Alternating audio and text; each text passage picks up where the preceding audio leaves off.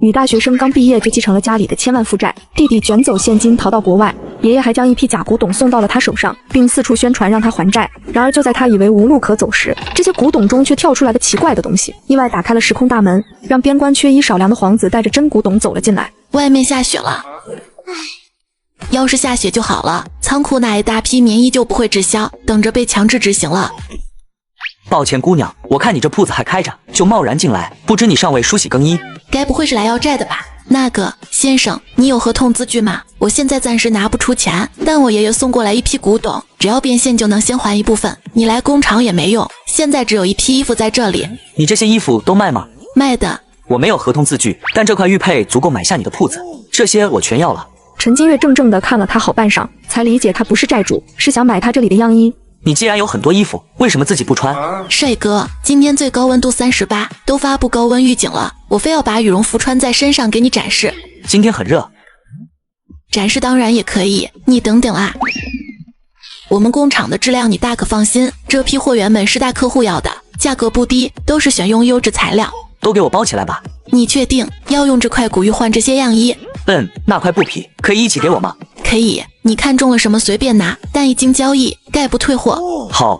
江启安迅速拆下窗帘，将所有衣服包裹在里面离开了。而陈金月心里愈发不安，他是京大文物专业的毕业生，一眼就能看出古玉价值不菲。他追出去想加个联系方式，然而出去却只看到工厂经理和一个工人在这里，明显是盯着他以防跑路的。你们看到有人出来了吗？陈小姐，你别装疯卖傻了，我们一个鬼影子都没看见。你不是要卖古董吗？买家在哪里？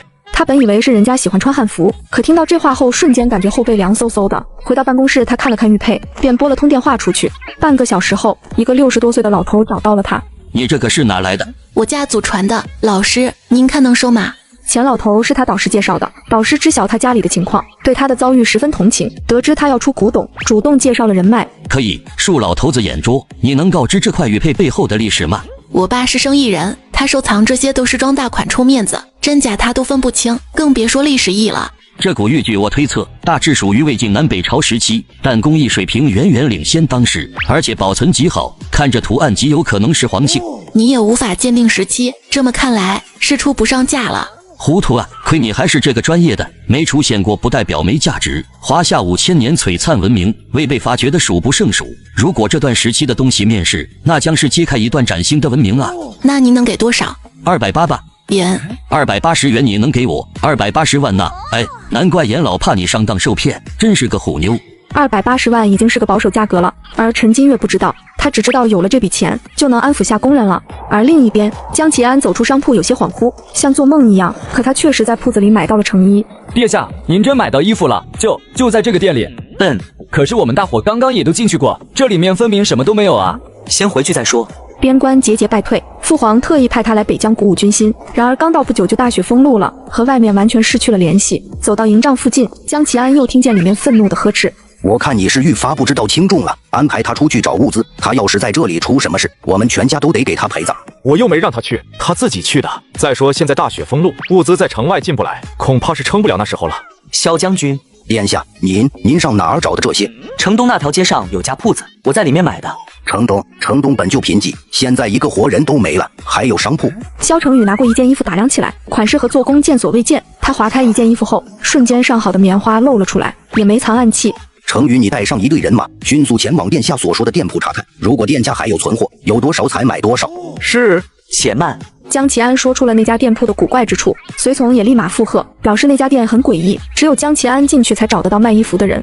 行了，知道这是你家殿下的功劳，到时候我会跟将士们说清楚，你家殿下是我们边关的救命恩人，行了吧？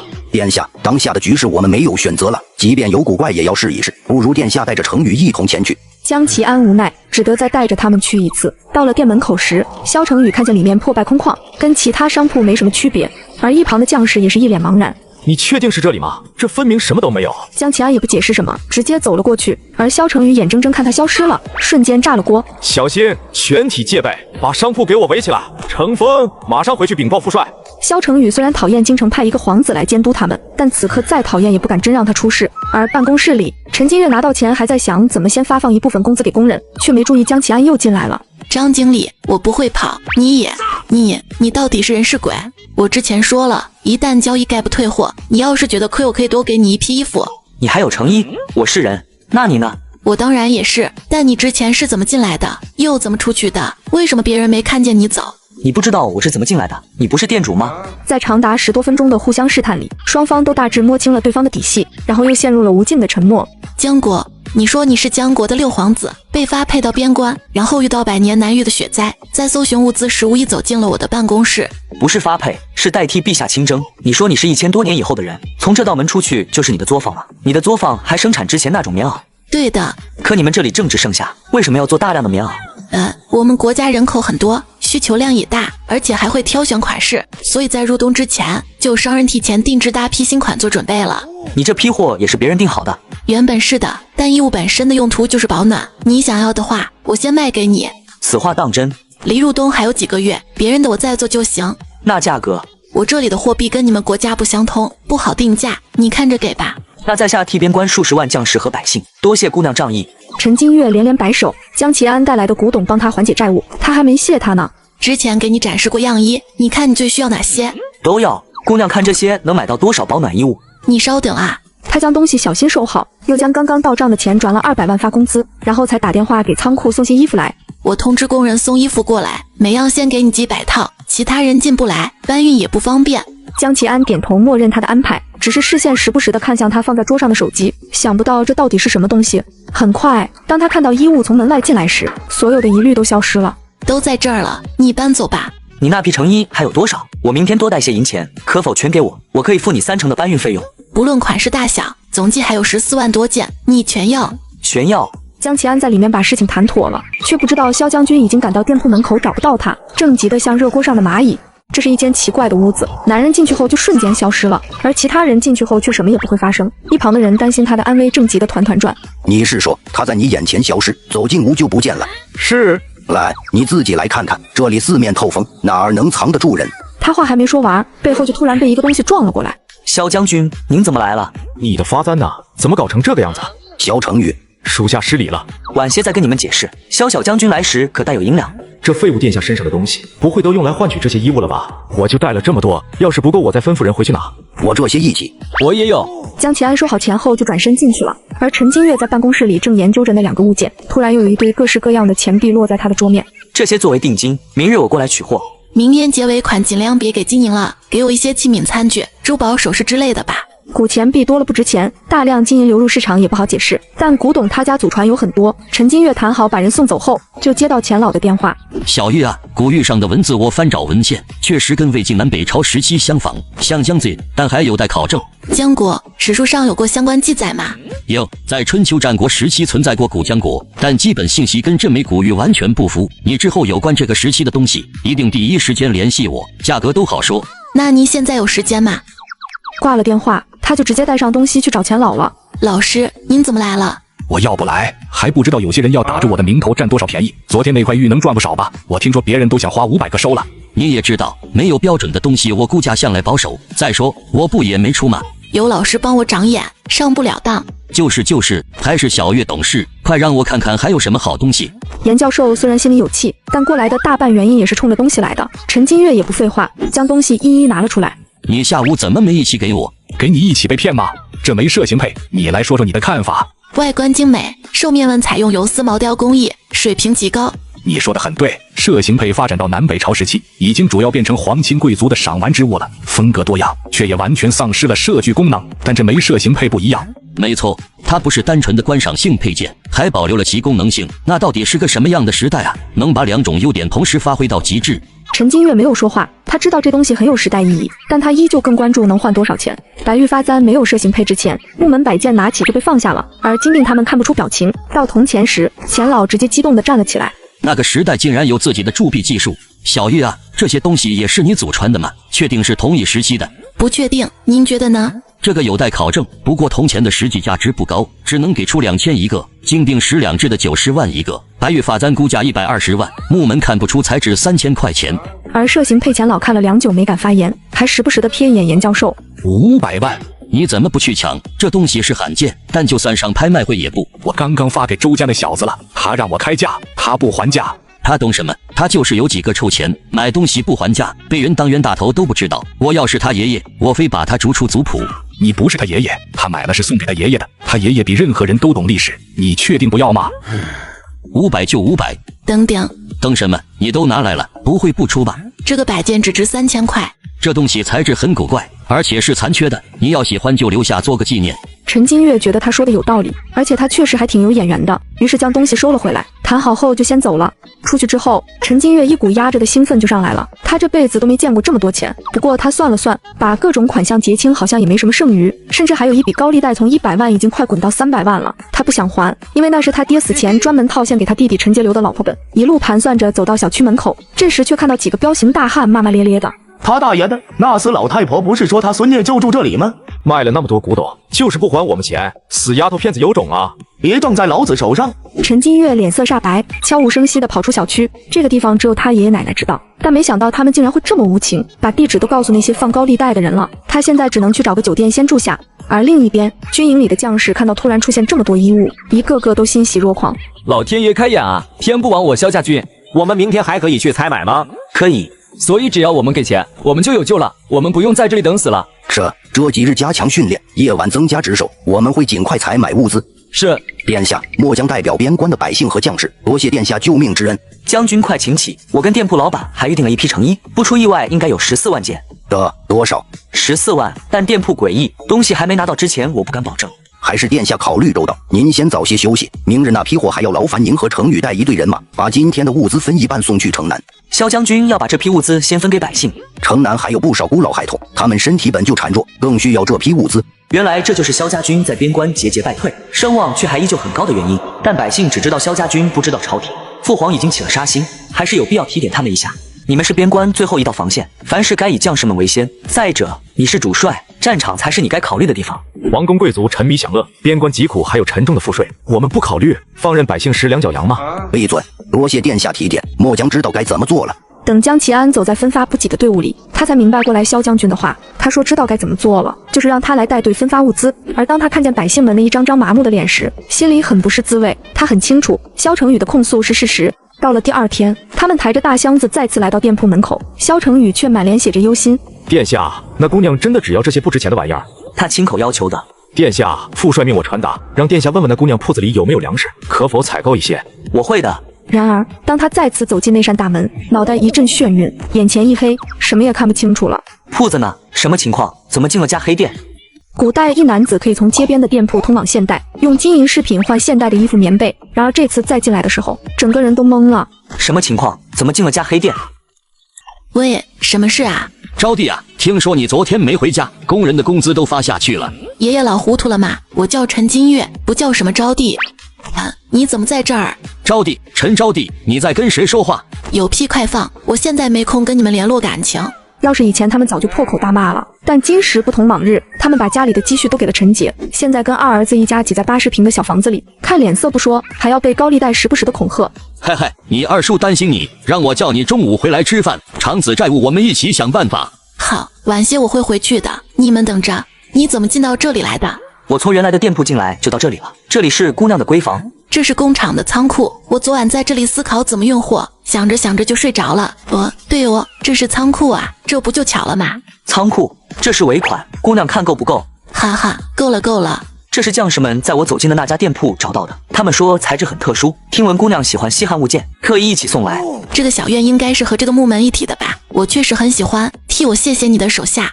那我可以开始搬东西了吗？可以。等等，陈姑娘，你怎么了？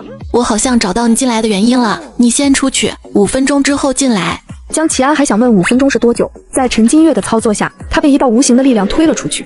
殿下，你知道5分钟是多久吗？不知道。听着语气应该不像太久，我再进去看看。另一边，陈金月来到办公室，操作了一下木门，等江齐安进来时，正好也是这边，于是二人配合又尝试了几遍，最后似乎是掌握的这个机关的用法。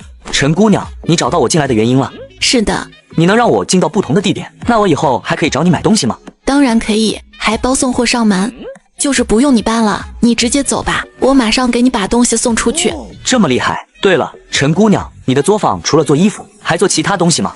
当然了，你可是最大的金主爸爸，哈哈，你需要的话，我也可以做。我还需要燃食和粮食，按多少人的量？9万吧，银钱我到时候给你送过来，行吗？没问题，明天天黑你来取。好，说完，将其安就出去了。刚走出店铺，身后的棉服就哗啦啦一涌而出，一旁的将士们都惊呆了。天啊，全是棉袄，棉袄从门里飞出来了，这是什么仙术吧？陈姑娘说，这叫送货上门。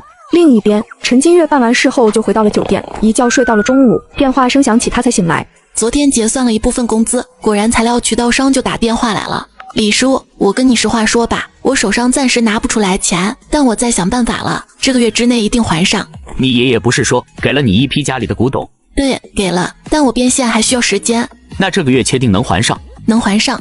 听到这话，李叔声音明显缓和了很多，然后又开始说些场面话联络感情。对了，李叔跟人合伙的还有一家煤炭公司，对吧？现在有存量吗？有是有，但你也知道是合伙的，我一个人说了也不算，赊账是不可能的。不赊账，我是帮人搭线才买的，他现场结账。真的假的？你要多少？你有多少我要多少。没问题，你把那人联系方式给我，这笔交易要是真的成功，算叔欠你一个人情。你把东西运到我墨子街那家空置仓库吧，我安排人收货。好，我这就联系人送过去。多谢李叔。到了下午3点，陈金月交完税后接了一个人，就往二叔家去了。你最终选择寻求法律帮助，严教授挺心累的。这一切都太突然了，我也措手不及。不过这点小事麻烦您跑一趟，实在太不好意思了。多麻烦，你是严教授的得意门生，再加上周总也特意嘱咐我了。周总？周一川，说是你的客户。我不记得有个姓周的大客户啊。对了，昨天钱老好像提起过一个姓周的。20分钟后，车子驶入一栋老小区。陈家一家人看见2个人的时候，表情有些微妙。哟，我们金月有出息，傍上有钱人啦！这时候还没抛弃你，也算是你有福气了。好久不见，二婶嘴还是这么脏。二叔这些年没教训死你，也是你的福气。死丫头，你那个老赖爸都死了，还敢牙尖嘴利，信不信我撕烂你的嘴？你们今天叫我回来，就是想吵架。行了，一家人见面就吵像个什么话？都进去说吧。这位是招娣，不介绍一下？什么招娣？哪有什么招娣？好，金月，陈金月是吧？这孩子读书读傻了，那么有福气的名字都不要，非要选个什么金月？说正事吧，这位是常律师，关于我爸的遗嘱，我们今天好好谈谈。律师，你带律师来干什么？想跟我们划清界限？堂姐，大伯在的时候，我们亲如一家人。他出事，我们把房子都卖了替他还债。现在你继承工厂赚钱了，就想甩掉我们这些共患难的亲人吗？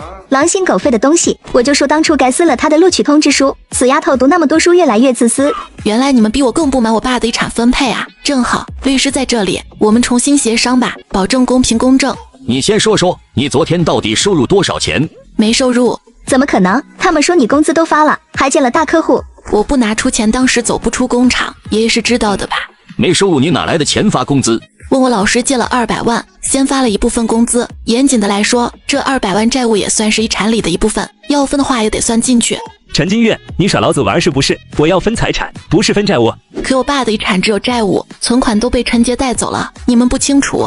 空气顿时安静，他们以为他找到了什么来钱的门路，还想着分一堆羹呢，没想到却来了一笔债务。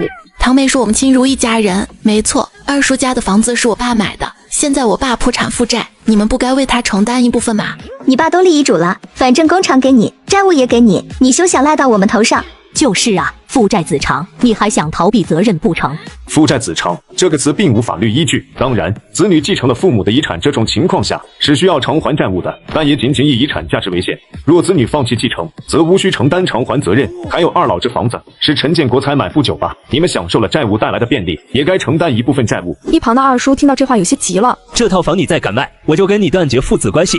爸妈，你们不能这么偏心呀！我们把房子都卖了替大哥还债，你想看我们带着你小孙孙露宿街头吗？说完，二婶他们几人也回了房间，想着老两口召回来的讨债鬼，让他们自己去打发。你这个赔钱货，扫把星，你这是要害死陈家，让我们家破人亡啊！行了，闭嘴！你也是不懂事，借了钱都不跟我们商量，就擅自发了工资，那笔高利贷才是最要紧的。高利贷借出来的钱不是在陈杰手上吗？你让他拿出来还啊！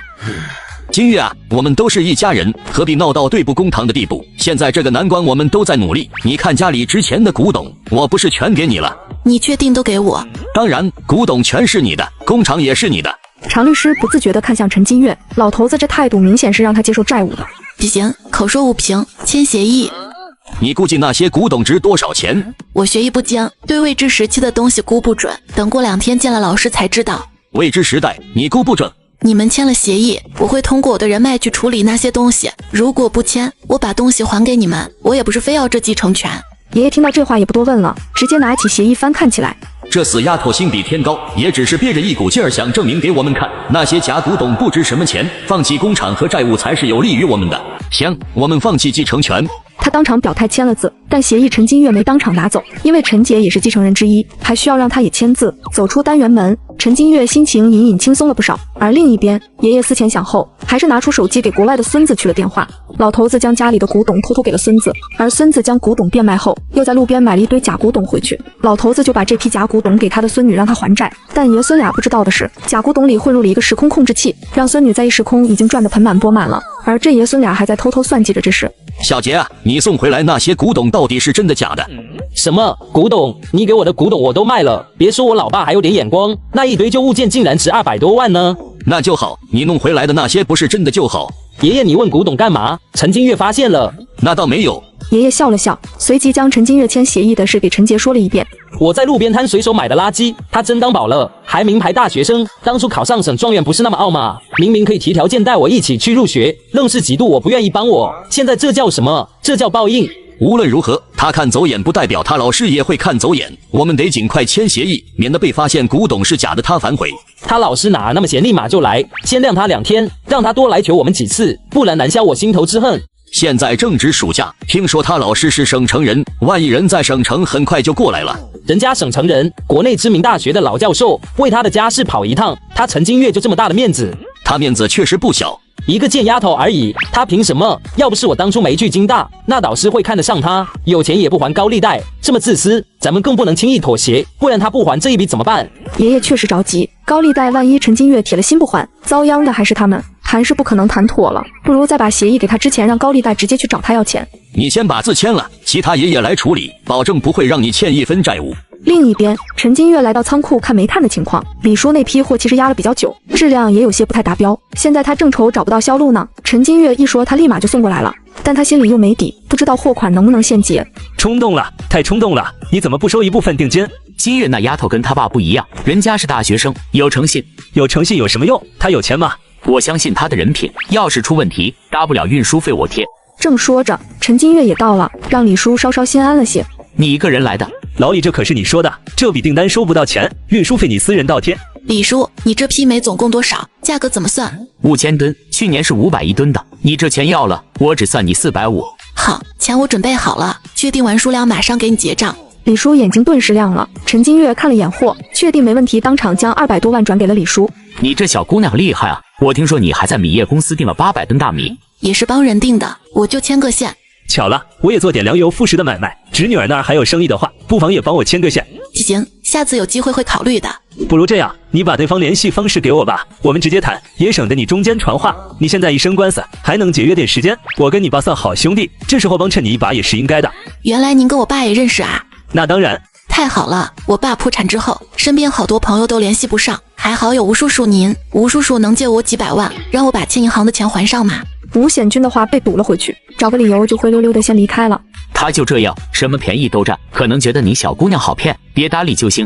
欠这一屁股债，真是各种奇葩都见识到了。李叔，这批煤炭不够，你能再帮我联系5000吨吗？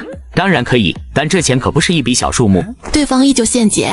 没问题，我明天就安排人送过来。陈金月收完煤炭，又去另一边仓库把大米收了，花出去近200万。他本计划是先发工资还贷款的，但陈家那群人横插一脚，让他改变了主意。没签协议之前，他1分都不会还了。之后他又买了些粉面、油菜之类的，想着明天那落魄皇子过来，可以多带一些回去。陈小姐，明天又收什么货？你都有钱倒卖这些了，什么时候把我们工资发起？我把清单发你了，你明天一定要核对正确。我不倒卖点东西，哪来的钱发工资？指望陈家吗？那你还是要尽快啊，别这点工资拖到明年。放心，我保证一有钱就先发你们工资，但你也尽量保密，别把我现场结账的事传出去啊。我爸还借了一笔高利贷，你应该知道吧？放心，我会跟其他人打好招呼。另一边，边关一整天都处在兴奋当中，百姓们人人都领到了棉袄，大家看着堆在一起等待焚烧的尸体，眼底又藏着扭曲的不舍。真的全都烧了吗？我们家的粮已经见底了。谁不是呢？这天寒地冻的，衣服虽然有了，但没粮食迟早也会饿死啊。大家不相信萧将军，还能不信殿下吗？有他在这里，朝廷不会不管我们边关的。可听说6殿下在宫里根本不受宠啊！在讨论什么？这点事还没处理完吗？百姓们不敢耽搁，只能不情不愿的点火。而军营里，萧老将军精神也振奋了不少。蛮军一直按兵不动，应该也是粮草短缺。明日程宇带一队人马从北边突围，去接应城外物资。等物资一到，我们即刻反攻。是。等等，我在那铺子里采购的粮食也是明日到，突围必定有风险，不如先等这批粮食足够的话，可以直接攻城。你也说了，那姑娘的作坊主要做成衣。对啊，我们近10万将士和百姓，买粮应急几天还行，真要大批买不现实。要养活边关百姓和将士，还得靠朝廷啊。只要朝廷这批粮草到，我们必将那群东西打得屁滚尿流。先等等，他询问了我们人数，我相信他能提供，就多等1天，还可以避免无谓的牺牲。可是，就按照殿下的指示，明日先等采购的粮食。副将隐隐有些不满，可江启安确实刚解决了边关一大难题，也不好说什么。等副将和萧成宇出去后，营帐里萧老将军恭恭敬敬地跪下了。殿下，我萧家世代中郎，对陛下从未有过二心。我当然知道，萧将军会有粮草的，我向您保证。第二天，陈金月在仓库收完最后一批货后，他直接让郑叔先下班，自己在仓库等他的衣食空客户。你是站在雪地里等我开门呢？闲来无事就过来等着了。姑娘看这些东西够换多少粮食？一箱是整整齐齐的字画，另一箱是金灿灿的马蹄金。这是我出发之前父皇赏赐的，应该算精美物件吧？算肯定是算的。据我了解，马蹄金起源于西汉，被视为吉祥的象征，用于重要的祭祀场合。在你们国家，这个东西能花吗？不能。那就跟后代专家推测的差不多啊。这种马蹄金是用来灵台祭天或赏赐斐济诸侯，你父皇让你带着出发边疆，当精神粮食啊。江启安之前被看出是被流放边疆，还下意识想辩解，这次再听到这种话，突然就沉默了。这东西当然也确实是身份和富贵的象征，你父皇很信任你。这个够精致吗？你喜欢吗？很精致，很喜欢，但就是这些东西不好变现，但他又不好怎么给他解释。想着他之前给的够多了，也没说什么，于是便带着他去查看物资了。古代一男子可以来到连通现代的时空交易所，本想着在这里买点糙米缓解一下边关困境，可当他看到仓库的大米时，整个人都呆住了。这是样品，都是上好的东北大米，你不放心的话可以随机拆开检查。怎么会有这么精致的大米？一点杂质都没有，这些应该很贵，很难买到吧？其实不用买太精细的粮食，就寻常百姓吃的就行。这不就是寻常百姓吃的？陈金月对上那双震惊不解的眼神，才想起来古时候粮食和现在的差距。于是他跟他解释了，他们国家有一位很厉害的爷爷，研究出了杂交水稻，现在所有百姓都能吃上这种白花花的大米。你们生活的国家真好啊，替我谢谢那位爷爷。大家都好好吃饭，别糟蹋粮食，就是对他最好的感谢了。说完这个，陈金月又给他介绍起那些速食泡面之类的做法。江启安认真的听着，像个3好学生。而另一边，萧成宇在门外等了良久，也不见有人出来。这1天时间能筹备多少粮食啊？还不如趁着夜色，一鼓作气直接突围。话还没说完，只见门里面一团巨大的黑影扑面而来，一袋袋大米转瞬间就在门口堆积成小山。小将军，是精米，雪白的精米，这么多，全是精米。还有宰杀好的鸡鸭鹅，分好块的肉，还有很多蔬菜、馒头、包子从里面飞出来了。除了粮食，还有很多叫不出名字但造型好看的食物，让这一群人直接当场僵住了。而仓库这边，陈金月介绍完也差不多送完了。你先回去吧，10分钟后进来，我去另一个仓库带你收燃食。10分钟是多久？1刻钟吧。江启安点点头，便转身出去了。陈金月走出仓库时，街道的摊贩也开始营业了。看着烧烤摊人不多，就想着带一些烧烤回去。王叔，这些肉串每样给我来10串，再来2罐冰可乐，我赶时间，最好能快一些。好嘞，马上帮你烤。可乐没有了，我打个电话叫人送过来。你换新手机了，旧的呢？直接放爱回收卖了，全国近2000家门店，下单就有工程师上门回收，价格满意现场打钱。我那台苹果13还卖了3000多呢。靠谱吗？当然了，爱回收是上市公司，像你平常用不到的手机、平板、笔记本都可以放爱回收回收了。陈金月拿着烧烤到仓库时，已经迟到10多分钟了，所以刚走进去，江启安就跟着进来了。不好意思，我顺路买了点吃的，耽误了一会儿，要一起吃吗？难怪刚才一直进不来，这个在我们这儿叫烧烤，就是放在炭火上烤熟的。陈金月介绍完，怕他不放心，率先拿起一串开吃。江启安忍不住咽了下口水，拿起烤串一口咬下去，辛辣味呛得他直咳嗽。陈金月赶紧将可乐递到他手上，可乐加烧烤，很快就俘获了古代皇子的味蕾。这又是什么水？这叫可乐，在我们这儿很受欢迎，是工厂里生产的。还有我今天给你的馒头和包子，都是工厂做出来的。我手上有2家食品加工厂。虽然已经停工很久了，但不妨碍他重新把它们盘活，做古人的生意。他感觉有很大的发财空间。包子和馒头可以在作坊里做，当然，速度快，效率高。你之后要多少有多少。现在边关能吃饱饭已经很奢侈了，这种简单劳作可以交给百姓来做。失策了，没考虑这方面，难怪之前包子的样品他看着欣喜，但没有多打听的意思。不过你说速度快，有多快？2天时间能做几万人的量吗？要打仗，2天的话有难度，不过要行军打仗，我更推荐你另一种干粮，管饱又方便携带。哪种？你等下，我出去给你买个样品。陈金月出去一趟，很快回来，给他带回了10包压缩饼干。他拆开1包递给了他。嘎嘣脆，带着香味，还有点甜，就是噎得慌。他熟练地灌了一口可乐，然后就发现自己竟然7、8分饱了，于是盯着剩下的那些饼干，眼睛发亮。就要这个5万人的量，姑娘能准备吗？没问题。下次还是只要精致物件，不要金银吗？除了那些，你再帮我找找，有没有你们上次从灰烬里扒出来的那种木头？他很好奇，那个机关小院还缺少一些东西，不知道全部拼齐有什么功能。谈妥后，陈金月让他明晚过来取货，顺便来取第2批煤炭。对了，煤炭燃烧会产生一氧化碳，要开窗通风，不然会中毒，你们知道的吧？什么是一氧化碳？就是烧燃食的时候要开窗通风，切记不能紧闭门窗。好，明白了。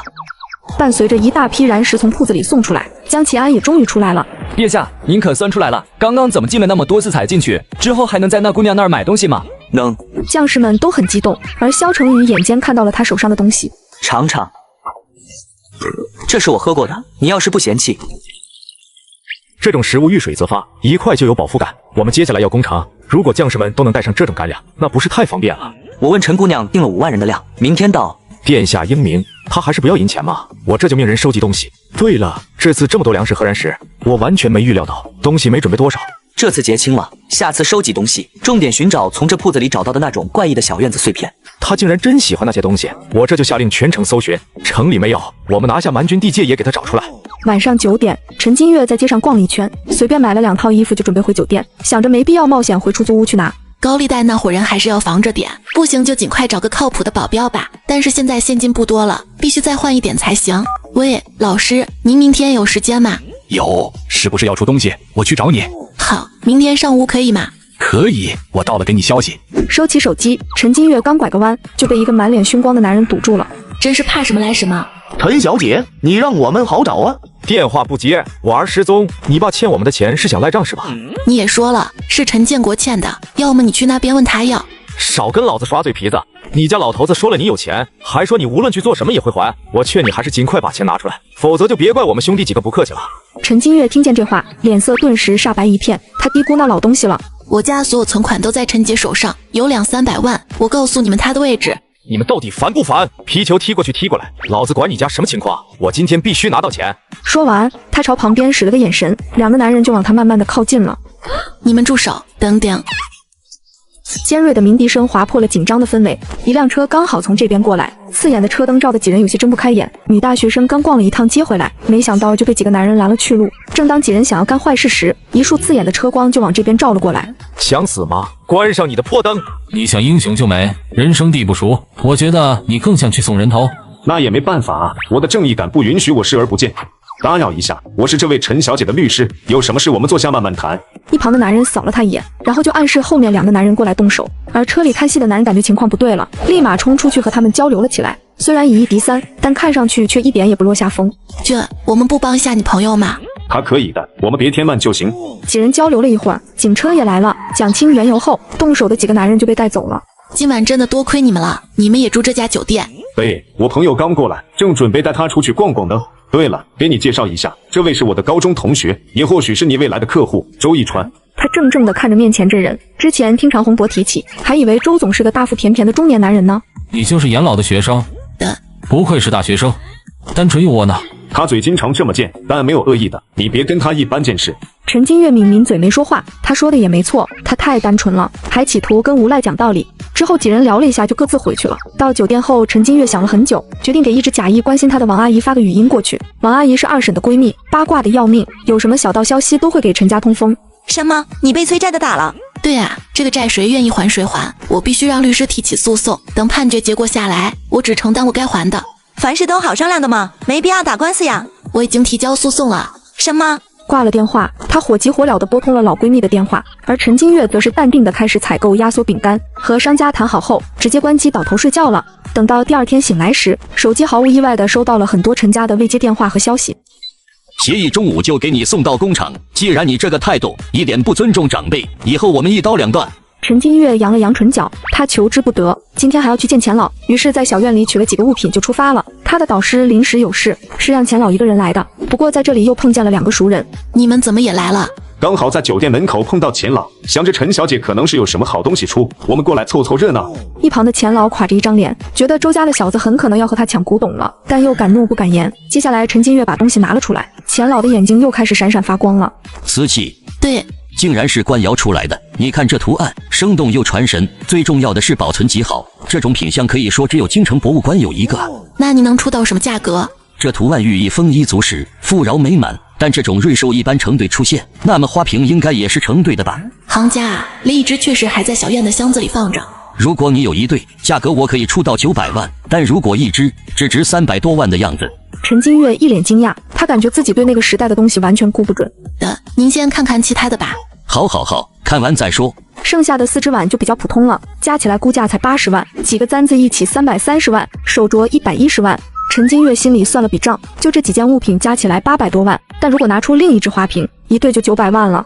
小月啊，这成双成对的东西肯定要一起出现，价值才更高。你留下一只，导致2只都出不上价，不划算啊。这只花瓶我要了500万。嘿，周少，你这半路截胡别人是不是不礼貌？再者说，你又不懂古董。我确实不懂，但您懂啊。您看中的东西错不了，反正进您手后还得涨一番。不如我直接从陈小姐这里带走，还省得您带回去了。你也知道，我爷爷下个月生日，我这些天一直在帮他收罗好东西。那是你的事，这只花瓶是我先看上的，我出600万。300万直接翻倍，您不怕亏本吗？有些东西可遇不可求的，既是价格能衡量的，你不懂别瞎掺和。周逸川笑了笑，他确实不懂，但他是商人，知道买卖是要谈价的。而钱老见他没说什么，也顾不上劝说另一只花瓶了，迅速就将钱转了过去。之后简单聊了一下，钱老就将东西搬到自己车上，临走还不死心的劝说陈金月，成对的花瓶单卖真的不划算，下次还是要优先考虑我这里，不然你不信拿出去对比，没人能给出这种价格。另一只你还给600万吗？对，也600万，我敢打包票，行业里没人比我给的更高了。当然，除了京城周家的人。想到这里，他不满地瞪了周逸川一眼，屁都不懂就知道哄抬价格。钱老收了好东西，风风火火地离开了。吃午饭嘛，我请客。常洪博本来也想抽个时间跟他聊一下案子的细节，于是就欣然答应了。如果你家人依旧拖着不签协议怎么办？他们说中午就送到工厂。你做了什么？我告诉他们我被催债的吓到了，反悔了，并已经提起诉讼。我还想给你出招，没想到你自己就处理好了。你朋友说的对啊，继续这么窝囊下去是没有好下场的。对于吸血鬼，光画清界线可没用，得寸进尺的人只有感觉到痛才会收敛。我知道，所以我有个大胆的计划，可以麻烦你们帮下忙吗？周逸川笑了，笑他远比自己想象中的有意思，也笑他还是太单纯。昨天我们只是恰巧路过，是你的律师非要上去送死。那我还有几幅字画，周总应该会感兴趣吧？他之前问过老师，知道这个周逸川对自己手上的东西很感兴趣的。你怎么确定你拿出来的我一定感兴趣啊？我让你挑到满意为止。成交。不是3个人的计划就不问问我的意见，而且我怀疑陈金月昨天被刺激到了，做出的举动不一定有分寸。我是律师，我有底线。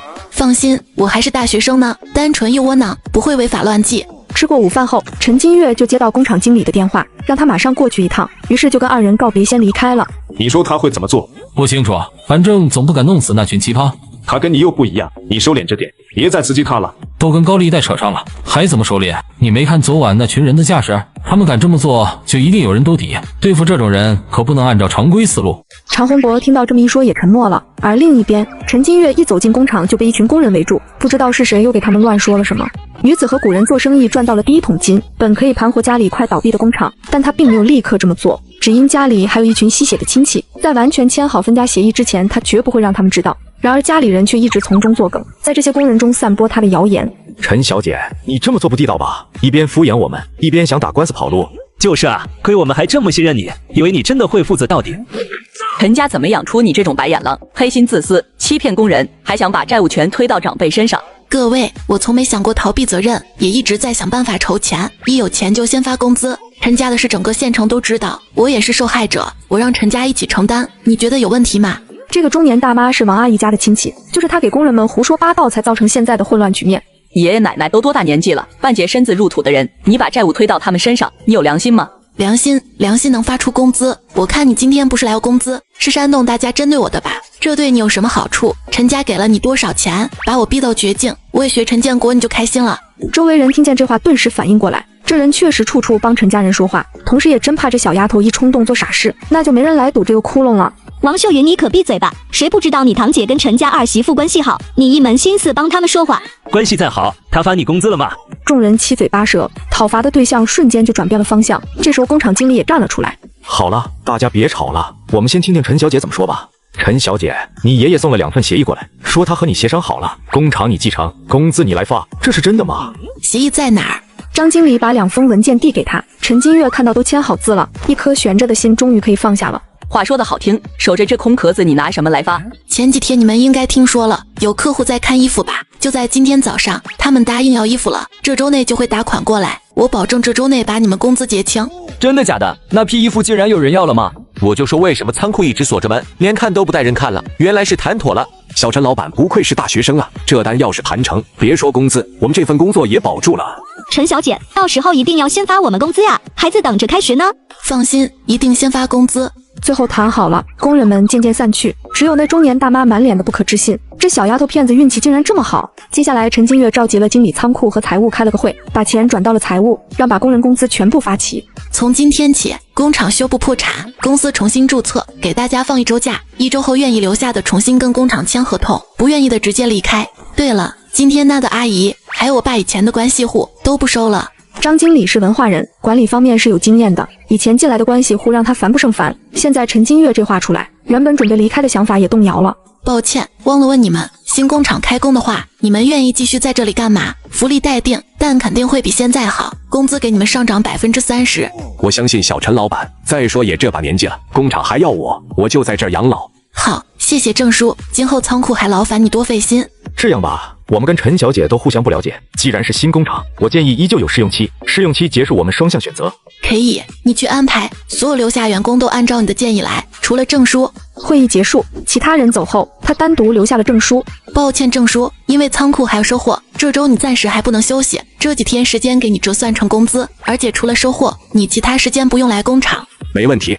下午4点，郑叔和陈金月去仓库收了煤炭，确定无误后，将200多万转给了李叔。送压缩饼干的老板也是人精，看着他这么豪爽，便在一旁试探：小陈老板有魄力啊，这摊子说接就接了。何老板就别取笑我了，我们家的情况我不接能行吗？这种特殊时期还能销售存货，小陈老板是真本事的。不过新工厂新气象，可以考虑一下新的合作商。供应棉花啊，不行，我刚好也有换供应商的打算。结完账送走人，陈金月就独自守在仓库等江启安过来收货。没过多久，一道熟悉的身影就携带着满身风霜从门外进来了。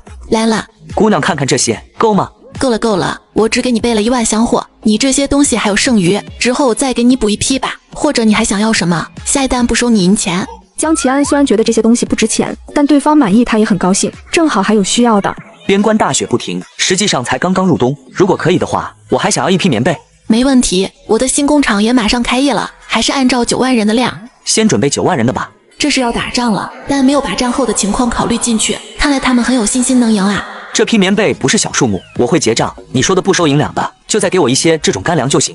不行，压缩饼干你明天下午过来取货，但棉被要再等等，我尽量帮你采购，采购多少就先给你送多少。好。他把江启安送走后，又打电话给何老板追加了一些压缩饼干的量。到了晚上，陈金月单独约了张经理吃饭，准备聊聊工厂后续的工作，顺便打听一些事情。陈小姐单独找我，是有什么事交代？我希望食品加工厂也能运转起来，我最近接了个小单子，生产一批压缩饼干。很急吗？多小的单子？几万的量，但很急，最好马上招人开工。同时服装厂这边的设备你想办法弄一些，我也接了一个棉被的单子。好，那我明天就开始安排。你找我吃饭，还有其他事吧？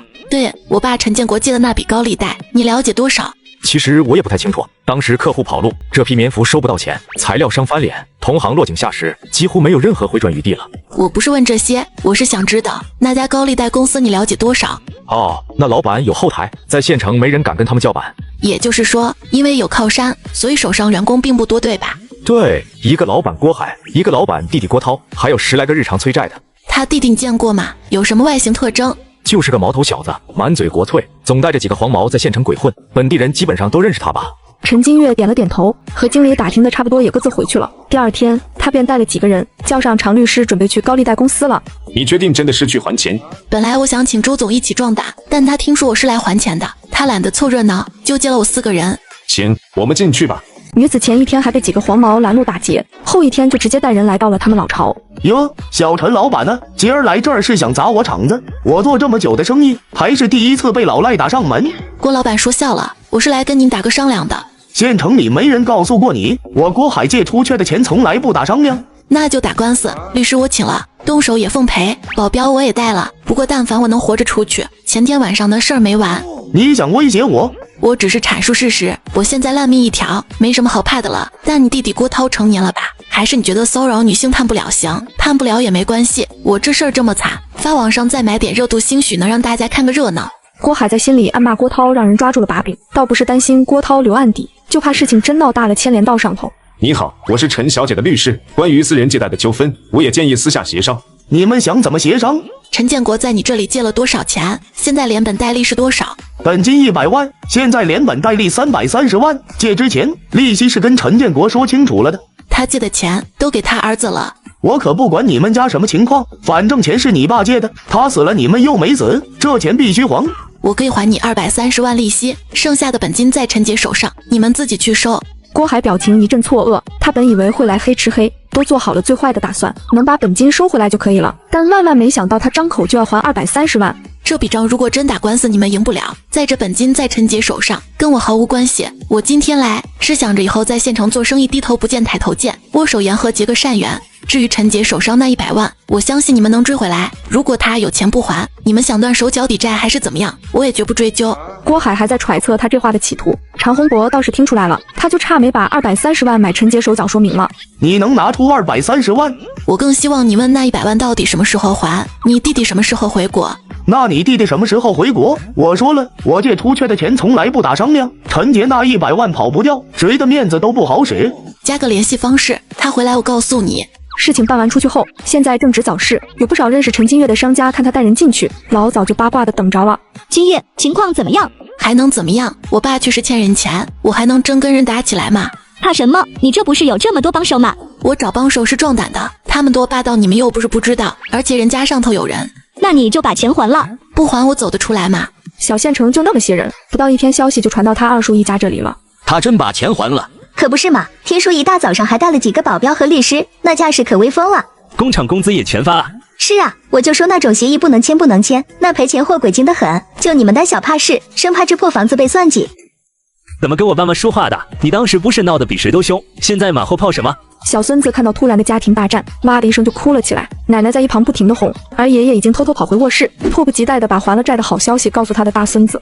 另一边，周逸川下午忙完也回到了酒店。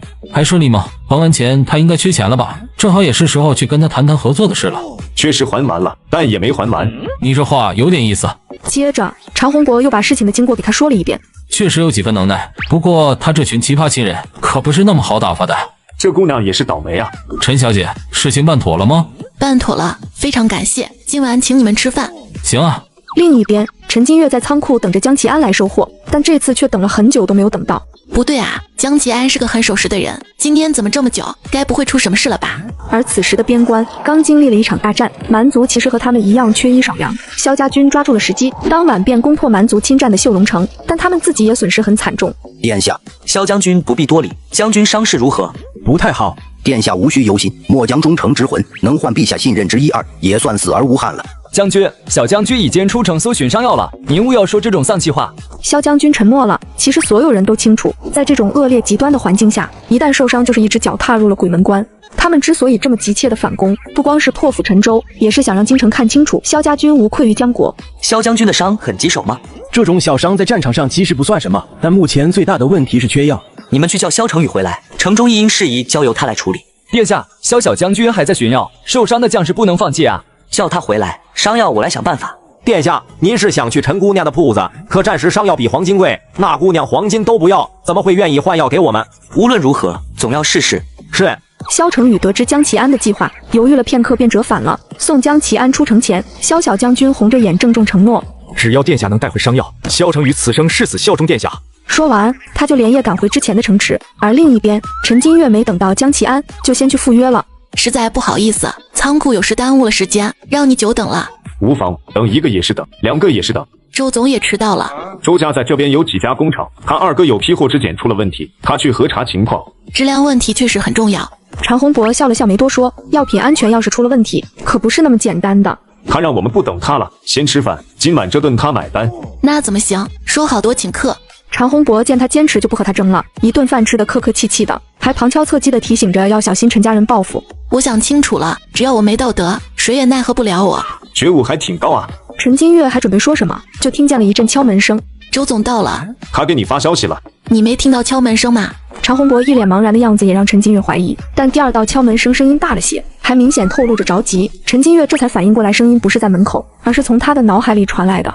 你怎么了？不好意思，常律师，我突然想起来，刚刚出仓库竟然没关门。陈金月火急火燎地跑了回去，他想着要是江奇安突然在包厢里出现，那该多让人惊悚啊！而另一边，江奇安因为战事紧急没有准时赴约，后来怎么进都进不去那个铺子，现在不知道抱着什么念头，他不再来回进出了，而是满怀希冀地敲门。古代一男子想在这个奇怪的店铺买些药材，可他在门口却怎么也进不去。好在店铺主人听见了他的声音，及时赶了回来。但当他说出需求时，陈金月又有点犯难了。你们打仗了？是的，虽然收复了失地，但损伤惨重，可以请姑娘帮我买一批伤药吗？还有清洗伤口用的烈酒，这算定金。你要的数量肯定不小，药店买的话根本不够啊。江奇安看着他有些为难，心里隐隐有些不安。只要姑娘愿意帮忙，什么条件我都……别，定金我收了，但能采买多少我不保证，毕竟这大半夜的，我买大批药太引人注目了。多谢姑娘。你在这儿等着，我去就回。仓库附近就有好几家药店，陈金月每家药店买一点，止痛止血消炎退烧的等等。没你买这么多药干啥呢？呵呵，公司团建去露营漂流，老板临时决定的，苦了我们打工人跑腿啊。有的老板就是这样，神经兮兮的。就我们仓库那批退烧药和止血粉，明明没什么问题，店长刚发消息非说不卖了，明天退货。没有问题，为什么要退货？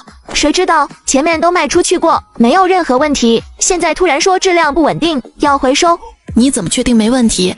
我几个朋友私人诊所都拿了，没有一个反馈有问题的。那批药的厂家据说还在接受调查，但也没查出问题，应该是厂家被人恶意针对了。反正我这些不够，还要跑几个店，要么你都卖给我吧。你店长那里就说看到消息的时候人都拉走了，质量不稳定，总比没有等死强吧。那批药可不少，你全要？我打个电话再给老板确定下吧。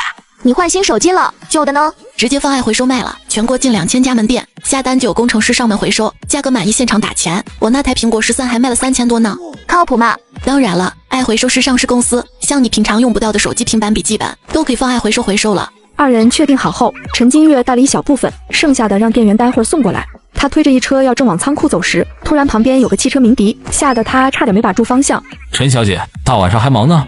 大晚上按喇叭干什么？吓我一跳。送到哪儿？我帮你。不麻烦周总了，我就在前面。周一川也没坚持，但还是慢条斯理地跟着他。这个厂家的药不合格，所有渠道都要退货了，你还买这么多？人家诊所都在用，都没发现有问题。所以你是买来囤用？不是听到内部消息，厂家召回还有大额赔款，趁机小赚一笔。厂家召回有大额赔款？对，质量出现问题，应该马上就会传出来。你明天去退货还来得及。不是说没人用出问题吗？市面上确实出现了疑虑，为了信誉和安全，召回是最好的方式。你怎么知道这些？因为那家倒霉蛋制药厂就是我二哥经营的。二人说话的功夫，已经走到了仓库门口，刚好店员也开着小3轮把剩下的货给送过来了。你在这里等我一下，我先把这些东西放进仓库。要帮忙吗？不用，你在外面等我就行。周一川看着他像防贼一样防着他，很是无语。不过他没有太大好奇心，就在外面等着了。而里面的江奇安心里没有底，但看到满满的推车时，他眼睛亮了。陈姑娘，这些全是……对，这些药跟你们用的可能不一样，要按照说明书规定的用量，千万不能自由发挥。江奇安对现在的文字不是特别懂，陈金月又把药的用法用量一一给他介绍了一遍。你们伤亡严重吗？这些够吗？蛮族占领了我们3座城池，现在要一一拿回来。今天这场战争只是开始，陈姑娘能帮我多采买一批伤药当然更好，价格和条件任随你开，只要我能做到的，绝无推脱。陈金月答应他会尽量帮他采买，但买多少不能确定。而江奇安带着伤药出去后，就连夜赶往秀荣城，把这些药的用途用量交代给了军医，军医便立刻让萧将军服下了。这些药我们见所未见，虽然没毒，但也不清楚药效啊。如果一直高热不退，怕是……江奇安的眼神也有些凝重，不确定有没有效果。但没过多久，一旁的副将就看到了动静。萧将军出了好多汗，是不是退热了？张大夫，你快看看。神迹啊！这才2刻钟不到，竟然真的退热了。好啊，退热了就好。1000年后的东西竟如此神奇吗？末将戴副帅代萧家军谢殿下救命之恩。多谢殿下没放弃我们，没放弃萧家军。萧将军一生戎马，战功显赫，是我江国重臣。萧家军也英勇善战，我都看在眼里，这是我应该做的。殿下，我想拆开几粒药丸，查验配方。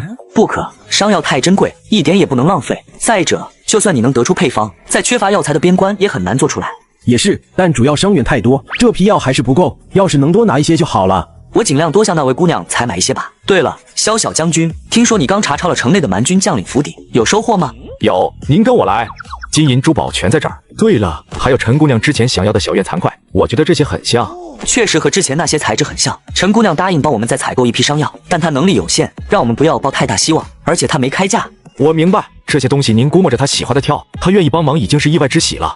另一边，陈金月出来后就找到了周逸川，准备和他去吃点宵夜。你二哥制药厂那批货回收了，打算怎么处理？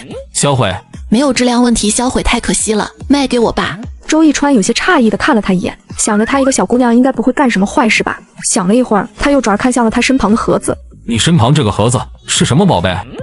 是宝贝。古董。明天有空吗？我请了古董鉴定师，看看你手上的古董以及这个盒子里的宝贝。可以。那批药我可以给你，也可以不问你用途，但你必须跟我保证不用于什么用途。行，我跟你保证，绝不做违法犯罪的事情，也绝不再流入市场。那到时候签免责协议。好。两人谈妥后就各自回去了。第二天，陈金月挑了一批古董来赴约，他不确定古董鉴定师能给出什么价，不过让他意外的是，带来的古董竟然卖了接近一个小目标了。陈金月回去后看到自己卡里的钱，想着是该把自己的那个小破出租屋换掉了，于是便直接往县城最好的楼盘走去。陈小姐，高品质洋房考虑吗？我这边有一套自新房，私密性强，建筑密度小，周围环境也很安静的，要不要看看？行，看看吧。中介带着他逛了一圈后，确实还不错，就打算定下了。就这套。陈小姐，因为带装修，所以这套房比同户型同楼层要贵30多万。没问题，签合同付款吧。房子总价120万，陈金月直接全款付清，而中介小哥全程都是懵的。他从业以来就没遇到过这么爽快的客户。陈金月，你怎么在这儿？一道尖锐的声音突然让陈金月有些烦躁。二婶的那个大嘴巴闺蜜王兰芳正朝这边走来。女子和古人做生意买了套房子，而这时多管闲事的街坊邻居看到后，又想来打探她的消息了。陈金月，你怎么在这里？你跑什么？这是有钱了来买房子。我干什么不需要跟你汇报吧？陈家给你什么好处派你监视我？你这话说的，阿姨还不是为了你好？我跟你二婶是好朋友。因为她上次传递消息让陈家和陈金月划清界限后，陈金月反而越过越好，现在她的老闺蜜都开始记恨她了。那祝你们友谊长存，拜拜。刚刚我侄女儿来干什么？买房子还是租房子？嘿嘿，您有疑问还是去问您侄女儿吧。我靠，兄弟，听说你刚开了一单洋房，全款啊？王兰芳听到后一脸震惊地呆在那里，而陈金月买完房后，又直接去了 4S 店提了一台以前一直想要的红光 mini， 接着就开了去工厂了。陈金月到仓库时，郑叔已经把今天到的棉被收好，一旁的棉花商也好奇地过来看他的货。小陈老板订这么多棉被啊？对，马上我们工厂开工，跟您说好的棉花没问题吧？没问题，保证给你安排的妥妥当当。到了下午，陈金月让郑叔下班，自己在仓库等江启安过来收棉被。接近天黑时，江启安也很准时的到了。看你怎么风尘仆仆的，你是从秀容城赶回原来的城池？是的，萧将军上战场了，后方有我坐镇，攻下的城池需要接管。算时间，传信应该快到京都了。朝廷如果立刻送粮草过来的话，应该能解几座城池的燃眉之急。皇帝竟然心胸宽广，真的接纳了大将军。后面不在我这里买东西的话，是不是要损失一棵摇钱树了？但其他物资边关依旧短缺，之后还要在姑娘这儿采购，价格还是由你开，行吗？当然没问题，但我多问一句，你收到朝廷会送粮草的消息了？没有，但我坚信父皇不会放弃边疆的子民。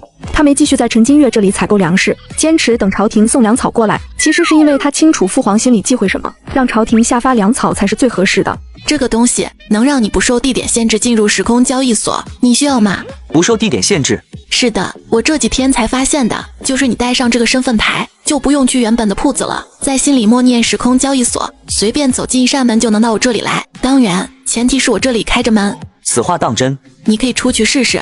好。江启安走出去之后，到另外一条街找了个门，进来之后果然真到了这里。真的能通过其他地方进来？那送出去的东西是不是也在我进来的地方？当然了。那我先出去，等下我到了秀容城再过来取货。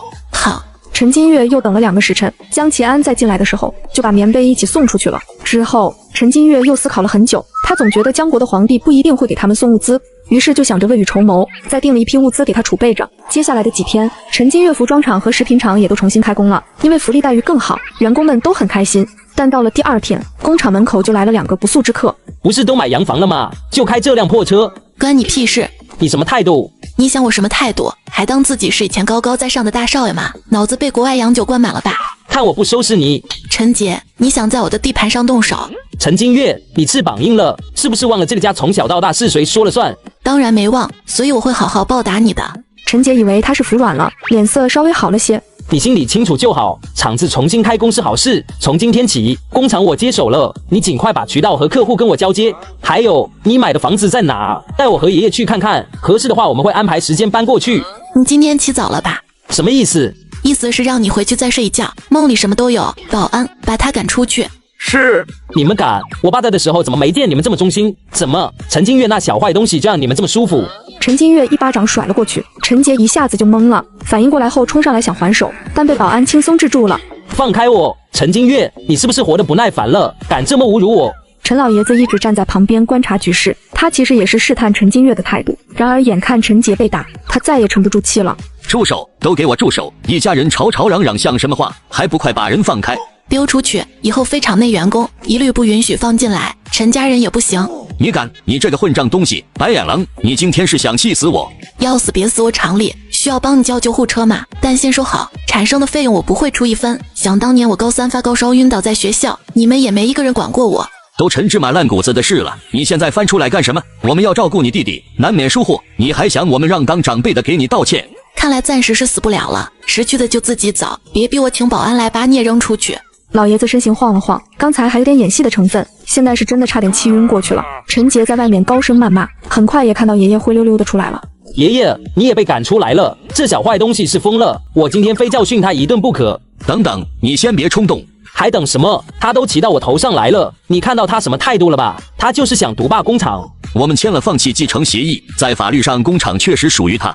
爷爷，我早就说了别签那个别签那个，你们就是不听。好了好了，爷爷都知道，你先冷静一点。法律归法律，但谁家法律还能断得了亲情的？爷爷一定想法子帮你把工厂拿回来。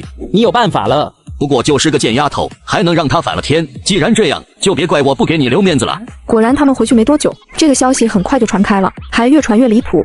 听说没有，老厂长被陈金月叫人给打了。还有这种事？我听到的是老厂长孙子被保安打了。反正昨天他们在厂里闹了一场就是了，听说是老厂长带着陈杰来工厂找个活儿，陈金月不给。说到底是一家人，小陈老板做的也太绝了吧。另一边，陈金月和郑叔正在仓库点货，但是点完数量，郑叔还没有要走的意思，像有什么话要给他说一样。郑叔还有事。昨天你爷爷走后，你奶奶就来工厂门口闹了一下午。我知道，我跟保安说了，没影响工厂秩序，不予理睬，影响了直接报警。没影响工厂，但会影响你啊！他昨天在工厂门口哭，今天在菜市场骂，说你忘本不孝、自私自利、殴打长辈。你没让保安殴打你爷爷吧？既然这个锅都背了，那下次他们再来，我让保安打他们一顿好了。放心吧，郑叔，他们影响不了我。那我就先回去了。好。等郑叔走后，陈金月还想着给高利贷的说陈杰回来了的事，这时江奇安就走进来了。古代的皇子来到现代买物资，可刚进到店铺就被老板的惊喜给吓到了。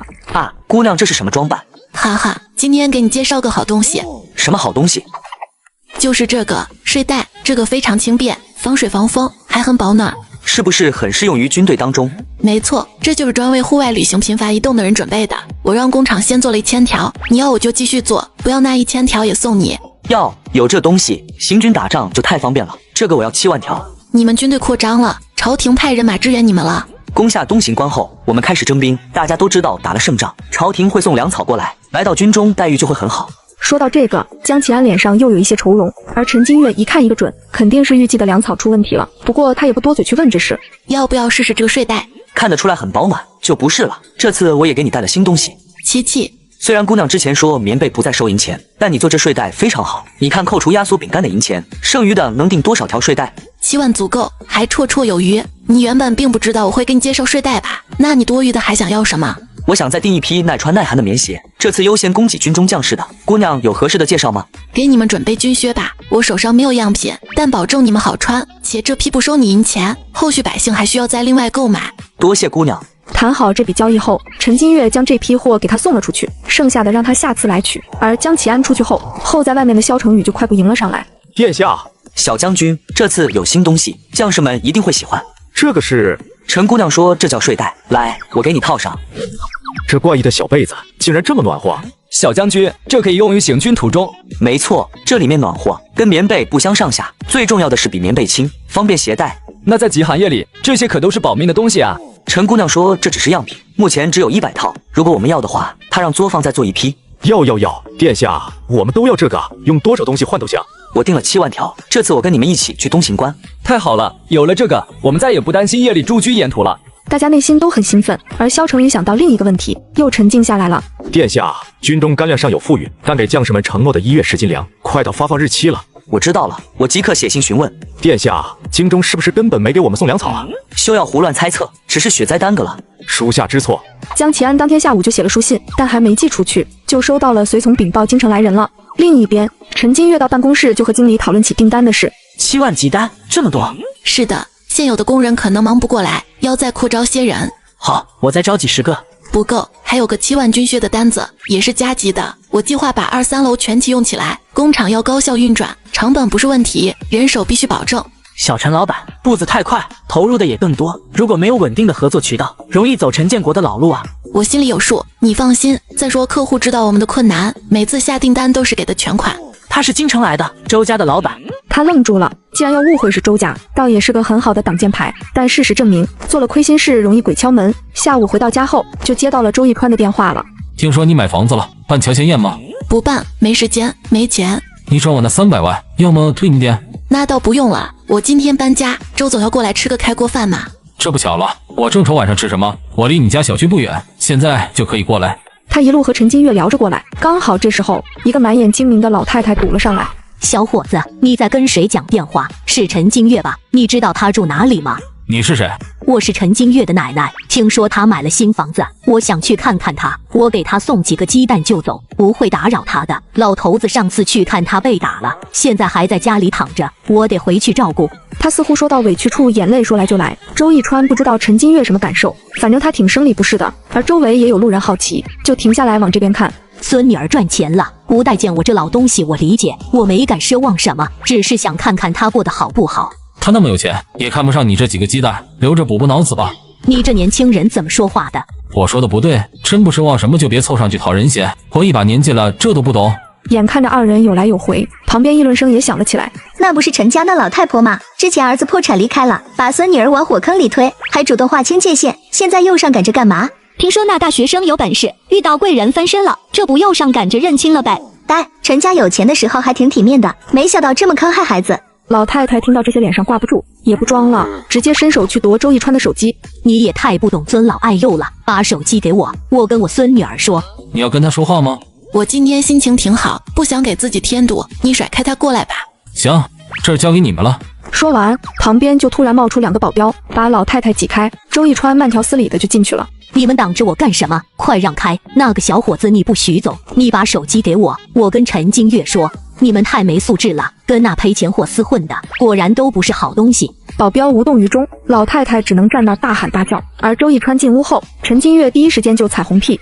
周总可以啊，竟然还随身携带保镖，不愧是霸道总裁，失敬失敬。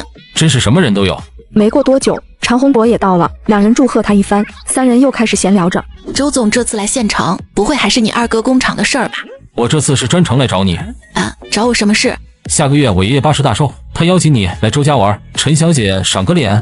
不敢当，不敢当。周老教授邀请是我的荣幸，只是我现在的情况你们也清楚，债主时刻盯着，工厂也一团乱麻。你卖完那几件东西就有1个亿了吧？还没还清债？外债是差不多了，但陈家总来找麻烦，我工厂刚起步，不能让他们捣乱。没关系，我等陈小姐的答复，有什么麻烦随时跟我开口。陈家找麻烦，发生了什么我不知道的事吗？周一川将下午的事情简单复述了一遍，常洪博都被震惊到了。那老太婆满嘴胡说八道，又混迹市井，你小心人言可畏。工厂里已经有流言传出来了，我会尽快解决掉。那你动作还挺快。几人吃完饭后就各自回去了。第二天一大早，陈金月就出发去省城，把手上的古董分批处理了一些，后面又拜访了钱老和他的导师。到了第3天，陈金月才回县城。刚进办公室没多久，江启安又匆匆走进来了。男人前几天打了胜仗，没在时空交易所采购粮食，他坚信自己父皇会给他们下发粮草，可2天后又灰溜溜的跑来求购粮食了。还没到约定时间，你怎么提前来了？我今天来，其实还想向姑娘再采购一批粮食，可能在雪灾过去之前，都要在你这里采购。没问题。你不问我为什么吗？大将军功高盖主被皇帝忌惮了，现在打了胜仗更让其忌惮，朝廷根本不愿意给你们送粮草吧？是，姑娘冰雪聪慧，见微知著，想必早就看透了这些。你们现在几座城池总共人口是多少？我只准备了1000吨大米，价格还是按照以前的算。陈姑娘果然早就看透了，却没拆穿，而且早准备了粮食，也没涨价，她真的很善良。多谢姑娘，这个当定金，我想你肯定会喜欢。这个就是你们江国皇帝一赐的尚方宝剑，要真是可就跟那箱马蹄金一样行啊。不算，姑娘也知道我是被发配到边疆，父皇不信任我，不可能赐我那么大权力，父皇只是想让我暗中斩杀奸臣。他所说的奸臣是萧将军吧？是的，我将我的所见所闻如实禀报父皇，只希望解除误会，还萧将军一个清白。可等了近半个月，京中来人带口谕说还是按原计划进行。那你把这东西给我了，可就是抗旨，你怎么跟皇帝交代？将在外，君命有所不受。再说了，如果萧将军真的出事，边关很快就会沦陷，蛮军踏破平城，整个江国都将岌岌可危。那边关守住之后，皇帝还要杀萧将军呢？萧将军忠心耿耿，绝不该被辜负。可这不是你能决定的，皇帝旨意如此呢。陈金月本以为能从他嘴里听到更叛逆的想法，然而最终却还是没有。陈姑娘，你说你这里是1000年后，那史书上有记载1000年前的江国是什么结局吗？我熟知的历史上没有江国。没有江国？为什么？有些混乱时期的小国存在太短暂了，可能没有在历史上留下痕迹吧。江启安心猛地沉下，想着江国竟然短暂到史书都没记载下来。呵呵，也有可能我的推测是错误的，你并不在我们1000年之前，而是属于另一个时空，也就是平行世界。平行世界，江启安听不懂，也听不进去，但他说的短暂，其实仔细想想也有迹可循。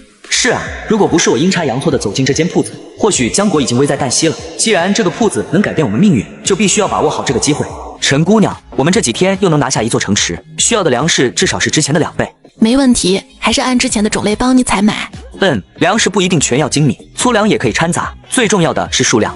好，我来安排。江启安说完就往门外走，他脚步很慢，走到门口时又突然顿住了。陈姑娘，如果我想改写江国的命运，你会支持我吗？你想在我这里买东西，准备银钱就行。多谢。江启安出去后，陈金月也去仓库给他送物资了。而边关这边，因为京城来人了，最近的气氛都很微妙。江启安要来取货时，萧成宇都是亲自带人来防着京城那些人。殿下，睡袋只有2000多条，陈姑娘说还没招到人手，速度有些慢，过2日会快很多。好，副帅也说军队暂时停在东行关，等京中指令。现在停在东行关可不是明智的选择，那个关口易攻难守，太危险了。现如今粮草不足，发动战争徒增伤亡，也不是明智的选择啊。粮草我们有，可以按照原计划尽快攻城。睡袋后面就是大米，这些粮食足够拿下雁门郡，后续不够我再去铺子采买。萧成宇听到是在去采买，而不是在期待京中支援，他仿佛明白了什么。殿下英明，我这就去禀报副帅。秀荣城这边，此刻每家每户都领到了棉被，近日持续施粥，每人能领到1碗粥和1个馒头。除去京中带来的消息，一切都是在往好的方向发展。殿下不跟我们一起去东显关吗？京中来的人还在这里，殿下怎么能走得开呢？也不知道陛下又命钦差来干什么，就这么烦着我们。不重要了，殿下不会放弃我们就行了。另一边，江启安此刻正在会见京中来人，倒也不是什么朝廷重臣，算起来还是江启安的表哥，而且他此刻也有自己的想法。陛下听信谗言，不顾你我死活，也不顾江国存亡，你按照你的想法行事吧。反正我来了就没打算回去。你回去正常禀报吧。你要我回去，你真想动手？萧将军如果出事，边关一定保不住啊。江启安也没正面回答他，而是问了别的问题。你觉得我们这儿伙食怎么样？好啊，我正想问你们哪儿来的这些，我都以为你快饿死了，还悄悄买了几车粮草压后，大概过2天到。多谢表哥。小事儿，看在我自带干粮的份上，你真不打算改变主意？这些粮食都是用银钱买的，边关打仗要长期供应，银钱不够。这天寒地冻的，他去哪儿买的？你想我回去当你边关的银库？没错。那我回去怎么跟陛下交代？先稳住他，就说我在找机会。问什么问？这可是欺君掉脑袋的事儿啊！我如果解决了萧将军，我们2个都活不了。如果我不顺从旨意，你回去也不好交代。其实你在前往边关时，在他们眼里就是个死人了，横竖都活不了，何不寻找一些新的机会？那个位置你也想试一试？我身上也流着江国皇族的血，有何不可？此刻的桑和渊看着这个性格温和的表弟，惊讶的像第一次认识一样。而另一边，陈金月送走江奇安后，就在工厂休息。这时张经理也拿着鞋子样品过来了。小陈老板，军靴样品出来了，要看看吗？行，没问题，就按这个来生产。睡袋和棉被快完工了，我们之前承诺工人的聚餐，我要开始定位置了。好，还有购物卡，你安排人采购好，当天发给大家。我在想，咱们圣域工厂铺这么大，开业典礼还是不能太低调。怎么说？这是我拟定的受邀领导名单，你看还有补充的吗？这会不会太高调了？我们这个规模完全是应该的。还有豫园制药的老板，问下他还在没在县城，如果在的话，必须邀请。行，他那边我来联系。对了，开业典礼后，工厂也步入正轨了，我想休几天假，回家帮老人收收玉米。你老家是农村的？对。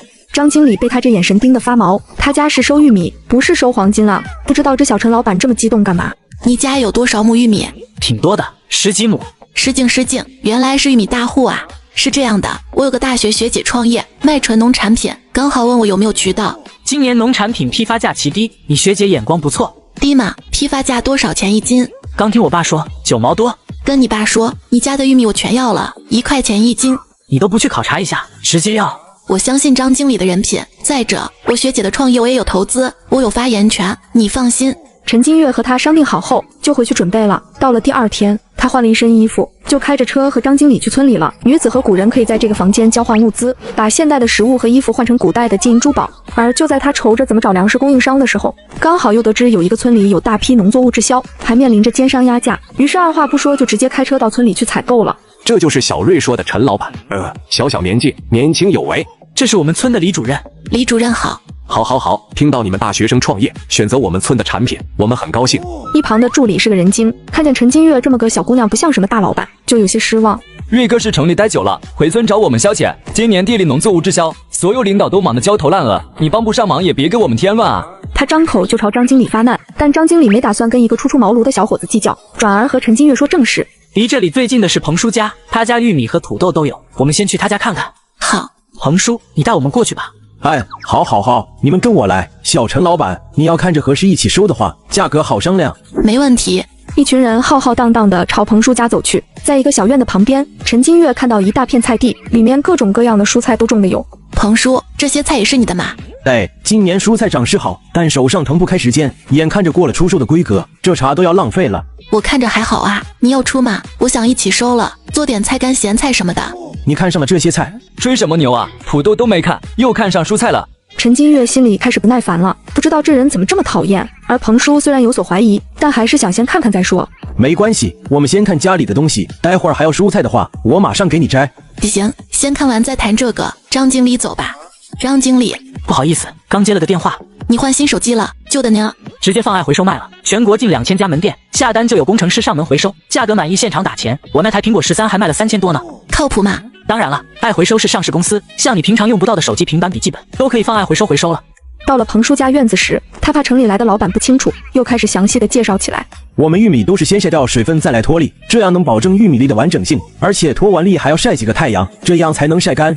对，我们都是这么做的，质量方面严格把控。老彭家3个孩子上学，要不是缺钱，我们肯定还能再等等，怎么可能低价销售？我们都是土生土长的农民，每年守着这点东西，靠天吃饭，肯定都做到最好。是啊，但今年的市场行情是真要把农民往死路上逼啊！村民们都是朴实的性子，可能看陈金月年纪小，原想拿乔装一下自己有选择，但说着说着实话就没忍住冒了出来。李主任无奈正准备说话，小吴就出声了。各位大伯大爷，我新联系了一位王老板，是省城来的，这些存货肯定给你们销出去的，大家别急，也别病急乱投医，什么骗子都相信。听到这话，陈金月是真忍不住了。李主任，我今天让张经理提前打电话，就是定下了，你们不同意可以直说，我不强求，但一边让我看店联系别人是什么意思？还有，你们的人在这儿阴阳怪气说谁呢？我又没指名道姓。闭嘴！陈老板大人大量，别跟他一个年轻人见识。农产品滞销，他也是急的。一个初出社会的大学生，什么都不懂。别这么说，大学生没招谁惹谁，我也是大学生，我可没这么刻薄。小吴这孩子处事是有些欠缺，他的工作态度我都会写在他的表现里。陈老板放心，咱们说正事归正事，你说打电话就是定下，可是真的？没错，这些质量都挺不错，跟张经理介绍属实，我全要了，就按你们要的价格。这话一出，场面就瞬间安静了，周围的村民的脸上都带着震惊和不可思议。小陈老板，土豆在地窖里，我先带你去看，都是个儿大的，品相好的，坏的我们都留着自己吃。好。他热情地引导着陈金月去地窖看土豆，生怕人跑了。而陈金月手机这时候响起来，彭叔忙顿住脚步，紧张看着他。货车到了，你安排个人去接一下。我去接。挨你个棒槌！你带小陈老板去看土豆，我让人去接。是，好，麻烦主任了。李主任让人去接货车，而彭叔又带着陈金月去看土豆。今年土豆收成好，全是这么大个的，你指哪儿我给你捡哪儿，绝对都是一样的。行，咱们过一下秤吧。彭叔连连点头，直到过称装车陈金月付钱时，小吴才从震惊中缓过来。接着陈金月又挨家挨户的收，将他们存货一扫而空，支出总计近400万。最后双方都很满意，李主任还盛情邀请他吃了午饭再走。午饭结束临走时，村民们还硬塞给了他一些西瓜葡萄什么的。你们村氛围还挺好的，都是领导好，政策好。你这官腔打得真熟练，以前没少陪陈建国应酬吧？哈哈，实话他们没说明，但你也看得出来，我们村想跟你建立长期合作，希望你网店生意兴隆啊，陈老板。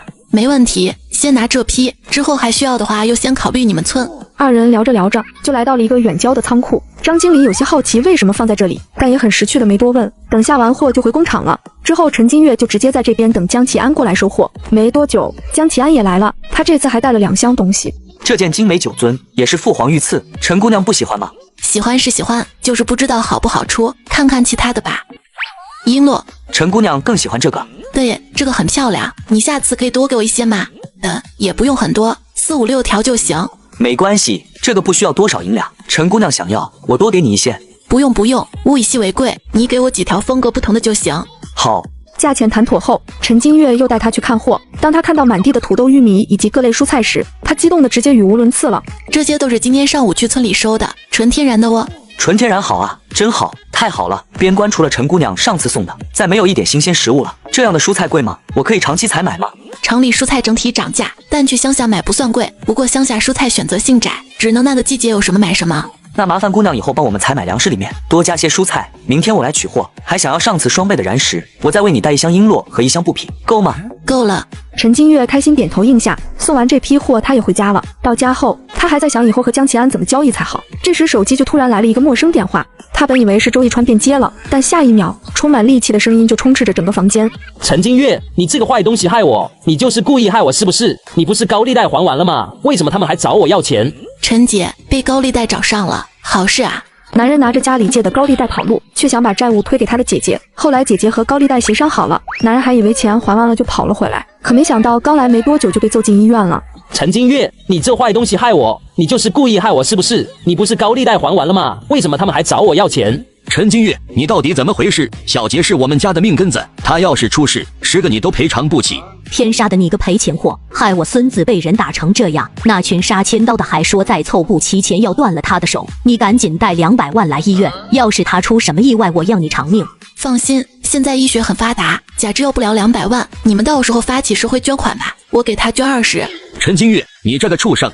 他们翻来覆去就是那2句，陈金月早挂了电话，而陈老爷子骂累了，才发现自己一直在对着空气输出。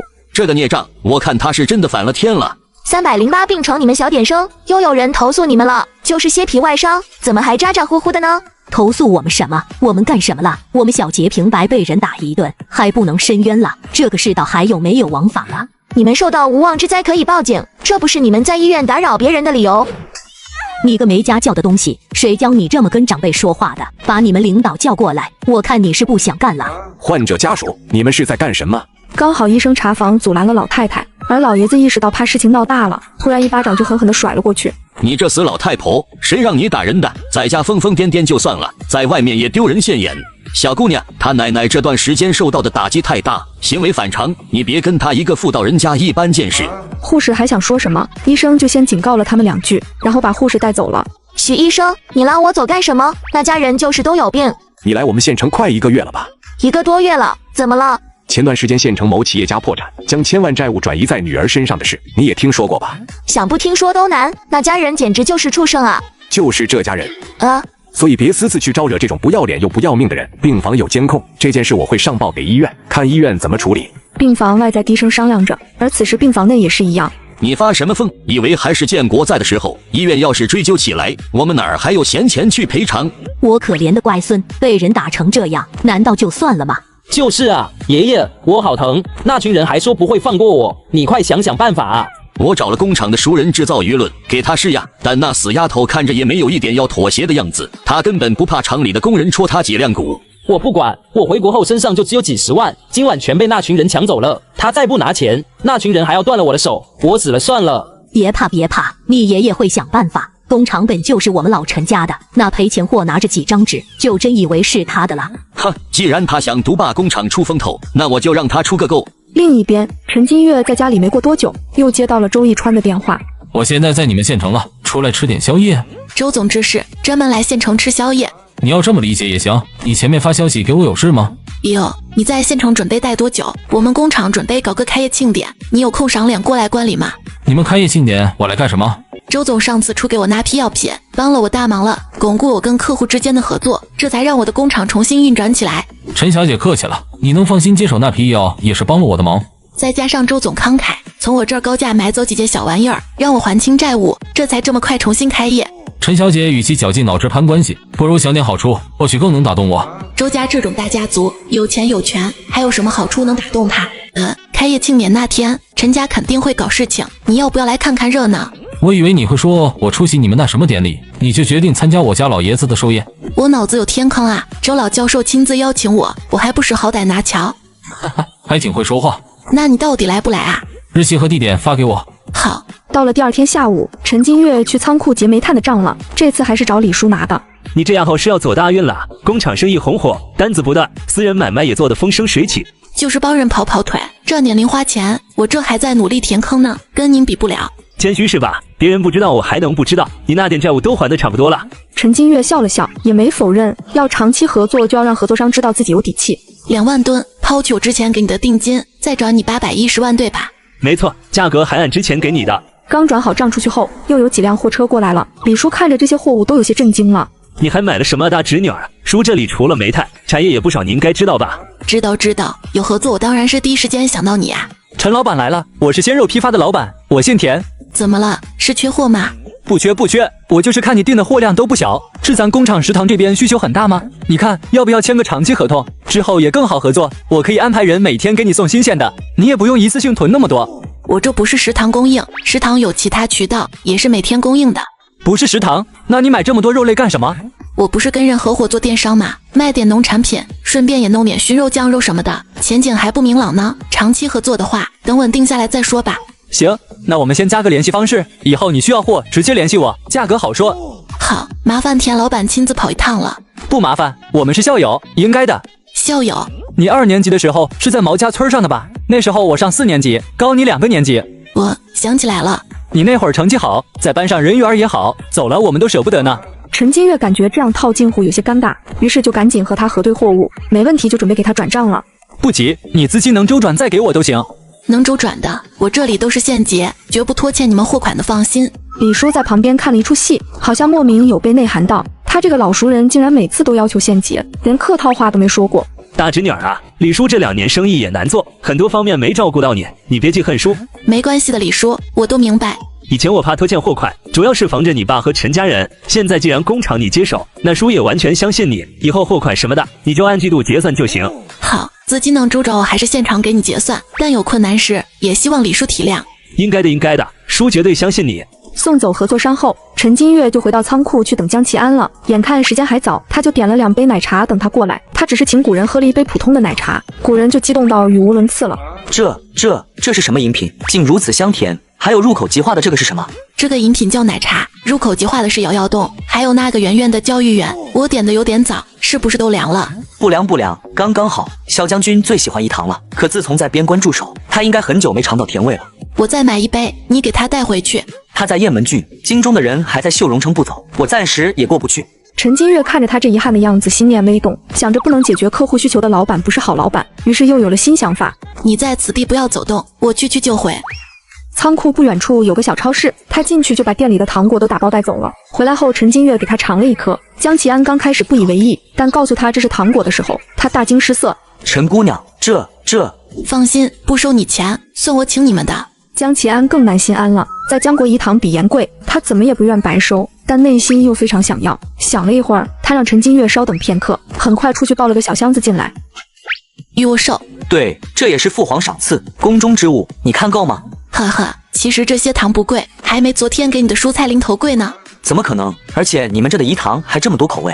我们这边这种糖果人人都买得起，但却并不是那么受欢迎，因为甜品的种类很多。就比如我刚刚给你这杯奶茶，能买大半包这种糖果了。但是这杯奶茶也不算太贵，偶尔喝一杯也还是能负担得起的。你们国家真好啊，这些在我们国家是想都不敢想的。我们今天的好日子也是无数先辈经过鲜血和抗争才换来的。在这之前，我们也吃不饱穿不暖，因为不够强大，还要被别的国家欺辱打压。说者无心，听者有意。江启安听完这些话，更坚定了决心，他一定也要让江国的百姓吃饱穿暖。你还想要什么？下次用这个东西跟我换吧，我还要一批百姓们的棉衣棉鞋，数量要第一次那么多，够吗？够了，我还可以再送你一些小赠品。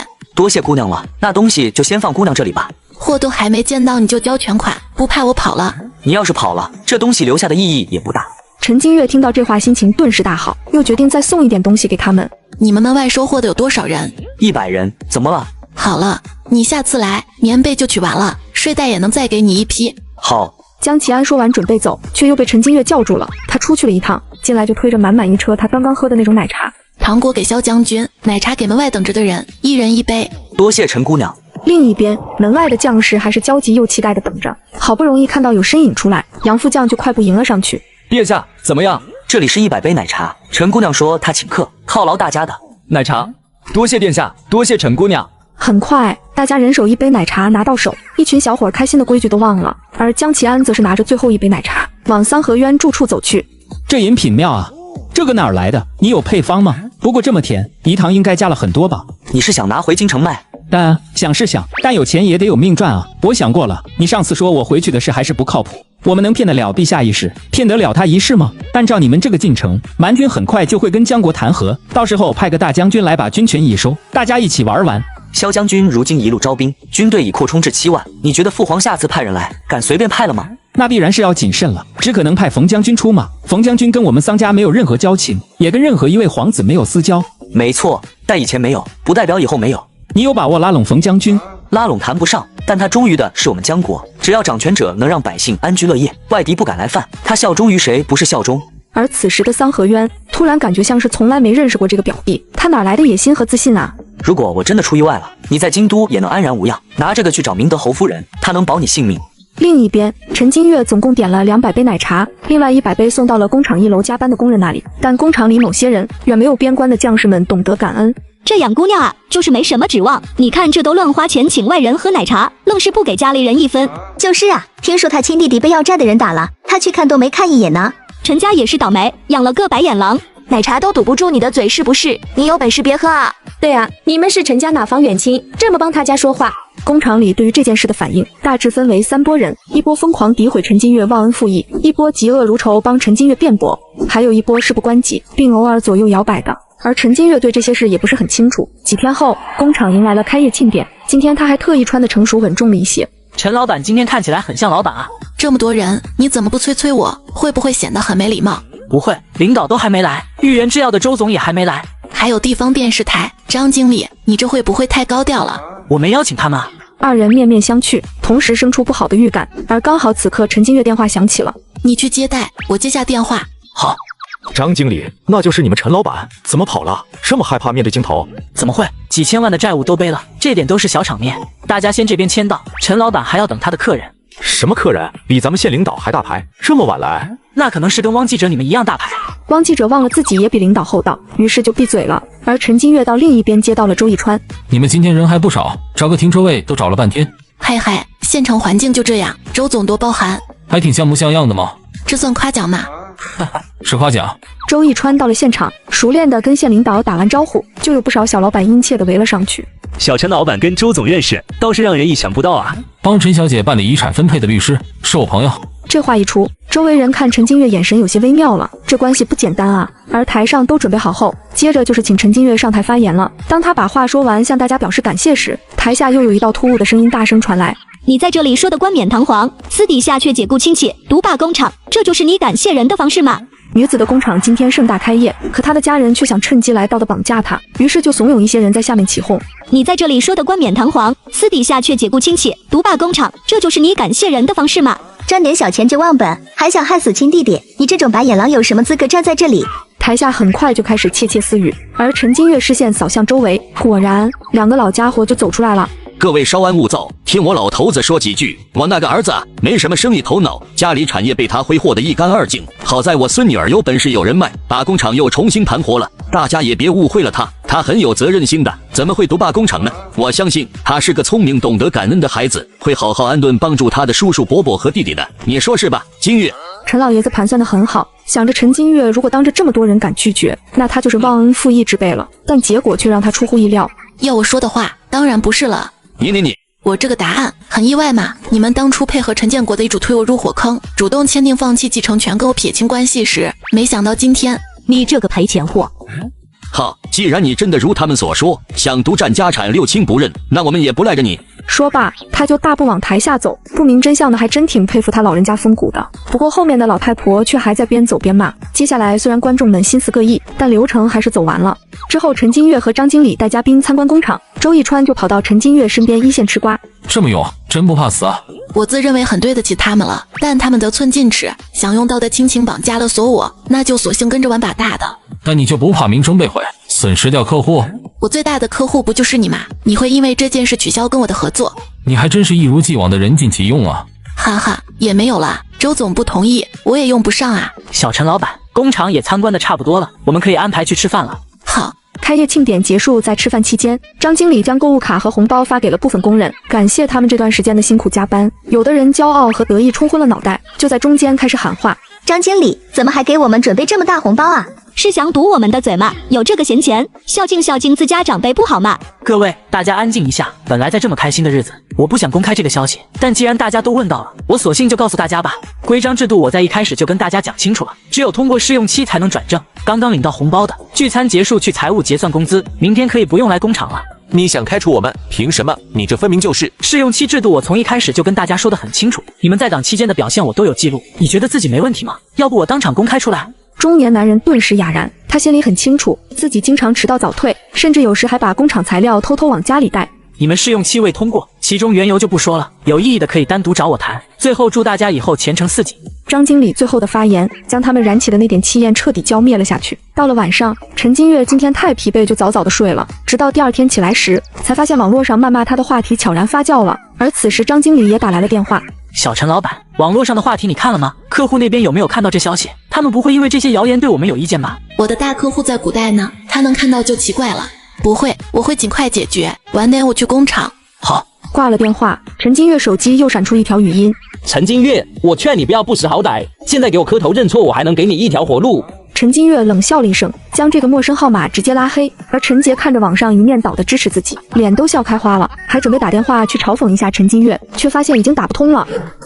陈金月这个坏东西，竟然敢拉黑我！哎呦，我宝贝心肝儿，你小心一点嘛！奶奶，陈金月那个坏东西竟然还稳得住，他是想把我工厂的生意败光吗？自己得不到，也不让我好过，是不是？你爷爷说了，网友支持我们，就算现在完蛋了，以后我们也能做起来。没错，他要是识趣早点把工厂交出来还好，非要作对，那就让他跟工厂一起去死。反正我没有关注度，订单不是分分钟的事。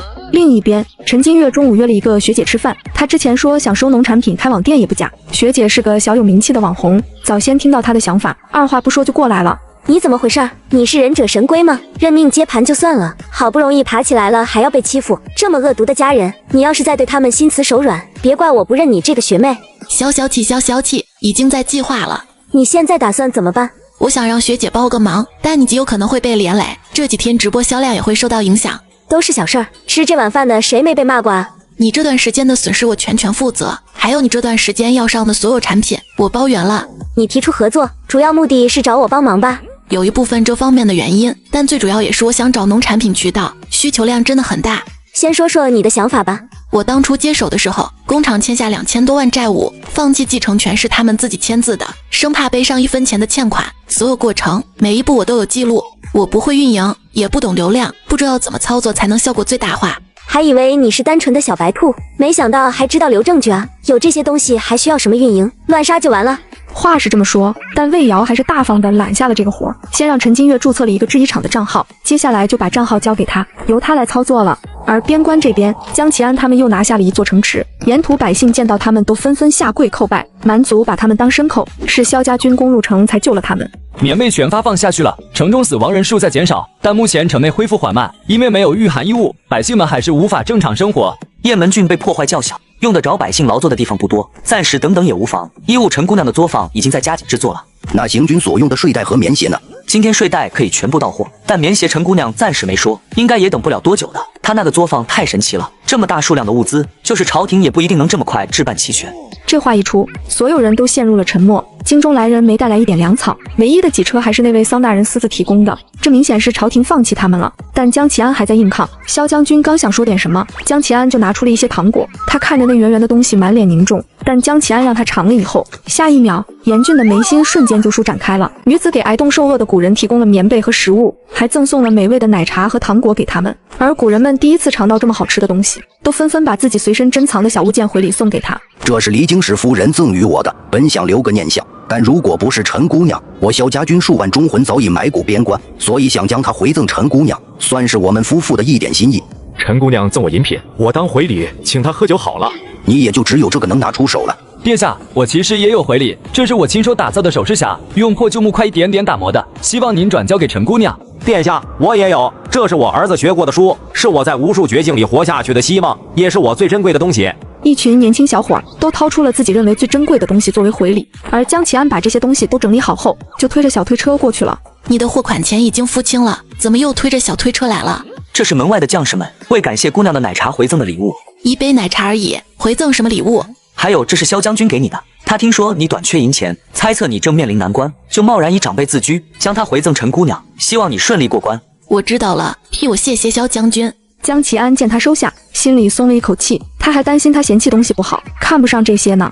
很抱歉，我们的将士没什么贵重之物，我们身上所穿衣物、3餐所食饭食，都是从姑娘这儿得来，能用来表达感谢之物只有这些。我很喜欢，替我谢谢他们。对了，你是去跟萧将军他们会合了吗？现在是打赢了，再休息。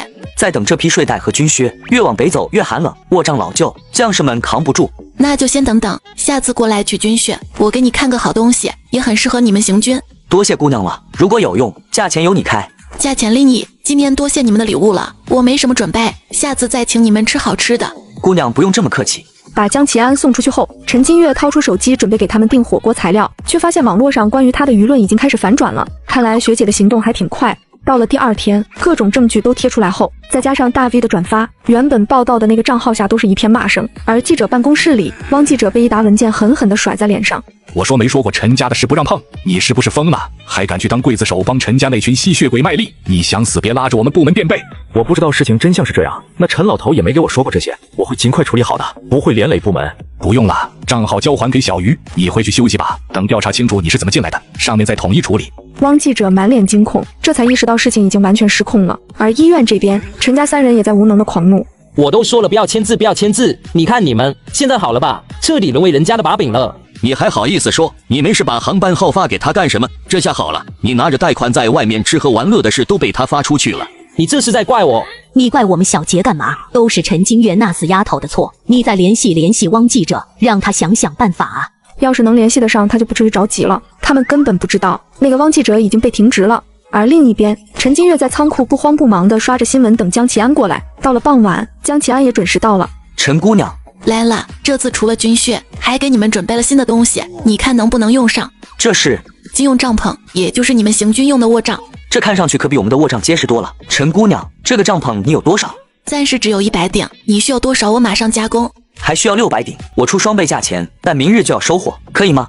明日要攻城。是的，边关环境本就恶劣，蛮族攻占江国的城池，他们会把城中百姓当作粮食，所以能不能请姑娘尽可能的在明日多准备一些帐篷？可以，工厂的数量不够，明日我尽量给你多采买一些。多谢姑娘。陈金月原本打算今晚请他们吃火锅，但刚好订购的牛羊肉数量不齐，而且还有大堆啤酒，攻城前夕饮酒可是大忌，便让他先回去了。江启安刚走没多久，陈金月的手机突然就闪来一条消息：不好意思啊，明天牛羊肉被订了，没办法匀出来给你。他想着这个不急，也没多问什么，接着就打电话给仓库郑叔问帐篷的渠道。帐篷，我们工厂不是在赶工作了吗？数量远远不够，而且现在买材料来不及了，必须采买一批现成的。军用帐篷咱们县城很少人做，我知道的只有一家，你应该有他联系方式，就是卖鲜肉的小田他爸。田老板他爸？对，只有他家，但是今年好像销不动，存了一大批，你去问问，价格可以适当压一压。陈金月好像想起有这么一个人，当初在饭桌上跟周逸川自荐自己的帐篷，推销间还明里暗里拉踩了他，估计也不是什么善茬。另一边，田文浩发出那条消息之后，对方再没有回复，他有些烦闷地将手机扔在沙发上。没搭理你了对吧？我就说那小胡妹子有的是手段和渠道，根本不值得长期合作。妈，我们没必要这样试探，如果想双方长期合作，必须拿出足够的诚意和态度。还要怎样的诚意？跪下来求他！别以为我不知道你心里那点花花肠子。她那种无父无母又作风败坏的姑娘，我是不会同意进我们田家门的。她怎么作风败坏了？妈，你不要乱说。爸，你也支持妈这么试探别人吗？那女娃确实是个不懂事的，连商场上的规矩都不懂，走不长远，配不上你。他原本还担心自己配不上他，可没想到爸妈都说对方配不上自己，心里还美滋滋的。刚想说点什么，手机铃声突然就响起了。谁说他不值得长期合作？这不就来了吗？陈老板，实在不好意思，我后天一定先把你要的量匀出来。这个不急，我暂时不需要那么多鲜肉了，能麻烦给我一下你父亲的联系方式吗？我有点生意找他。好，你等一下。你好，请问你哪位？田叔你好，我是陈金月，我听说你那儿有一批现成的军用帐篷，不知道价钱怎么样？原来是小陈啊，我倒是谁呢？你们工厂不是在生产帐篷吗？怎么还找我买呀？客户要的急，我们没那么多存货。呵，小工厂刚运转，没什么底蕴很正常，但年轻人还是要记住，有多大能力办多大事，没能力还硬揽活啊，只会让行业看笑话。所以您那有底蕴的工厂有多少存货呢？打算出吗？出当然是要出的，但是我从不跟二道贩子做生意，需要帐篷的话，你让周总直接跟我联系吧。他笃定要帐篷的是周逸川，因为他看到最近跟陈金月来往密切的只有他了。然而陈金月并没有回应他，他又换了个方式问，或者你把他联系方式给我，我直接跟他沟通。不好意思，他就喜欢跟二道贩子做生意，您既然不能接受，那就让你的存货烂仓库里吧。你这丫头怎么说话的？陈金月直接挂断了电话，想着自己是买家还能受这气，明天直接去省城买的了。第二天一大早，他就开着小迷你准备出发。这时突然又有一道熟悉的身影朝他挥手跑来。女子想给古人购买一批帐篷，可打电话给帐篷老板时，老板却耍起了心机。于是他就决定直接开车去省城买。正准备走时，帐篷老板的儿子又屁颠屁颠的跑过来了。小田老板，你有事儿？我是来跟你说说那批帐篷的事儿。我爸这人就这样，在专业的事情上很有坚持。我理解，他有坚持，你当晚辈的更应该尊重理解他。田文浩看着他的眼神有些诧异，没想到他这么通情达理。看来我爸说的没错，他确实很需要这批货，只有拿到这批货，他才能跟京城老板搭上关系。那我们找个早餐店坐下，边吃边聊。不用了，我不爱吃早餐。他这到底什么意思？看来老妈说的也没错，这女孩子心比天高，不是老实的，先晾一晾她吧。他还以为陈金月非买他家帐篷不可，却不知道他早已联系别人了。陈金月到了省城的酒店后，就看到一个熟悉的身影走了过来。丫头，我给你发的消息看到了吗？我在开车没空看，现在看看。别看了，我就是告诉你，那批帐篷的老板你也认识。世界这么小，就没有我不认识的吗？要你不认识的，为什么？你跟周家那小子有过节？你说的帐篷老板是周逸川，呵呵，世界确实挺小的。陈金月走进包厢时，周逸川也已经到这里了。陈老板红了一回也算因祸得福，这订单多的都开始进成品了。这个是老客户，他要的挺急的。我二哥手上有些存货，这2年户外产品是好做，但这种军用帐篷还是滞销，一直压箱底。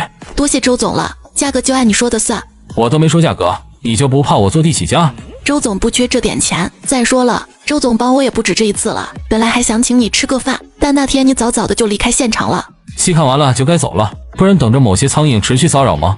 哈哈，对了，周总可以再帮我找个空置仓库吗？我想用来存放那批帐篷。行，我帮你安排。下午5点，所有帐篷都送到了一处偏僻空旷的仓库。工人将东西规整好后，就将仓库钥匙递给了陈金月。陈小姐，周总说这间仓库先借给你用，随时还都行，但是因为荒废太久，监控不一定还能用。你要是囤放太多东西，一定要先修好监控。没有监控不是正好吗？被他们看见了那还得了？呵呵，不用，我送完货就还给他。好，工人走后没多久，江奇安就踩着夜色进来了。你也上战场了？我只是随军，现大军已行至途中。我利用卧帐的门进姑娘这儿取帐篷，可以节省很多时间。都在这里了，你拿出去直接就可以用。多谢姑娘，战事紧急，我就先带出去了。好，等你们拿下朔州城，再来一趟吧。我给你们准备酒肉，给你们办庆功宴。好。营地上，江奇安带着剩余的帐篷出现，将士们个个都面露喜色。殿下带来这卧帐也太神奇了，加上那个睡袋，我们再也不用硬抗了。什么卧帐？殿下说了，这个叫军用帐篷。对，军用帐篷。江奇安听着这些话，眉眼终于舒展了些。而仓库这边，陈金月看着账户余额不多了，想的是该出一些货了。他上次委托钱老帮忙找个店铺，方便出一些散货，现在也不知道布置的怎么样，正打算去看看。忙完了，你看看店面布置怎么样，哪里还需要改动的，我马上让人帮你整理。现在可以请人帮忙整理吗？我已经叫了人来，应该快到了。正说着，一个女孩就匆匆忙忙的跑来了。钱老师，我都洗完澡躺下刷剧了，到底什么事这么急啊？天天刷剧，我看你毕业可怎么办？还能怎么办？洗盘子都比这个专业强。钱老一时竟无言以对，文物鉴定专业毕业的确实就业难。你好，我叫陈金月。你就是前几天网上那个，我叫于佳宁，是钱老师店里的店员。如果你有需要，我也可以是你的店员。我超喜欢你的，也很佩服你。这是我朋友家的孩子，在我这里混一份实习报告，他也是文物鉴定专业的。你有什么跑腿的，随时喊他。对，随时喊我就行。他对这种自来熟有些招架不住，互相认识完后就开始布置店里。几天后，店铺开得还比较顺利。当天营业结束，他就请钱老、周逸川和3个店员吃晚饭。月姐，你手上哪儿来那么多好东西啊？你家古董那么多，怎么还破产了？就是啊，看你那个声明，你家里人不是把卖不出去的古董才给你的？2个小伙子年轻没边界感，但其他人也很好奇，所以装傻没打断，等着听陈金月的答案。有一部分东西确实是家里的，他们找不到渠道就扔给我了。有一部分就是不全是了，那其他的呢？其他的自然是我的渠道，还能告诉你，来源肯定清清白白，至于详细的你们就别打听了。这话一出，大家都息了追问的心思。不过周逸川猜测，这些古董和他工厂的订单应该有关系。他本无心打探别人的隐私，但却在第2天就从助理那里被迫听到了关于他的秘密。周总，仓库东西真的搬走了吗？搬哪儿去了？你问我，我问谁？一天没事少吃点盐吧，看把你闲的。不是，仓库管理员跟我说，那仓库偏僻，到仓库的必经之路都装了监控，但这几天没看到大车出现。陈小姐是您的客户，我特意吩咐管理员照顾点，所以他才时刻关注，看有没有帮忙的。货物凭空消失，你确定只有一条路，没有大车出入？确定，不仅只有一条路过车，而且是只有一条路能出来。我也看过监控，确定没有运输车辆。仓库里呢？你去确认了吗？仓库里监控坏了，我去确认了，里面没有东西。半个小时后，周逸川来到了空旷老旧的仓库里。他本不喜欢探究别人的秘密，但上次的药物不知去向，这次帐篷也凭空消失，让他无法继续视而不见了。周总，您看到了吧？周围是不可能送出去货的，就在人力抬出去。我查了附近监控，也没看到过影子啊。这也太恐怖了，不会见鬼了吧？周总，这神你个头，哪来的鬼？你抓只鬼出来给我看看，去跟仓库管理员说，是我帮陈小姐空运出去的。您帮忙的？那您刚刚怎么？周逸川扫了他一眼，他顿时反应过来，尴尬的闭嘴了。我立马去处理，监控处也会解释清楚的。查一下圣域制衣厂的订单，以及他们合作的运输公司。您是怀疑？我什么都没怀疑，低调点，别走漏风声。是。女子和古人做生意做得风生水起，却不知道她的秘密已经被人盯上了。查一下圣域制衣厂的订单，以及他们合作的运输公司。您是怀疑？我什么都没怀疑，低调点，别走漏风声。是。另一边，陈金月想着在省城也找个自己的厂房，这样就不容易被人怀疑了。正想着，周逸川就过来了。陈小姐，早上好啊！快中午了，周总不是回京城了吗？临时改变主意了，听说你要回县城，带我一程呗。实在不好意思，我今天还有点事，回不了。我们工厂爆单了，你也知道，我出古董就是为了变现资金，然后抓住这次机会，在省城扩大工厂规模。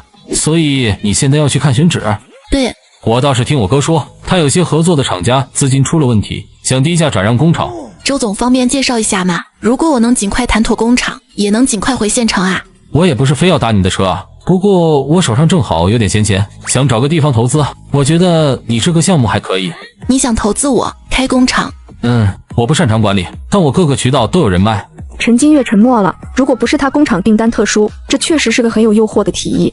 你慢慢考虑，我不是那种斤斤计较的人，拿这点小利威逼别人带我玩。那我们先看看工厂再说。行，说完话，二人就开着小迷你出发了。没过多久，车子很快就到了一家停工的制药厂。这老板回京陪女儿高考，设备想一起转手，如果不一起要，那需要等他设备处理完才能交接。他是想卖，但是这么大地盘，这么快出手可能性不大，也考虑出租。那如果我租用期间有人买呢？买卖不破租赁，只要在租期内你照常使用，如果对方违约会赔偿你损失。你手上的钱想买下也不是很难吧？比较难，工厂运转还需要垫资呢，我没那么多流动资金。找人入伙不就有了？陈金月突然觉得他今天怎么这么奇怪，总是想着和他合伙开工厂。二人正闲聊着，一个中年男人就朝他们走来。小周总你好，我是任强，听说你想买工厂。左，他是老板。这位是弟妹。你好，我是周总的朋友，我叫陈金月。陈小姐年轻有为啊，那我先带你参观一下，然后去办公室慢慢聊。好。之后三人就简单的参观了一下工厂，陈金月很满意，于是回到办公室里就开始聊租金的事了。租金30万1年，3年起租。看在你是小周总的朋友，第1年租金给你免了，租期内有人购买，同等价格会优先考虑你。陈小姐觉得如何？当然没问题，我现在算是短暂过渡，如果效益稳定，我会考虑买下这里。那期待陈小姐的好消息，不知陈小姐用工厂是打算做什么呢？也是制药，你工厂的设备我一起要了。当真？当真，价格就按你想要的。我相信任总跟川哥是熟人，不会坑我，但可不可以给我介绍一些专业的技术人员？行，没问题。双方都确定好后，很快就把合同给签了。接着他们又在附近签了2个空置的工厂。事情都办完后，陈金月和周一川就找了家饭馆吃饭。2间空置的工厂，你打算做什么？没想好，得先研究下客户需求。你县城工厂的局限性，找上来的大多是服饰类的吧？对，但我还有食品加工厂，也接了些速食加工。没涉及过的领域也想尝试。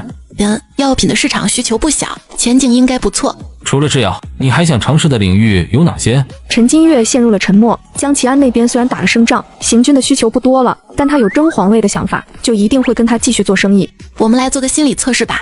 什么？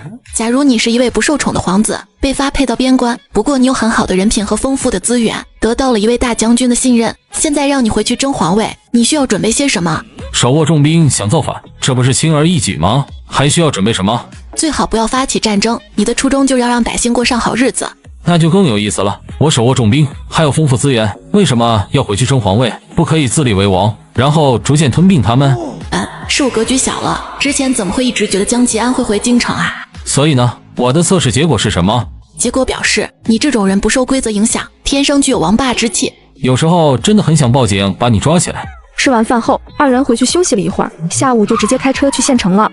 周总，这些货是周总要的？不是，周总只是顺道过来，你带周总去办公室休息，我一会儿就过来。好。陈金月将人都打发走后，就在仓库等江启安来取火锅材料。这次货物备得很齐，很快江启安也踩着夜色进来了。怎么样，打赢了吧？托姑娘的福，我们以极小的损失就拿回寿州，把蛮军赶出了边关。说好的为你们进贡，食材都准备好了，这种食物叫火锅，就是跟你上次吃的烤鱼一样。接着陈金月就把火锅的制作和食用方法讲了一遍。江启安出去后，边关的今晚就宛如过年一样。萧将军等一众副将看着这一切，不禁感慨起来。边关很久没看到过这样的场景了。从这场大雪开始后吧，一直吃败仗，天天等死。不光是打了败仗，还因为短缺物资，大家根本不敢放松。我们吃败仗，难道不是因为短缺物资造成的吗？就这啊，粮草充足的话，我几万萧家军早就把蛮军扫出去了。但这话说完，他们突然意识到什么，然后悄悄地看向江启安。江启安还没说话，萧成宇就冷不丁的突然插嘴：“跟着殿下有酒肉吃，我反正早就说了，我要誓死效忠殿下。”萧将军，你什么时候说的？怎么没通知我？我也要跟着殿下吃肉。我也要，殿下可别扔下我们啊！几个副将越说越上头，也不知道是有些晕了还是压抑已久，最终再也没有顾忌。这场庆功宴到了尾声，萧将军也有些醉了，江启安就把他送回营帐。老了，不中用了，眼下边关已定，我今晚醉死于此也算圆满了吧？父皇说，战死沙场是武将的最高荣誉，但我认为江国功臣战功显赫，该安享晚年。殿下勿要意气用事，抗旨不遵，您何以平安返京？谁说我要回京城了？萧将军听着这语气不禁有些诧异，感觉他似乎要做些什么了。另一边，周逸川在办公室等陈金月的同时，还时不时地打探着他们工厂的情况。你们这种军靴和睡袋生产多少了？现在有存货吗？存货没有了，不过设备和工人都是现成的，工人们也手熟。周总是对这些感兴趣？挺感兴趣的。周逸川得到了想要的答案，确定他这些样品确实是生产过一大批了。他还想开口问什么，又接到了一个电话。他的助理似乎是查到什么消息了，这是一间奇怪的工厂，每天晚上都有大批货物进入，但第二天仓库里的货物就会凭空消失。男人无意间发现了此事，便让助理去暗中调查，没过多久就有消息了。周总，我查了一下他们的运输记录，只是从制衣厂的一个地方送到另一个地方，根本没有运出厂外。会不会是买家主动派车取货？没看到走货记录，可能性不大。我还听县城里的人说，这家工厂之所以能重新开业，是因为之前积压的那批冬装被人要了。谁要的？没查到，客户非常神秘。如果只是冬装没出就算了，可以解释堆积在仓库，但他的食品加工厂也没有出货的痕迹，这明显有猫腻。从未有过出货痕迹，都是像那批帐篷那样凭空消失。他到底在做什么？就不怕被人查到？对了，周总，我调查的过程中发现有县城其他人也在查他的渠道，需要帮忙处理一下吗？助理看得出周总在维护这小姑娘，帐篷消失的事情发生就第一时间压下了。不用了。是。对了，了解清楚都有谁在查。好的。周逸川打完电话后，正好碰到陈金月回来，于是二人就直接出去吃东西了。周总吃过这种路边摊吗？上大学的时候吃过。陪女朋友？男的。男朋友？是常洪博，他喜欢猎奇。不是，怎么刚认识的时候觉得你还挺乖的，现在怎么变成这样了？哈哈，我只是以为你这种霸总不会随便降临这种小摊。二人正聊着，突然旁边就有一个刺耳的声音传来。陈金月，你不是在县城吗？还说没在，躲着我。田老板，我除了找你订了几次货，没别的交集了吧？我去哪儿需要跟你汇报，有必要躲着你？你们工厂今天找屠宰场订鲜肉了，你之前都是跟我订的，现在突然让别人订，还说不在县城，特意回避我，是不是我们有什么误会？我下午确实不在县城，找屠宰场订，是你那里货不齐，不适合继续合作。做生意的难免有个突发情况，都是老熟人，就不能互相体谅一下？你就因为我缺货一次，就一声不吭找别人订货？这是做生意闹掰了，不过找谁买东西是别人的权利吧？话不能这么说，谁都有个困难的时候。老客户以前帮衬你，你发财了就翻脸不认人。就是啊，而且就缺了一次货，也没闹矛盾。田文浩本来只是有点意见，但听到路人都站自己这边，顿时更理直气壮了。请问我拖欠过你货款吗？你确实没欠。我总共找你订了几次货？这不是几次的问题？3次，我总共找你订了3次货，3次送货过程中我就见过你1次，我们算什么老客户？而且那次你说我想长期合作，我当时说需求暂时不稳定，拒绝了你的提议，然后第3次你就说缺货，甚至说第2天也没货，对不对？这话一出，田文浩就哑口无言了，而一旁围观群众又迅速倒戈了。这样啊，就送2、3次货，算什么老客户嘛？而且他这态度也不端正啊，不答应长期合作，就不给人好好送货。小伙子，我看你也一表人才的，我们以为你受委屈才帮你说话，你拿我们当枪使啊？我没有，我就是问问情况，是你们非要来凑热闹。好，你还想说我们都管闲事了？跟这群大妈对线，田文浩还嫩了点，最终说不过就灰溜溜的跑了，没热闹可看，周围人也散了。刚刚那个人姓田？对。他爸是不是叫田启民？你怎么知道？他家做户外帐篷生意的，从我来县城给我送过好几次礼了。最重要的是还没说，他助理查到在暗中调查陈金月工厂渠道的人就是田启民。你除了这件事，是不是还得罪他们了？他们不像什么善茬，你提防着点。这都什么事儿啊？我就是买点东西，生意没谈成还成仇人了。照现在这个情况发展下去，确实的成仇人。周逸川也没有明说，二人酒足饭饱后就回去了。之后，陈金月开始给张经理安排生产棉服的事。这离入冬还有几个月吧？对方有那么着急？不清楚，但他加钱了。再说我们也是先接人家的单子，不可以往后推。好，我催紧点。对了，李老板他们明天想请你吃个饭，非要去吗？可以你去吗？要不就说我还没回来。我去不太合适，你要是不放心，可以叫上周总一起。你怎么会觉得叫上他就放心了？他才是最让人不放心的吧？是吗？不一定吧。陈金月还想说什么，突然听到敲门声响起，便让张经理先回去了。接着他就用意念将时空交易所的门打开。你来的正好，我正想找你呢。那批衣服已经完工一大半，你可以先带回去。太好了，边关现在更冷了。萧将军刚刚还说怕百姓们扛不住，还更冷？不是说大雪都下了几个月了？今年的冬天来得早，往年这个时候也是最冷的时候。好吧，那皑白雪竟然才只是前菜。对了，我此次过来还有一事要告诉陈姑娘，生祠已经修缮完工了。真就修好了？其实你每次从我这里买东西都付过报酬，你情我愿的交易，我实在受之有愧。陈姑娘，于你而言，我们或许只是买东西的客人，但于边关而言，你是我们的神明。没有你，整个边关已被白雪覆盖，甚至江国都已覆灭。好吧，接下来你们怎么打算的？土地被大雪完全覆盖，种植作物难以生长，粮食还是要从姑娘这儿采买，至少熬过这个冬天。还有城中房屋需要修缮，我想问姑娘再采购一批木材。可以，顺便我再帮你们准备一些耐寒的种子吧。闲着也是闲着，试试种点菜，种点树。还是姑娘想的周到。那交换的物品，姑娘还是不收金银吗？金银适当给吧，你下次给我一批家具，数量和种类越多越好。好，我立刻回去准备。事情谈完送他走后，陈金月便开始打电话订购物资了。另一边，田文浩被一群大妈指责了，回去就对他妈开始抱怨。这样下去还做什么生意？到手的大客户都能跑，直接关门大吉算了。你又在抽什么风？要关门就关门，你那个破门店要不是你爸关照，早就关门了。妈，你总是这样，从小到大都爱插手我的事，给我弄得一团糟，然后拍拍屁股走人。谁给你的胆子，敢这么跟你妈说话？那死丫头现在都能让你这样，以后进门了还了得？母子俩眼看着又要吵起来了。这时田启明正好从门外走了进来。来，你让你爸说，我让你提防那小狐狸精是害了你妈，他现在这么得意，指不定有什么不正当的勾当。行了行了，你们还在因为这个事儿吵？爸，他今天又跟屠宰场订了货，几百万的单子啊！他那个破电商需要那么大的量？你管人家怎么需要？呵，这还真的管一管。你见到小周总了？没见到，但我查到了一件更隐秘的事，足以证明他的制衣厂的运作不干净。女子和古人在工厂交换物资，却不知道她的交易被别人查到了一些异常，现在正商量着怎么对付她。我查到了一件隐秘的事情，可以证明他制衣厂的运作不干净。难怪哦，我们在县城做这么多年生意，还从来没见哪个工厂窜这么快的。那死丫头到底做了什么？靠那些破衣服和假古董显然不可能的，周总也跟他没太多交易啊。我最近越想越不对，就去查了一番，这一查果然就查到怪异了。陈金月的运输公司都是在县内调动，几乎没怎么向外面出过货。他的客户就在县城，县城没有能吃得下他那批货量的人，应该是对方找了运输队自提带走的。自提有什么问题？只要达成一致，对方出运输不是常见的吗？对方运输倒也没问题，但问题就在于他生产的那些东西可不简单，专用军靴、军用睡袋、军用帐篷，还有军用压缩饼干。他跟上面搭上线了。我找人脉打听过，陈家没有上面的路子。我刚刚还跟陈家人吃了个饭，陈金月大学期间也没有这种关系。你是怀疑？没错，这些东西这么敏感，他客户又用见不得光的方式运走，你想想，能是什么正当用途？原来是跟不法分子合作啊，难怪来钱快。你说说你，什么生意都想做，现在看看这钱还能赚吗？小浩就是卖了他一些鲜肉，到时候就说以为是公厂食堂，不是了也追究不到他身上。田文浩不知道怎么说，得知自己关注的女孩子不走正道，有点痛心，转而又开始担心陈金月了。爸，他只是被逼无奈误入歧途了，你别做这么绝啊！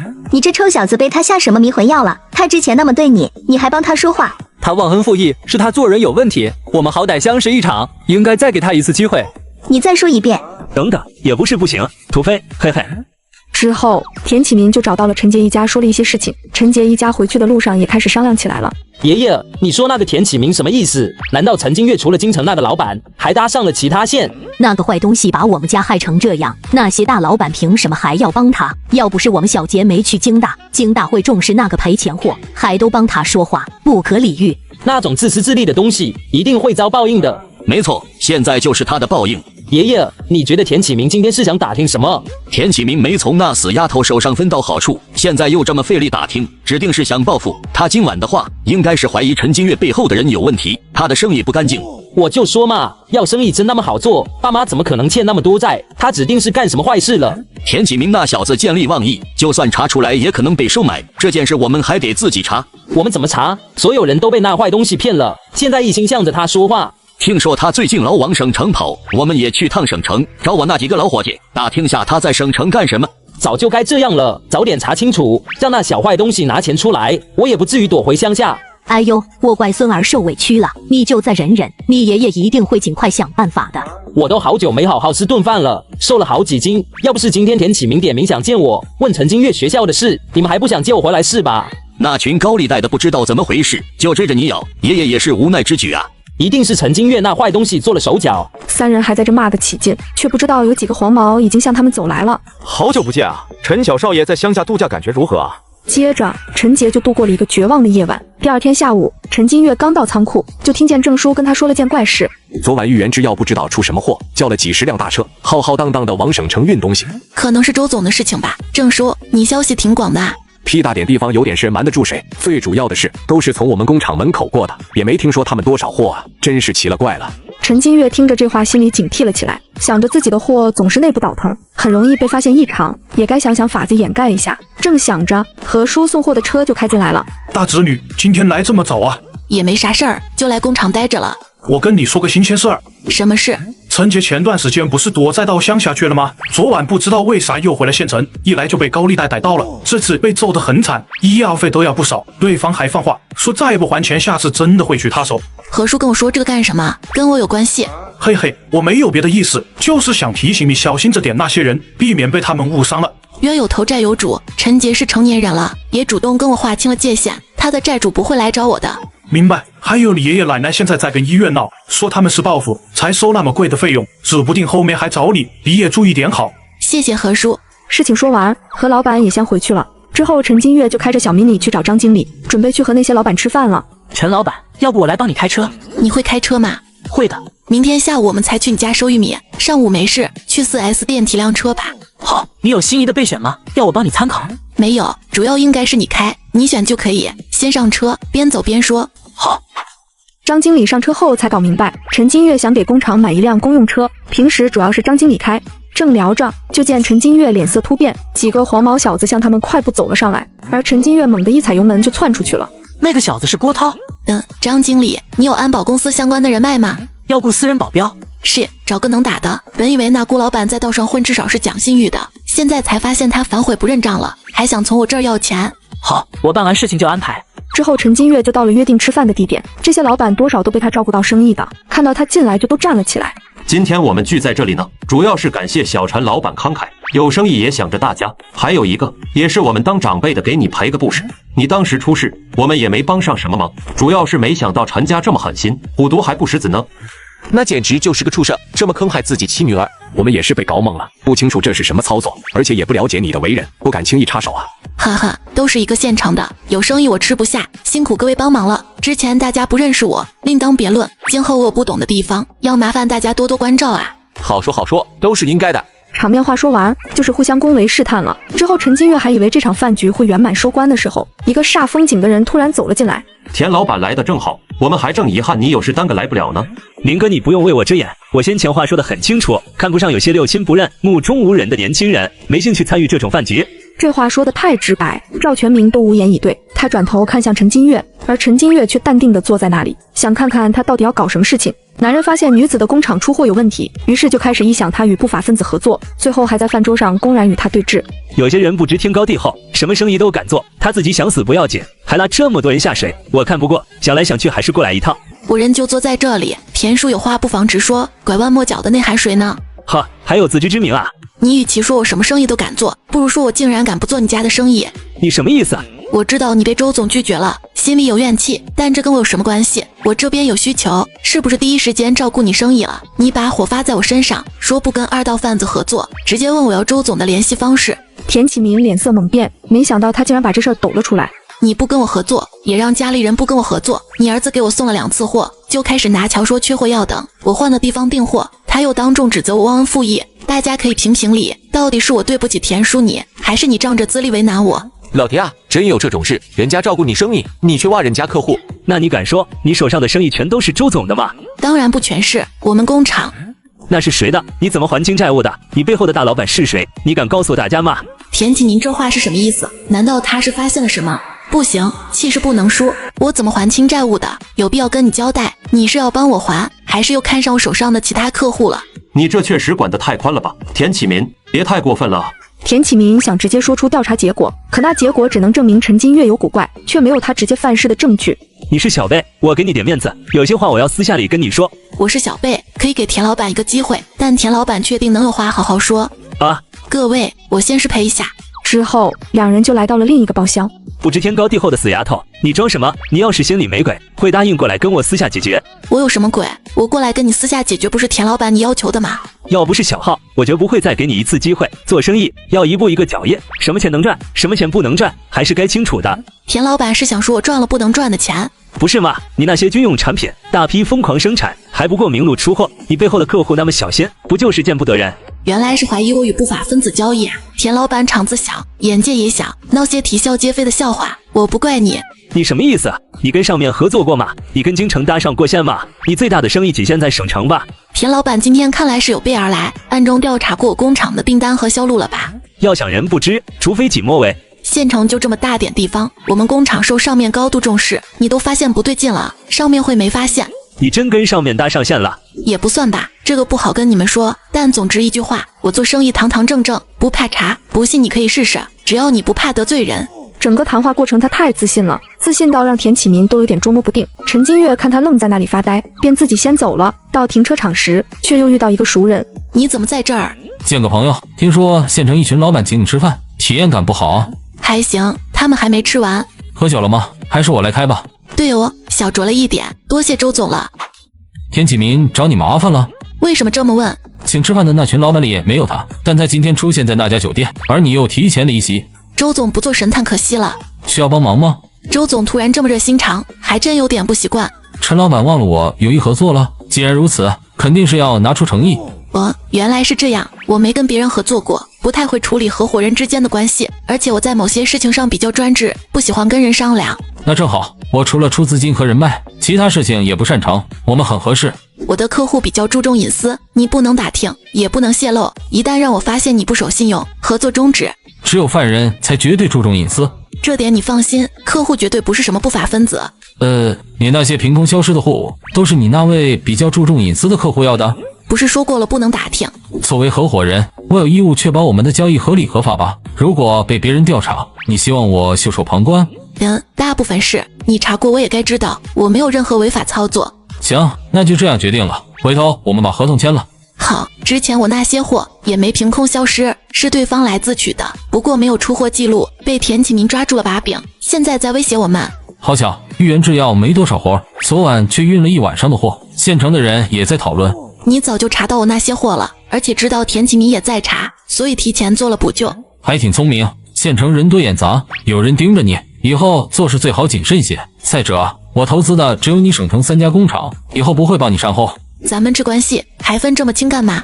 咱们这关系，你不介绍你的客户给我认识认识？他对这位他都查不到的客户确实挺好奇，而陈金月却丝滑地换了个话题。我其他2家工厂准备做农具和实木家具，你有什么建议吗？你收到这方面订单了？可能以后会收到，未雨绸缪。二人边走边聊，不一会儿就到了工厂门口。陈金月又看到那几个黄毛青年在门口晃荡。停一下，那3个人你有把握能打过吗？有是有，但我为什么要打他们？周逸川话还没说完，陈金月就把头伸出去开始叫阵了。那黄毛，你给我过来。姐，你这是干什么？咱有话好好说啊。好好说，跟你们好好说管用吗？回去告诉你哥，钱我1分不会再给，他不讲信用，我们就死磕到底。冤枉啊！我过来确实是想跟你说这事儿，但不是要钱啊。我哥想让我问你，陈姐好像真的没钱，要不断他一只手就算了。你们在这里游荡一晚上，就是跟我说这个？不然呢？哦，我哥还说陈家人要来找你麻烦，让我帮忙看着。陈金月得知是这么个结果，心里轻松了不少。辛苦兄弟几个了。那工厂明天还需要巡逻吗？我反正很闲，没事就在附近逛逛，谅那老太婆也不敢再过来闹。不用了。陈金月清楚情况后，就把他们打发走了。到了第2天，陈金月和周逸川合作的事就传开了，没人再怀疑他的货物有问题。豫园制药前天晚上那么大动作，运的是我们仓库的货。我虽然只管入库，但偶尔看管材料。你这种事还是要跟我打声招呼啊，不然我在这边呼呼大睡，像什么话？没事儿，你也没呼呼大睡啊，听了一晚上噪音，就当是知情了。对了，今天的货有一点钢材、水泥、砖头什么的，到时候你收一下。好，我知道了。之后，陈金月又跟张经理去了 4S 店提了一辆车，接着就直接去村里收货了。到了下午4点，所有农作物都进入了仓库，建筑材料也到了。陈金月把人都打发走后，就在这查着修建房屋的资料，等江启安过来。古代一男子想购买一些糯米修筑城墙，然而女子却给他准备了更神奇的东西。你要糯米修补城墙？对，糯米熬成汤，再混合石灰砂10年合，可以让城墙异常稳固。我觉得可以不用那些东西，我给你准备了更好用的。什么？先看看这个视频。这，你也觉得设计很惊艳，对不对？这小盒子为何物？为何画工如此精湛？太生动了吧！这个叫手机，是一种通讯工具。算了，不重要。这是一种修缮城墙的新材料。新材料？我们这边都用这种材料修房子，你可以用来修建城墙。这是教程。这人为何在里面？这个东西有留影的功能，就是保存一段时期发生的事，通过网络分享给其他人观看。1000年后竟有此等神物？你先拿着看，看完就知道大概是怎么用的了。陈姑娘，她用的这些东西真有这么神奇吗？时间是检验真理的唯一标准。你跟我来，我给你准备了一些，你先拿去用试试看。好，这个用来付姑娘的酒钱和这些够吗？够了，你拿回去试试。需要我再帮你采买？当然，钱你给过了，只是这些替换木材的话，木材我就少给你一些了。好，木材还没到，种子我也还没买，下次你过来领取煤炭时，我再一起给你。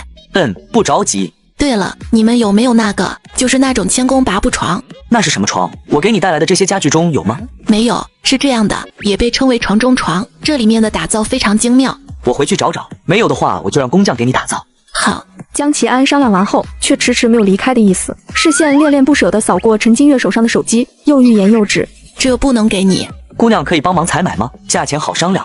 这个东西需要充电才能使用，如果没有电，它跟废铁没有区别。电？对，你见过闪电吗？类似这种的，而且还需要网络，有些太超前的东西你拿去也没用，我不建议你购买。好吧。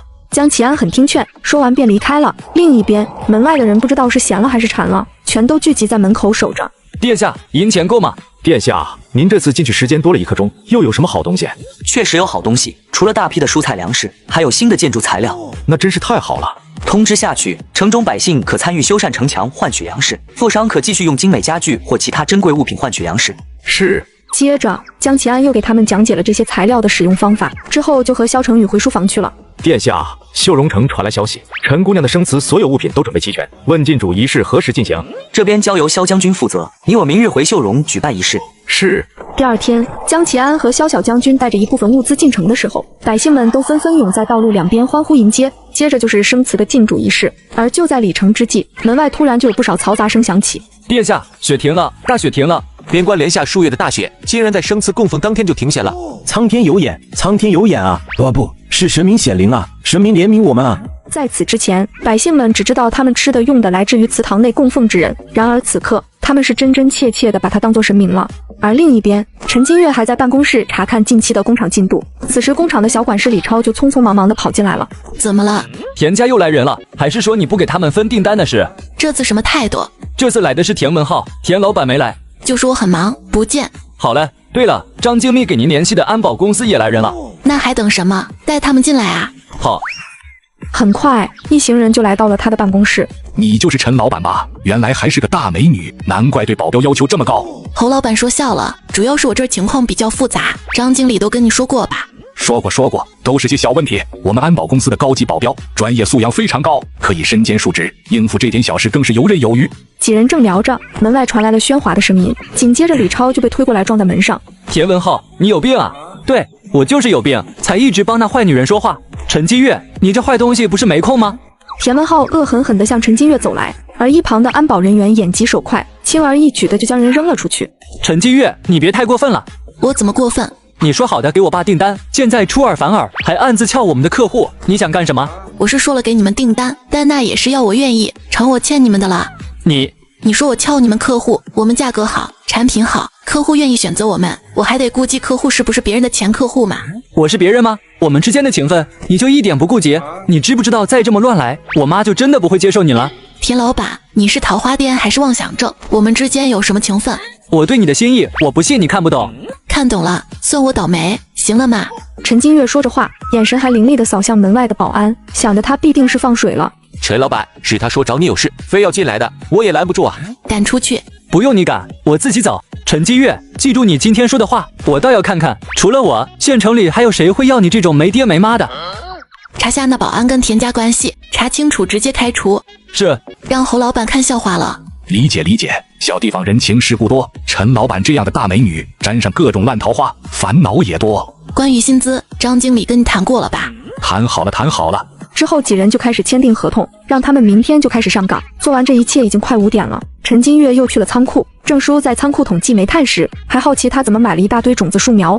你买这么一堆耐寒的种子树苗干嘛？帮朋友买的，他在北方，说冬天下雪宅在家也没事，可以种点东西。郑叔也没等他的答案，交接完就快乐的下班了。送走郑叔后，陈金月就在这等门外的江启安进来取货了。女子给挨冻受饿的古人送去了食物和衣服，古人们都把她当做了神明，而且就在给她修建生祠完工那天，刚好连续下了几个月的大雪也停了。古代的皇子就马不停蹄地跑来告诉她这个好消息。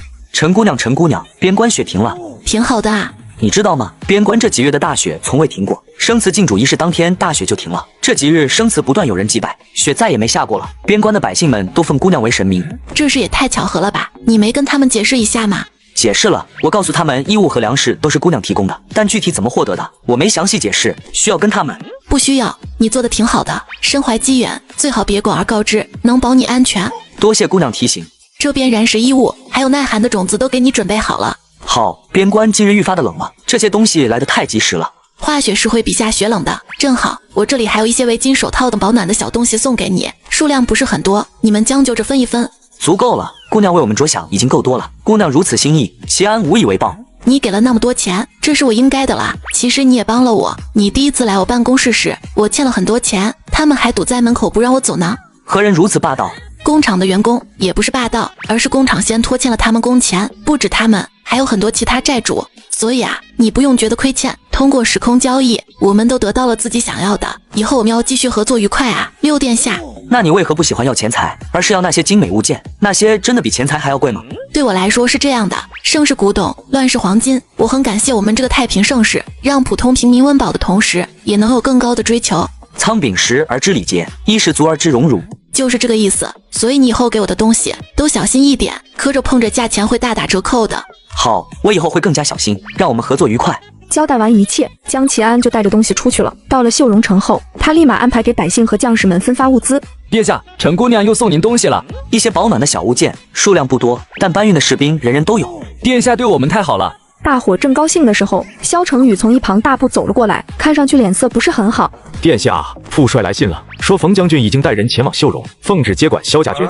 萧家军在天灾和外地双面夹击下，不见朝廷有何动静。这次大获全胜，他们倒是想起来接管了。这次像是动真格了，还带了5万军队威胁。不过来人不是冯将军，是他麾下的副将。冯将军为何没来？听说是在100里外的小城镇被绊住了。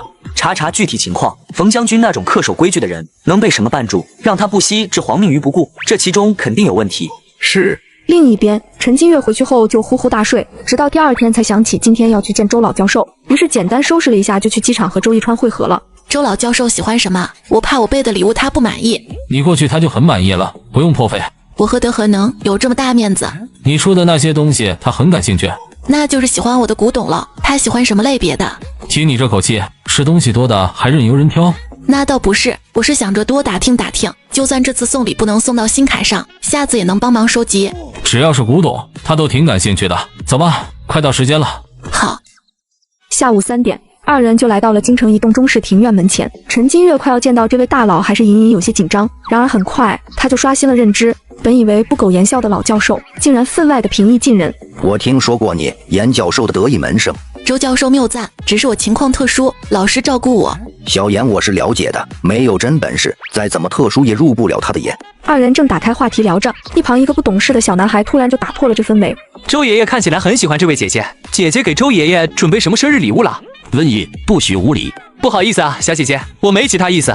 没关系，我没参加过这种长辈的寿宴，正在想什么时候该送礼呢。多谢你的提醒，周教授，这是我的一点心意。愿献南山寿，年纪大，眼睛轮腹，您的智慧和胸怀是学生永远的榜样。我老头子眼光被养刁了，一般的我可看不上了哦。周教授，您就别打趣我了。呀，小姐姐竟然给周爷爷收集古董，周爷爷什么东西没见过？今天在场的除了川哥都没晚辈送这个呢，这么多藏家都在，待会儿要是鉴定出水货，可不要哭鼻子哦。男孩子家家的，说话怎么黏黏糊糊、打声打气的呢？觉得自己还是个宝宝吗？